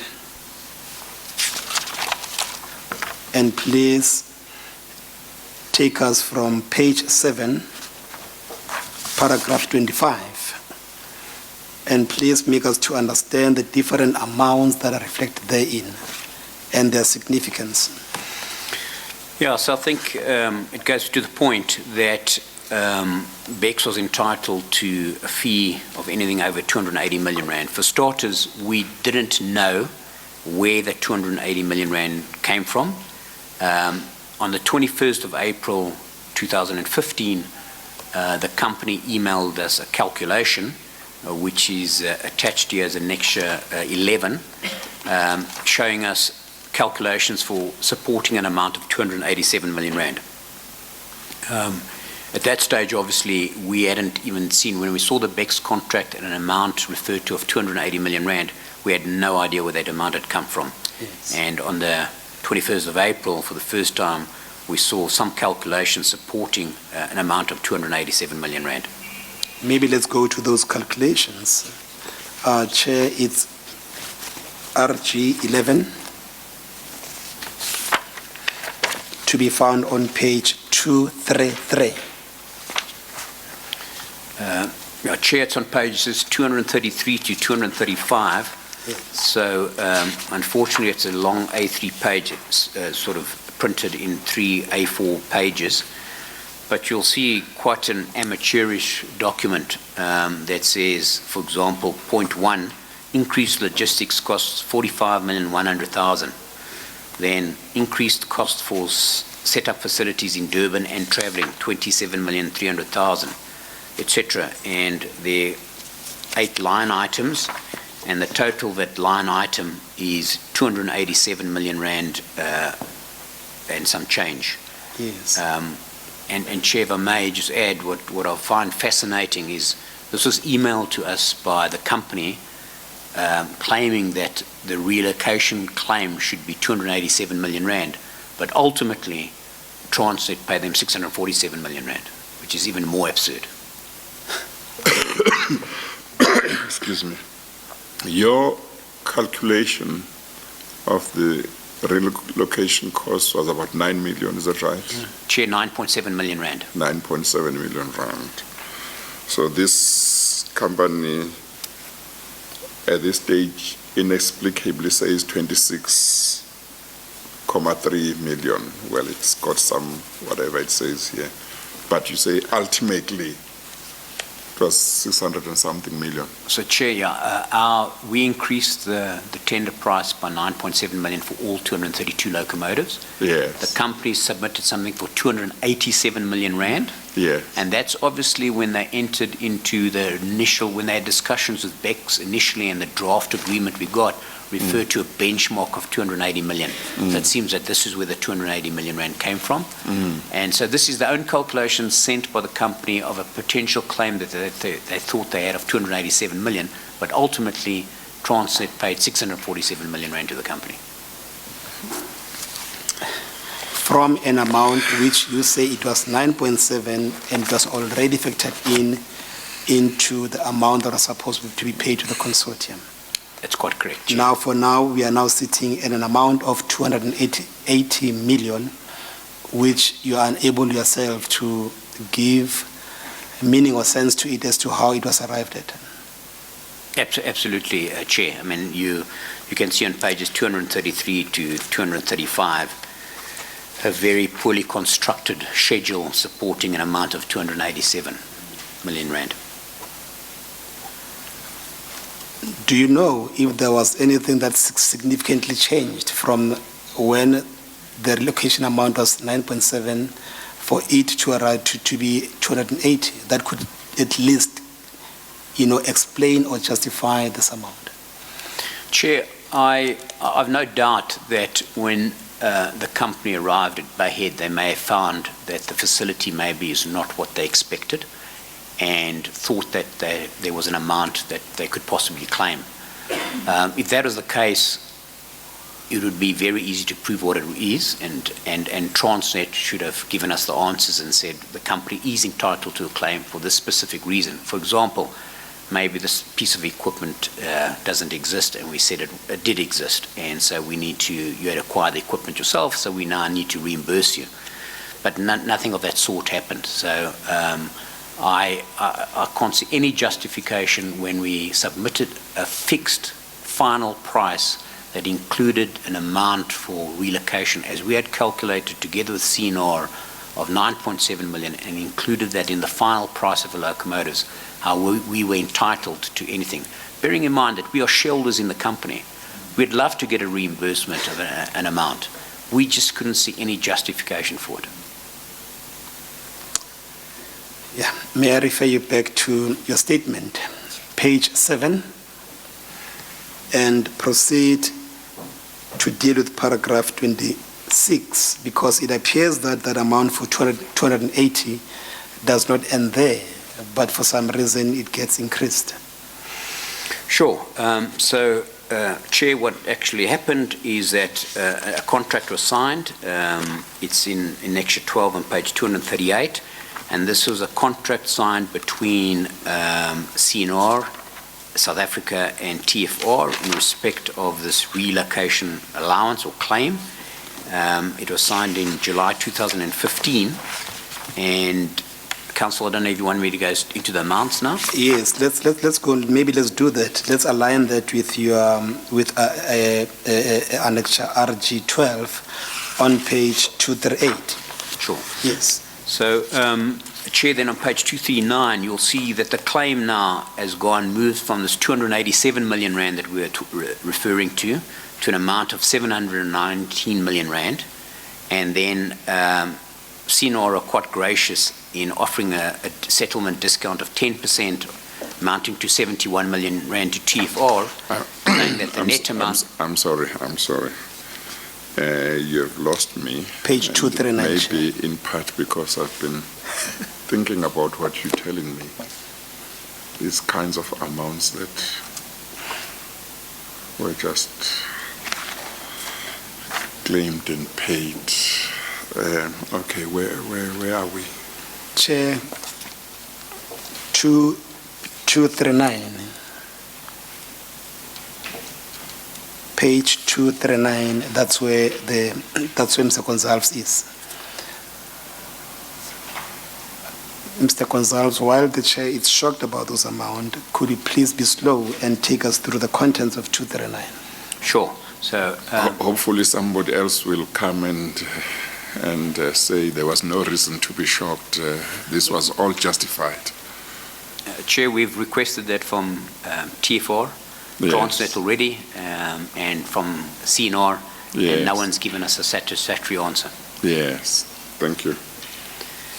229, you said, Mr. Mkwena? 239. 239, yes, Chair. Okay.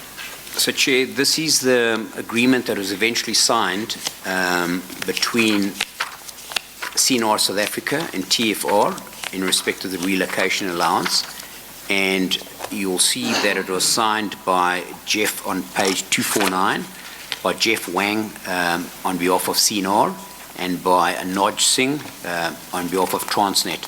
The version that we have in this file has only been signed by Jeff Wang. We don't have the version that was signed by Anoj Singh as well. But can you confirm that you are aware of the signed version which was signed on behalf of Transnet by Anoj Singh and on behalf of the Consortium by Mr. Jeff Wang?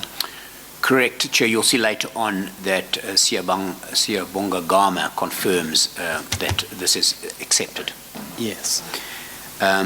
So, Chair, going back to page 239, if I may, you'll see at the bottom of the first paragraph, the cost is now ballooned from this 9.7 to the 287 million rand to now 719 million rand. And Okay, let me, that's 239, It's under the heading summary, Chair. executive summary. Executive summary. Yes, okay. Maybe what you can do, Mr. Goncalves, if you can read it, sure. and then thereafter you can comment about it so that at least we are able to follow your evidence. Yeah. So, Chair, I'll read the first two paragraphs under the executive summary. We have been requested to analyse the cost increase for the locomotive delivery and locomotive factory relocation in terms of manufacturing facility relocation for Class 45D locomotive supply project. The decision to relocate from Pretoria, Gauteng to Durban, KwaZulu-Natal will cost an estimated 719 million rand. The precise amount is 719,090,548. Of this amount, we are happy to offer settlement discount of 10% amounting to 71,909,054 rand. Therefore, the reduced amount due to CNR after deducting the settlement discount amounts to 647 million rand. 647 million rand. The exact amount, 647,181,494 rand. Yes. And a comment on these paragraphs, bearing in mind the 9.7. Councillor, quite correct, Chair. The amount went from 9.7 to an email that we got supporting 287 million rand, which seems to tie in with the initial draft Becks contract, where there's a benchmark of 280 million, and then this ballooned to 719 million rand. But CNR was so gracious as to give a 10% discount to TFR, so that the amount reduced to 647 million rand. They were indeed gracious on that amount. If you may refer back to page 7 of your statement and summarize the contents of paragraph 27, Mr. Goncalves. I think what we mentioning here is that, as alluded to early on, is that the benchmark in the first draft Becks contract alluded to an amount of, referred to an amount of 280 million rand, and in the signed contract with Becks, I'm using the term Becks loosely because there were two different companies with two different registration numbers, but that benchmark then increased to 580 million rand. Yes. And we proceed with your evidence? Okay, so I'm sorry, where is the 580 million rand? That figure? If you go to Annexure 8, I think it is, Chair, you'll see under the fee section, which should be clause 6. Page 216, Chair. 222. Yes, thank you. And then do I go to 217? 222. I think 222 is the Yes. best page, 222. Or where we were just now? Yes. Correct.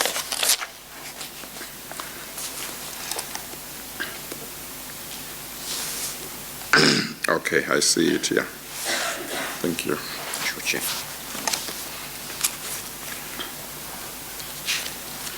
But as we talk about these figures, I asked you earlier on what justification, what Transnet said when you put your suggestion or preference to them that the manufacturing should happen in Gauteng. You said they said something like they wanted to split.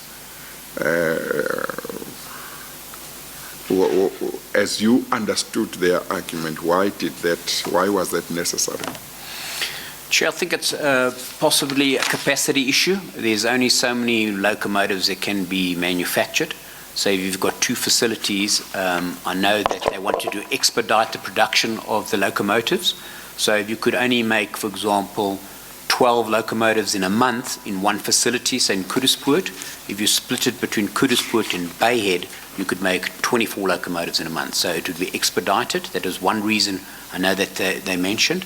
The other reason that was mentioned was just a transfer of skills, having skills in both Kuduspoort and Bayhead to manufacture locomotives, so you'd have the skills in two different locations.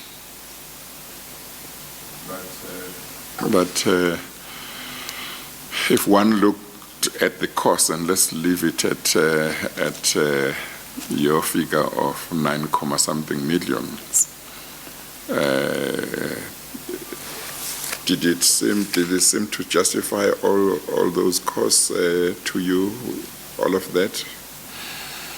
Chair, obviously we weren't involved in Transnet's decision-making. Yes. I do understand that there may be an argument why you would want to split it and diversify your risk from a geographic perspective.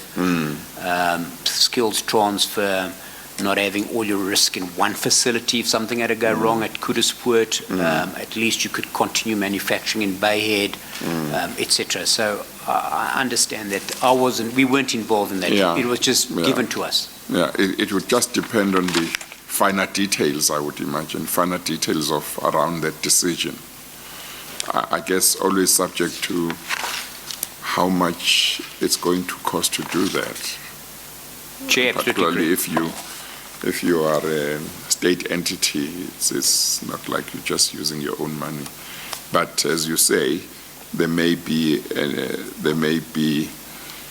a value on which one can put rands and cents or rand value if you talk about expansion of skills and so on.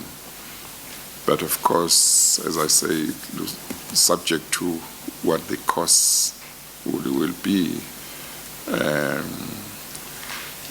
Obviously, also, one would look at long-term benefits of that, of splitting, you know. Okay, all right. Correct, Chair. But could there have been a justification for the amount of 9.7 to become 280 and ultimately 647? So, Chair, Whatever the reason, that might Chair, be perfect. absolutely not. So, the decision was made that CNR South Africa had to manufacture and assemble in Bayhead. It was done. We increased the price that we bid on the locomotives by 9.7 million rand, taking into account additional costs and some of the savings, and it was paid for and built in a fixed price contract. Even if the amount was 287 million rand, it ballooned to 287 million rand from 9 million, which I think sounds absurd by any stretch of the imagination. We had no basis for claim in my mind, and until someone could justify that and show us, we just couldn't accept it. I mean, surely as a shareholder, we'd have loved that this money must be paid to your company, to the consortium, to benefit the consortium. But in your clear conscience, you said that there could not have been justification for the company to receive such amount from Transnet. No, Chair, it may sound absurd for a shareholder to turn around and say, we don't want the 647 million that we've paid. We don't believe we're entitled to it. But that's precisely what we did. Yes, but it's what makes you to reject it is the fact that it's improper. If you thought it was proper, by all means, you would welcome it, I have no doubt. But the problem was that you took the view that this was improper. Chair, I think you hit the nail on the head. So if it was a proper claim and there's justification for it, we would have been happy. Yeah. And the only way we could find out was to approach Transnet and say, this is what we've been paid, 647 million rand. If we're entitled to it, fantastic. We still got a problem with the Becks issue, but that's another issue. But are we entitled to the 647 million? Can you help us in that respect? Yes. May I refer you back to your witness statement with particular reference to page 8, and please, if you may commence from paragraph 28 and share with us what you are conveying in that paragraph and also paragraph 29. Sure. So perhaps, Chair, I can just read this because I think it's quite important. It was not clear to us as the minority non-executive CRRC directors why, having negotiated the term... Is it page 7? Page 8, Page 8. paragraph 28. Yes, okay, thank you. Sure. So, Chair, I'll start again. It was not clear to us as the minority non-executive CRRC directors why, having negotiated the terms of an agreement with Transnet as extensive and complex as a locomotive supply agreement, and despite having access to considerable rail rolling stock experience within the shareholder base, CNR South Africa nevertheless felt it necessary to appoint an intermediary such as Becks, which appears to have been a newly formed company with no trading history and little or no background in the assembly, manufacture, maintenance or operation of locomotives or any other experience in the rail industry, to negotiate a second directly related agreement, in brackets, which we subsequently noted was referred to as a variation order, with Transnet, and furthermore to do so on such significantly generous terms to Becks. While you are there, maybe let's complete that thought by referring you to RG 14 on page 261, and if you can identify the document and also summarize the contents of that document, and please prefer your comment on it. Sure. So, Chair, this is a document signed on the 23rd of July 2015 by the Acting Group Executive Siyabonga Gama of Transnet, and it's addressed to Jeff Wang of CNR. And in summary, what the letter says is that it serves to confirm the acceptance of the variation order of the amount of 647 million rand, of which the proposed payment terms was 50% payable within 14 days, which is 323 million rand, and I'm rounding the numbers, and 50% payable in 24 equal installments of 13.4 million rand.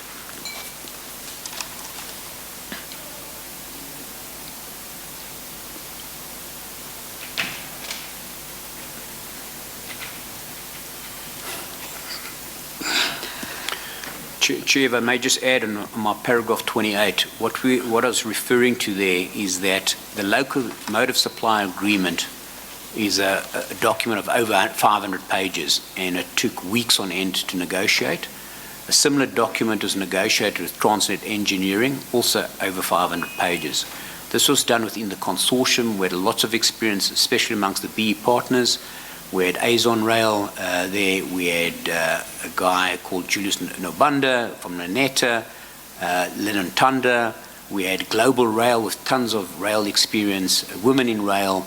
You had Katie's, ourselves. We had negotiated all these agreements. We now had a possible claim from Transnet related to these agreements. Why didn't they engage with us? Why didn't they inform us? Why didn't they let us do the calculations if there was a calculation? Why would they appoint a company, Becks, that's got no trading history, that's never traded, and pay them ultimately an amount of 67 million rand, but at one stage could have possibly been an amount of 370 million rand? Well, you've just said, in effect, that you had enough relevant expertise and experience to do whatever calculations needed to be done, and why did they need Becks? Do you want to compare the expertise and experience that your team or your consortium had compared to Becks? And I know that you said they were a dormant company and so on, but just contrast the two for me.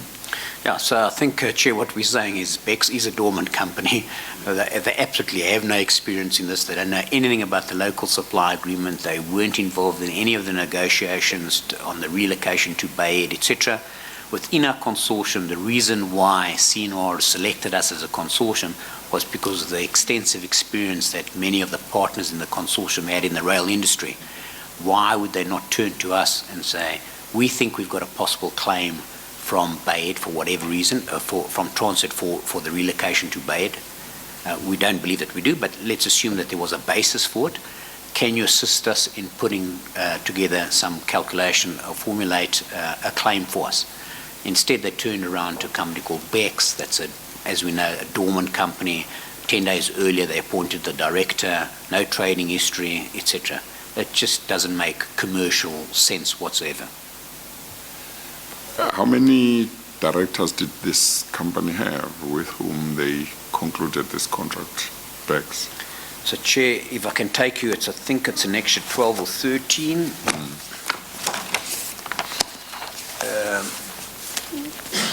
An extra 10. About 10.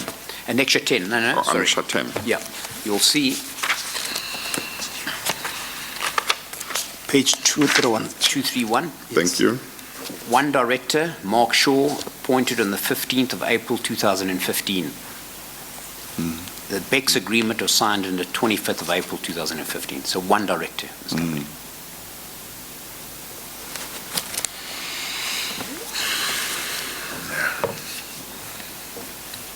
He might have been experienced, Chair. Eh? He might have been experienced. He might have had experience, Yes. yes, and To that man, yes. a very relevant expertise. Well, maybe the witness must tell us whether they did any check on what that director's professional and practical experience was, what experience or qualifications he had that may have been relevant to this kind of project. Are you able to shed light on that? No, Chair, the only light I can shed on you is in the first agreement put in front of us, the Annexure 5 agreement, I'm going to call it, which is the Becks Structured Products, the 2000 company. I believe that such a company does exist. And effectively, if I may use the term, they hijacked the credentials of this company and put a document in front of us that purported to show that Becks had experience in similar activities. The reality is that when we asked for the documents and they brought us the documents, by that time the agreements had already been signed, and so there's almost little we could do. When they showed us the SIPC document and the B certificate document, it took a few seconds to realize that this was a sham company. And we said so right in front of them. Gentlemen, do you realize that there's one director that has just recently been appointed? This company's never traded. It's got a turnover less than 5 million rand. Obviously, they couldn't respond in any meaningful way to that. But was your understanding that they were shocked by this? They just hadn't done their homework before deciding that they would have this arrangement with this company, contract with this company? Or was your understanding that they knew and they may have had other reasons to continue and conclude a contract with them? So, Chair, certainly when they presented us at the board meeting with these documents, and we counted immediately when we saw that it was effectively a dormant company, a sham company, they never defended it in any way. They never expressed any shock in any way. I kind of sensed that they were aware what they were dealing with, or who they were dealing with. Yes, thank you. If they were aware, that might mean that they may have been up to something that was not proper. Are you able to indicate what you think? Why would they want to let a company with no experience, with really that had been dormant, and with one director that had operated on the basis of a turnover of less than 4 million, want it to handle hundreds of millions of rands? Why would that be beneficial to them? So, Chair, the benefit to them was that Becks, acting as an agent, was able to procure 647 million rand from Transnet, which they claimed that they couldn't. And for Becks being able to facilitate that, Becks got paid an amount of 67 million rand. So remember that what their claim was at one stage, 280 million rand. Let's assume that that's a correct calculation done by the company. They ultimately received 647 million rand through the assistance of Becks, and for that Becks was paid 67 million rand. But how could a company with no experience or expertise in this sector that you were involved in be able to get, I don't know how many fold, hundreds and hundreds of millions of rands above what a consortium with a lot of relevant expertise and experience could get? How could that be possible? Chair, that's the $1 million question. That's precisely the same question we asked. I mean, if we were talking about, for example, accounting and auditing business, and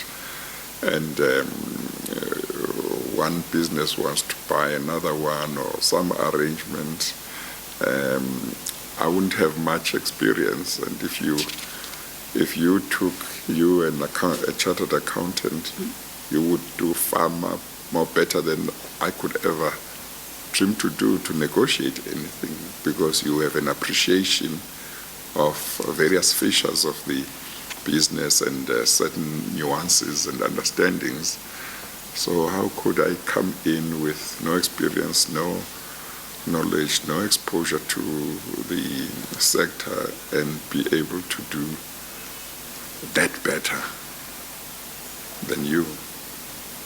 Chair, we couldn't agree more with you. But you say you never checked whether the single director, what his or she, what his or her professional background is. Was it a chartered accountant like you, or was it somebody with matric only? Was it somebody with anything that one can rely on, maybe to explain this phenomenal success in the negotiation? Chair, we demanded a few times that we meet with Becks. That was never forthcoming for obvious reasons.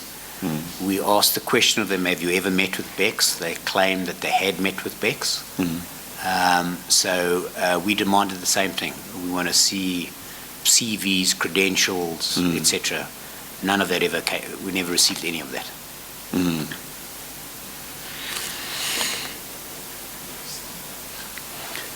May you please return back to your statement, page 8, and summarize for us what you're stating from paragraph 29, which I believe is quite important. Yeah, so I think page 29, paragraph 29, we're saying that even though the variation order is financially beneficial, we think that the locomotive supply agreement already envisages that the operations are going to be at Bayhead, and it's a fixed price contract, and an amount of 9.7 million rand has already been included for all 232 locomotives. So we can't see how we entitled to any amount. Yes. Maybe I should just say something. I shouldn't be misunderstood. I talked, as we're talking about what experience the Becks director had, I said maybe it was just somebody with matric. I don't mean that people with matric, can't have experience and expertise. So I just want I was just comparing if, for example, you're talking about, in the example I gave of financial chartered accountants auditing, for that you would need, I would imagine, to be on at least the same level as the people in that sector. But certainly there are many people, even without matric, who are very good in their jobs and who have a lot of important and relevant experience. So I don't want to be misunderstood in any way. I was just comparing with a situation where you need somebody with certain, academic qualifications in that sector, but maybe you might be given somebody who doesn't have that when that is essential. So that's what I thought I must just explain that. Thank you, Chair. Understood. Yes. But what expertise would be required for one to really negotiate such a transaction? Chair, I think to negotiate that, one would need quite a bit of rail experience, especially experience in the manufacturing and assembling of, and understand what the basis of a claim could be. Does it relate to logistics? Does it relate to training? Does it relate to the facilities, the equipment, etc.? So one would have to be pretty knowledgeable about the rail industry and manufacturing and supply chain, processes to be able to calculate an amount. Yes. Now, the minority shareholders also did have regard to that variation order, and they made certain observations, as you do from page 9, paragraph 31. If you can please summarize what is stated in the in. Yeah, Chair, so even though CNR had signed the agreement with Becks, we thought we'd let them know that we thought this is outside the ordinary course of business, and in terms of the memorandum of incorporation, it requires 70% of the shareholders to agree on a transaction, on an agreement. And because CNR holds 66% of the shares, 30% held by Dynamics, 2% by Global, and 2% by Cadiz, that if we could elevate this to a shareholder level, we would vote against it. Yes. And their response was, we've taken legal opinion that this is in the ordinary course of business. So clearly they did not want hint, the advice that we're giving them against, having to accept this amount from Transnet? Chair, that's correct. They knew that the minority directors already voted no at the board level, and if it went to a shareholder meeting, they'd vote in the same way, so that they would only get 66% and not 70%, and therefore they wouldn't get the shareholder resolution signed. Yes. In order to contextualize what you are saying, can I refer you to RG 15, Chair? It's on page 263. Maybe you'll be able to explain far much more clearly to the Chair what we're trying to explain to us now by having regard to this document. Please identify that document first. So, Chair, this is the MOI, the Memorandum of Incorporation for CNR Rolling Stock South Africa. And then, if I may refer you to page 265, with particular reference to paragraph 4.1.3.27. If you can read it and give your perspective on that clause. So, Chair, this is a clause out of the MOI, and these are all the issues, and there are 30 of them, that require, if you like, the majority of the shareholders to approve, and 4.1.3.27 as one of the items as the conclusion of any contract outside the ordinary course of the business is an item that would require majority of its shareholders, which is 70%, to agree on it. Yes. And subsequent to that, the minority shareholders also did write a letter to the company expressing their concerns. Am I correct? Chair, that's quite correct. That's included as Annexure 16 on page 267. Chair, it's page 267. If you may turn to that page, Mr. Goncalves, for the importance of this letter and what is contained therein, Chair, may, through your indulgence, request the witness to read it, as it also finds itself later on when the witness testifies about reporting the matter to the Hawks. So, Chair, the letter's dated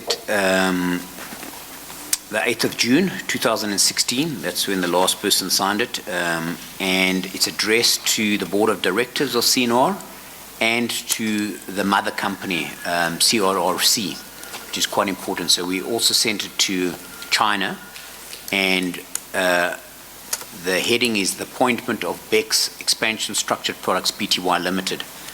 There are 19 points in the letter. I thought if I may just highlight which I thought are the relevant you may do ones. that. Yes. So in paragraph 4 of that letter, I'll read out, it has also come to our attention that despite all the board directors nominated by the minority shareholders of CNR South Africa, the non-CRRC directors expressing serious reservations and offering considerable opposition to the appointment of Becks, the directors nominated by CRRC, in other words, the CRRC directors, nevertheless proceeded to vote in favor of such appointment. We then, if we could turn over the page, clause 8 or paragraph 8 of the letter. At the board meeting of 10 April 2015, the non-CRRC directors objected strongly to the company entering into an agreement with Becks and requested that the dissent be expressly noted and minuted. The next paragraph, notwithstanding the objections of the non-CRRC directors, CNR South Africa nevertheless proceeded to sign the agreement with Becks, as opposed to Becks Structured Products Pty Limited, on 23 April 2015. And then paragraph 16 right at the bottom of page 268. Although the second agreement, that's a second agreement with Transnet, concluded with Transnet may be financially beneficial for CNR South Africa, it remains unclear how or why such agreement was concluded, given that the locomotive supply agreement envisages and provides for CNR South Africa to establish its operations at the Bayhead depot and for the supply of locomotives to take place at Bayhead on a fixed price basis. And then paragraph 17, it's the one that I referred to about shareholder approval being required because we believe it's outside the ordinary course of business. And then perhaps the most important or very important aspect of this letter, paragraph 19, furthermore, we believe that this matter to be of significant importance, and as such, we will be scheduling a meeting with Transnet to discuss the matter. Was this letter reacted to by the majority shareholders? Did they react? Did they? Chair, not in any means whatsoever, and that's sort of been typical of their behavior. Whenever we've raised the issue, there's been no response. Yes. Now, did you proceed to have the meeting as threatened in that letter with Transnet in order to raise the same issues? Absolutely, Chair. So on the 16th of August 2016, Roland von Gericke, Paragraph 34, Chair, page 9. page 9, yeah. Thank you. So on the 16th of August 2016, Roland von Gericke from Global, together Stan Whiting from Global, Lulamili Klati representing Dynamics, and I representing Cadies, we met with Siyabonga Gama, who is the Group Chief Executive Officer, with Gary Peter, the Group Chief Financial Officer, and we met with Ndipiwe Silinga, who's the Group Legal and Compliance Officer, to discuss this. Yes, and what happened in that meeting? Well, what is quite interesting is that at that stage, we hadn't seen the variation order that had already been signed by Anoj Singh, and we hadn't seen the acceptance letter of the variation order signed by Siyabonga Gama as well. So we went into that meeting just raising our issues about the Becks contract, how it was entered into, the amount that was claimed, and what our belief was that there was no commercial substance to it. Well, in your statement, you don't seem to deal much with the content of that meeting, the discussion. I know you've just made 2 sentences or so. If you are able to, it would be good if you can tell me more. This is what you said, and that's what the Transnet delegation said, or Mr. Gama, if he was the only one. Oh, no, he was not the only one from Transnet. There was a delegation. Correct. The exchange or the issues you raised, you have told us the issues that were of concern to you. Did you raise the same issues? Absolutely. Yes, Chair. and what was their response? So Maybe if you can give their response to the different issues. Sure. So, Chair, we raised 2 issues. One was that the relationship between the minority shareholders and CNR wasn't ideal, mainly because of corporate governance issues. That the Chinese didn't seem to understand that we took corporate governance seriously. And so that is the one issue. And you'll see it's referred to later on in the papers. And then the second issue was Becks. We said that the company wants to engage or has engaged with Becks and to pay them a fee in respect of the relocation allowance. We don't believe that we're entitled to relocation allowance. We may be missing something. There may be something in the Locomotive supply agreement, which is a 500-page document that entitles us to a claim that we're not aware of. Was Transnet aware of this claim? Do they know whether we're entitled to the amount? Can they justify the amount? So perhaps we don't have a problem with the amount that's been claimed from Transnet, and then we've only got a problem with Becks. The response was a surprise from Transnet's perspective. With hindsight, there shouldn't have been any surprise. You'll see why. There was even a comment, I think, that the CEO made that this is alarming because perhaps a similar amount could have been paid to other OEMs, and therefore this had to be investigated. So you say they are, well, did you tell them, one, there's going to be no relocation here? Did you No, we told them that. Yeah, and what did they say? They insist that there was going to be relocation on their understanding.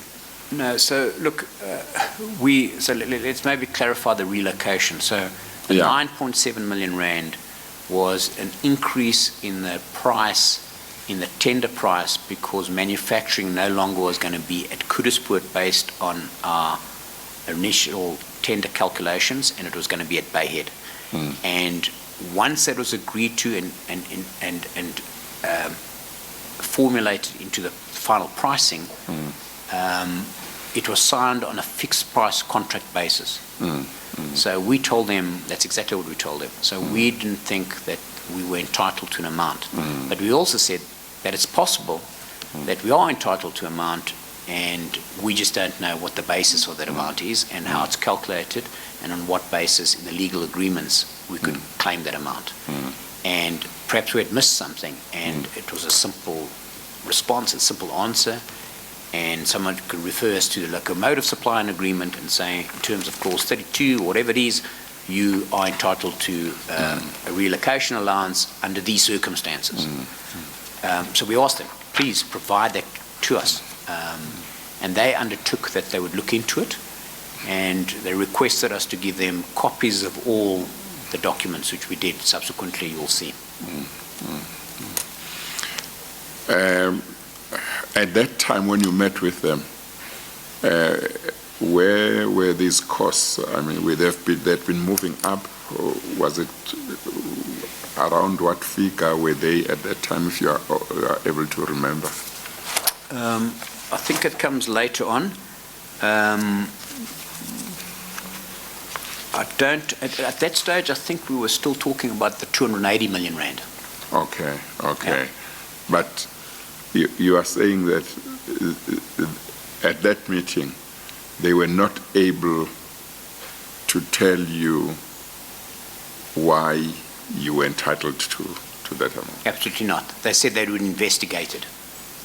Okay, so it was not even a situation where they would tell you something, but you saw an explanation which you find unacceptable. They simply said they would investigate. That's which correct, means they didn't. They might not have been aware. That's one way of interpreting that. They might not have been aware, but that's difficult to say, because they would, or maybe they would investigate by talking to people who were much more involved, maybe. Yeah. So, Chair, we assumed when we left the meeting, we assumed that they were not aware of this. Yes. That's the impression that we got. Yes, But yes. we can see from the evidence that the acceptance of the variation order had already been signed Yes. by the CEO.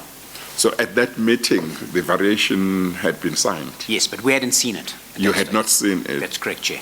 But if they had signed, if it had been signed, then they should have been aware of the justification, if there was one. Correct, Chair, correct. And do you remember who had signed on behalf of Transnet So the variation? The variation order was signed by Noj Singh, and Yes. the acceptance of the variation order was signed by Siyabonga Gama. So we can refer that to. We've seen that already. As long as you know that to be the case. So certainly Mr. Gama, who was at that meeting, having signed, he ought to have known what justification there was. And I take it he would have known that at some stage those costs had been estimated at 9-something million. So now at that stage they had gone up to 200 and something million. But Chair, that's quite correct. So unless he had signed without interrogating those amounts, which would not be good in terms of looking after protecting Transnet's interests as well. Yeah, Chair, that's quite correct. If you go to page 261. Yes.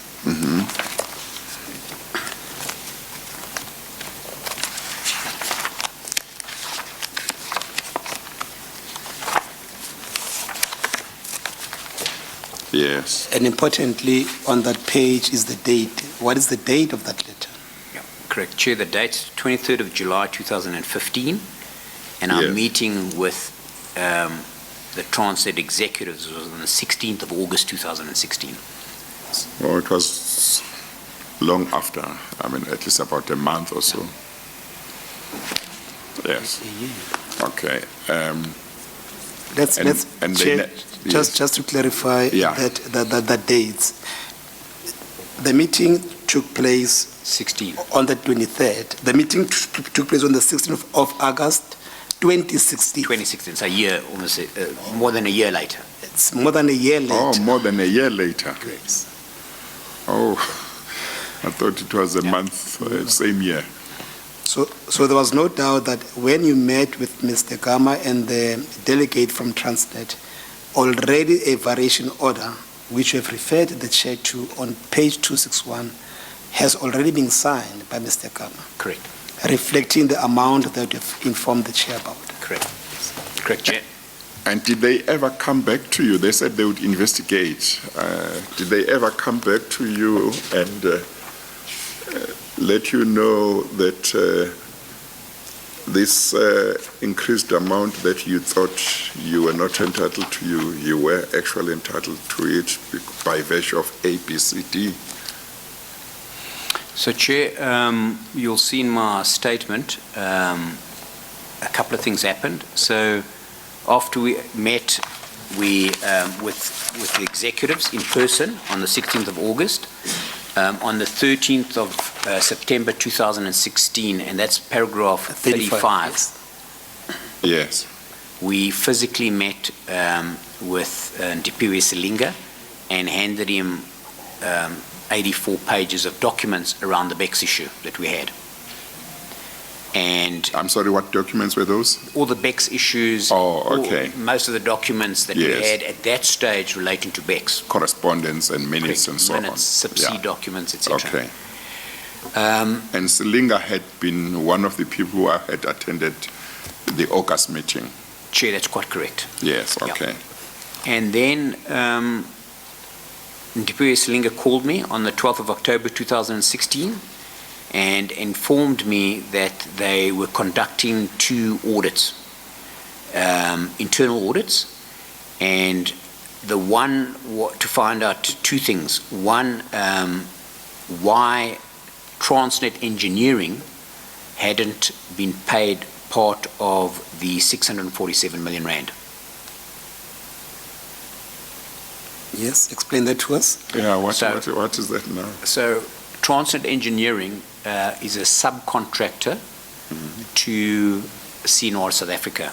Yes. They build the bodies and the bogies, and they probably make up 25% of the build price. So what he was implying was that if CNR South Africa was entitled to a claim of 647 million rand, then Transnet Engineering maybe was entitled as a subcontractor to a portion of that amount. And his other question was, so at this stage, I must just correct myself, we knew it was 647 million, it wasn't 280, we're talking about 647 million, because this is 2016, is how the 647 million rand was arrived at, as they thought that it looked like certain amounts had been duplicated. That was a telephonic discussion we had with him. And then what happens after that telephone discussions? Then not a lot until... So, I'm sorry, so so paragraph 36 reveals that they did actually come back to you. After the meeting of August, they did come back to you, or you had interactions. And in terms of those interactions, Selinga, was Selinga a male or female? A male. Mr. Selinga indicated that they were investigating, they were conducting audits to establish, among others, how the 647 million rand had been arrived at. So by this time, which was a year later, over a year later, the amounts had the amount has gone up to 600 and something million. 647 million, quite correct. Yes, okay. Then what transpired after that meeting with Mr. Silenga? Then on... But I'm sorry, I may have misrepresented, and you may have agreed, wrongly agreed. After your August meeting 2016, is the position that for the rest of that year, they never came back to you? So we met on the 16th of August 2016. Yes. On the 13th of September 2016, we met with them again. Oh, that was still... Yep. Okay, all and right. we gave them all the physical information. Okay, okay. And then we had the conversation on the 12th of October 2016 where they informed us that they were doing these investigations. Okay, so in one way or another, you got to know that they were investigating. Correct. Yeah, okay.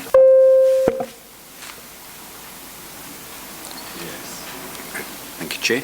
Now, during these meetings, that when you met with Mr. Silinga, and at the time when you met with the delegation of Transnet, was it ever disclosed to you that there was a variation order that was already signed to this amount?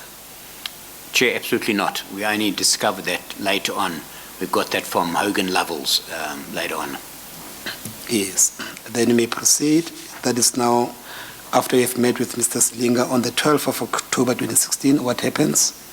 So on the 12th of October, Mr. Silinga called me and and informed me about the two audits that they were doing. Subsequent to that? And subsequent to that, on the 8th of December, Mr. Silinga informed us that he sent us an email saying that Transnet had appointed Harold Jacobs of Worksmans to investigate the Becks matter, and that Mr. Jacobs would be contacting us for interviews. Proceed.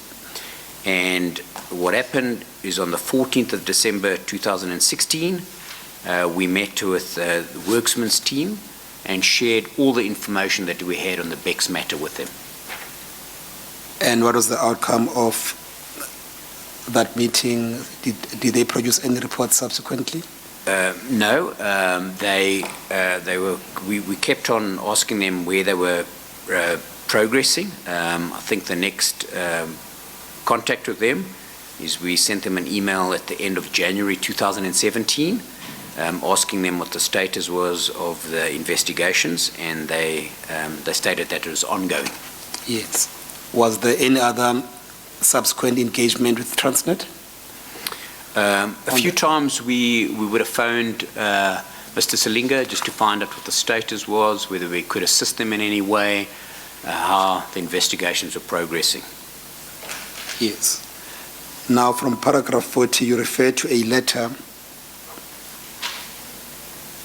which you received from Mr. Silinga. Can you take us through the contents of saying there on paragraph 11? What was he conveying to the minority shareholders? So that's Annexure 18. So what happened was initially the company requested that Locomotive sign a letter that the company addressed to Transnet. In the initial draft that they put in front of Locomotive, there was a reference in there that we had resolved the Becks matter, and Locomotive refused to sign it and had it removed, and then signed the letter. And the letter basically said that the relationship between CNR and the minority shareholders seemed to be improving. They were getting a better understanding and appreciation of what we meant by corporate governance, and that we had directors' fiduciary duties and responsibilities.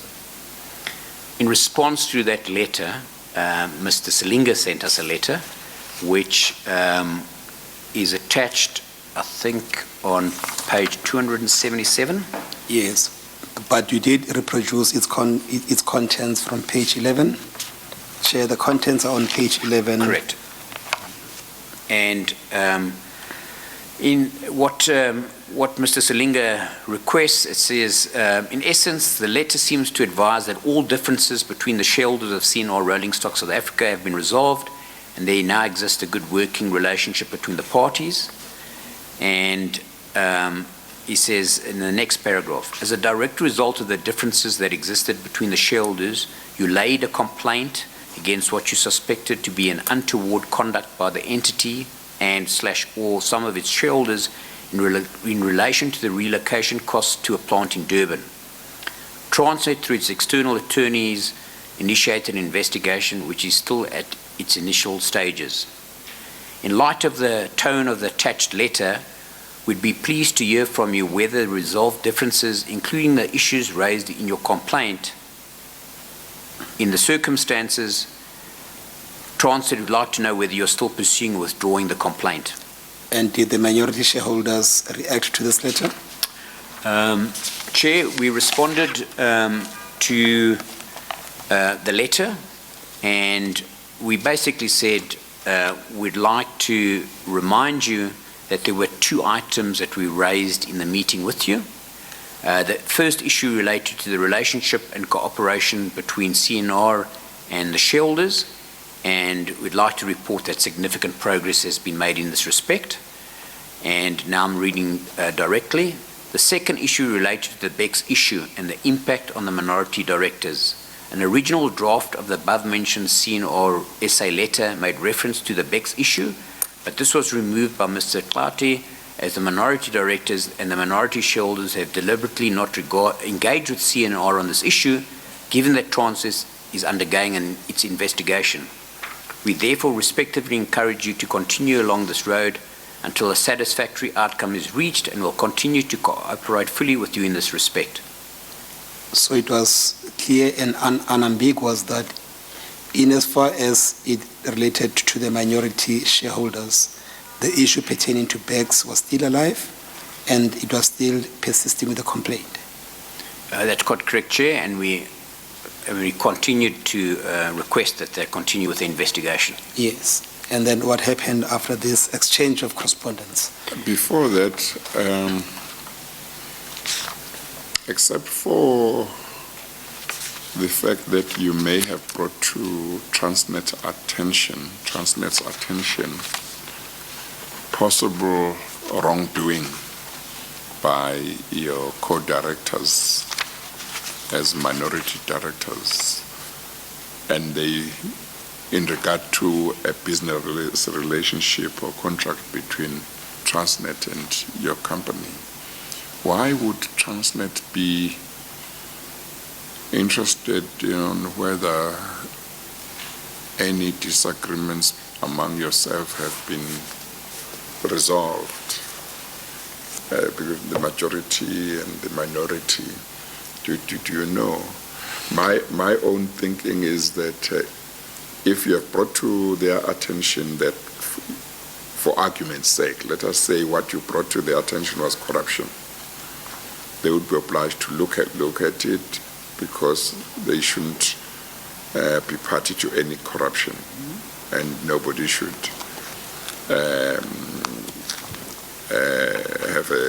engage in corruption relating to any business they were doing, that is Transnet. But other than that, why should it be their business whether you were getting along or not? Because I guess if you're not getting along results in you not being able to carry out your contractual obligations, then they should just say, look, you people, as long as you perform, we are not concerned about your own issues among yourselves. But if it affects performance in terms of the contract, we might have to terminate it and give it to somebody else who is going to perform. One gets the impression from their letter as if you said to them, yes, we have resolved our issues, that would mean they mustn't continue to find out whether there was anything untoward that had been done by anybody from the company. Chair, I think you're absolutely correct. I think the objective of the letter was to give Transnet grounds not to pursue the Becks matter any further. But am I right that in their letter, they seem to be concerned about whether you are sorting out your issues? Yeah, remember that, Chair, that when we went to them, there were two issues that we raised. One was shared issues, and if you like, that the relationship wasn't ideal, and the second one was the Becks issue. And I think what... Yes, but why should the shareholder issues concern them? Why did you take that one to them? I think there was a bit of debate as to, Chair, whether we raised that with Transnet or not. We just saw them as a significant stakeholder, and we had a bit of an impasse with CNR. Yeah. And we were trying to see whether Transnet could assist in that process. They made it clear, actually, that they didn't want to get involved. They made that clear. In the relationship and the shareholder issues, and that we had to sort that out ourselves. Yeah, okay. Now, flowing from that discussion with the chair, Mr. Goncalves, I mean, let us assume for the moment that the shareholders' differences were amicably resolved within the consortium itself. What would justify Transnet from not investigating how this amount escalated from 9.7, 280 million, 647, being an SOE?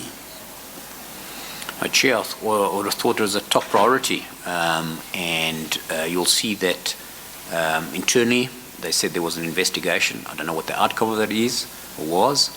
And then they requested Worksmans to do an investigation. I think ultimately Worksmans produced a report. I don't know whether the Becks matter was dealt with in that report or not. But certainly we were concerned at the pace at which developments were moving. And do you know as to who are the auditors of the consortium at this stage? The auditors? CNR South Africa? Yes. KPMG. Were they engaged at any stage pertaining to these issues? I mean, these are serious irregularities, these are serious matters of concern that were raised by the minority. So the only time that KPMG got involved was that we heard that there was a reportable irregularity in respect of this, but we only heard that a bit later. Yes. Can you deal then with your evidence from paragraph 42, page 12, Mr. Chair? So, Chair, from a timeline perspective, this is almost sort of 6 months later. I received a call from Daisy Zhang, or Tang. She's one of the employees at CNR South Africa, and she mentioned to me that KPMG had informed them that they were considering issuing a reportable irregularity. And that reportable irregularity, if I can refer, is the second RI, I'll call it, is the second reportable irregularity. Yes. Because unbeknown to us at that stage, they had already reported on the Becks issue as a reportable irregularity. And then what happened after the call? So I called Fred van Eckenstein, the KPMG partner, to find out about this reportable irregularity. And on that call, he mentioned to me that this wasn't the first one, that he had already issued a reportable irregularity. But obviously I didn't know what that was in connection with. Yes.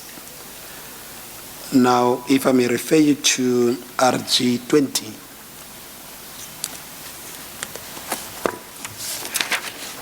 It's on page 281, Chair. It's a very lengthy letter. If you may identify that letter and simply summarize for the Chair what it sought to convey and what was the purpose of that letter. So, Chair, this letter is dated the 4th of September 2017. It's a letter from Hogan Lovells addressed to KPMG, to the partner, Fred van Eckenstein. And it's a letter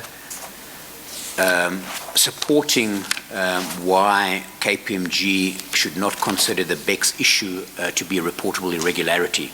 So once KPMG had reported that this was a reportable irregularity, the Becks issue, the company then engaged Hogan Lovells to draft a response to KPMG, and this is the response in Extra 20. Yes. Did the minority shareholders agree with the sentiments echoed in that letter? Chair, absolutely not. We had no knowledge at that stage that there was even a reportable irregularity, and that Hogan Lovells had been engaged to report to respond to the reportable irregularity. Yeah. May I refer you back to a statement, page 12, and comments from paragraph 45 of your statement to share with us what you are conveying in that paragraph. So on the 22nd of September 2017, I wrote to Fred van Eckertstein, the KPMG partner. I thanked him for the call. I said that he had mentioned to me on the call that there was a previous reportable irregularity as well. I told him that none of the South African directors, myself, Lulumili, Klati, or Roland van Kerike, was aware of that. And I asked him to give us any correspondence on it. And that correspondence we subsequently got from Hogan Lovells. And I requested a meeting with him as soon as possible between ourselves and the management of the company. Yes. Chair, I see that it's 4 o'clock. This will be an appropriate time to adjourn. Even if you can start at 10 tomorrow, we should be able to deal and complete with the evidence of Mr. Goncalves and the other short witness that we might have. We'll adjourn for today, and we will resume tomorrow at 10. So do come back. Thank you, Chair. We adjourn. All rise.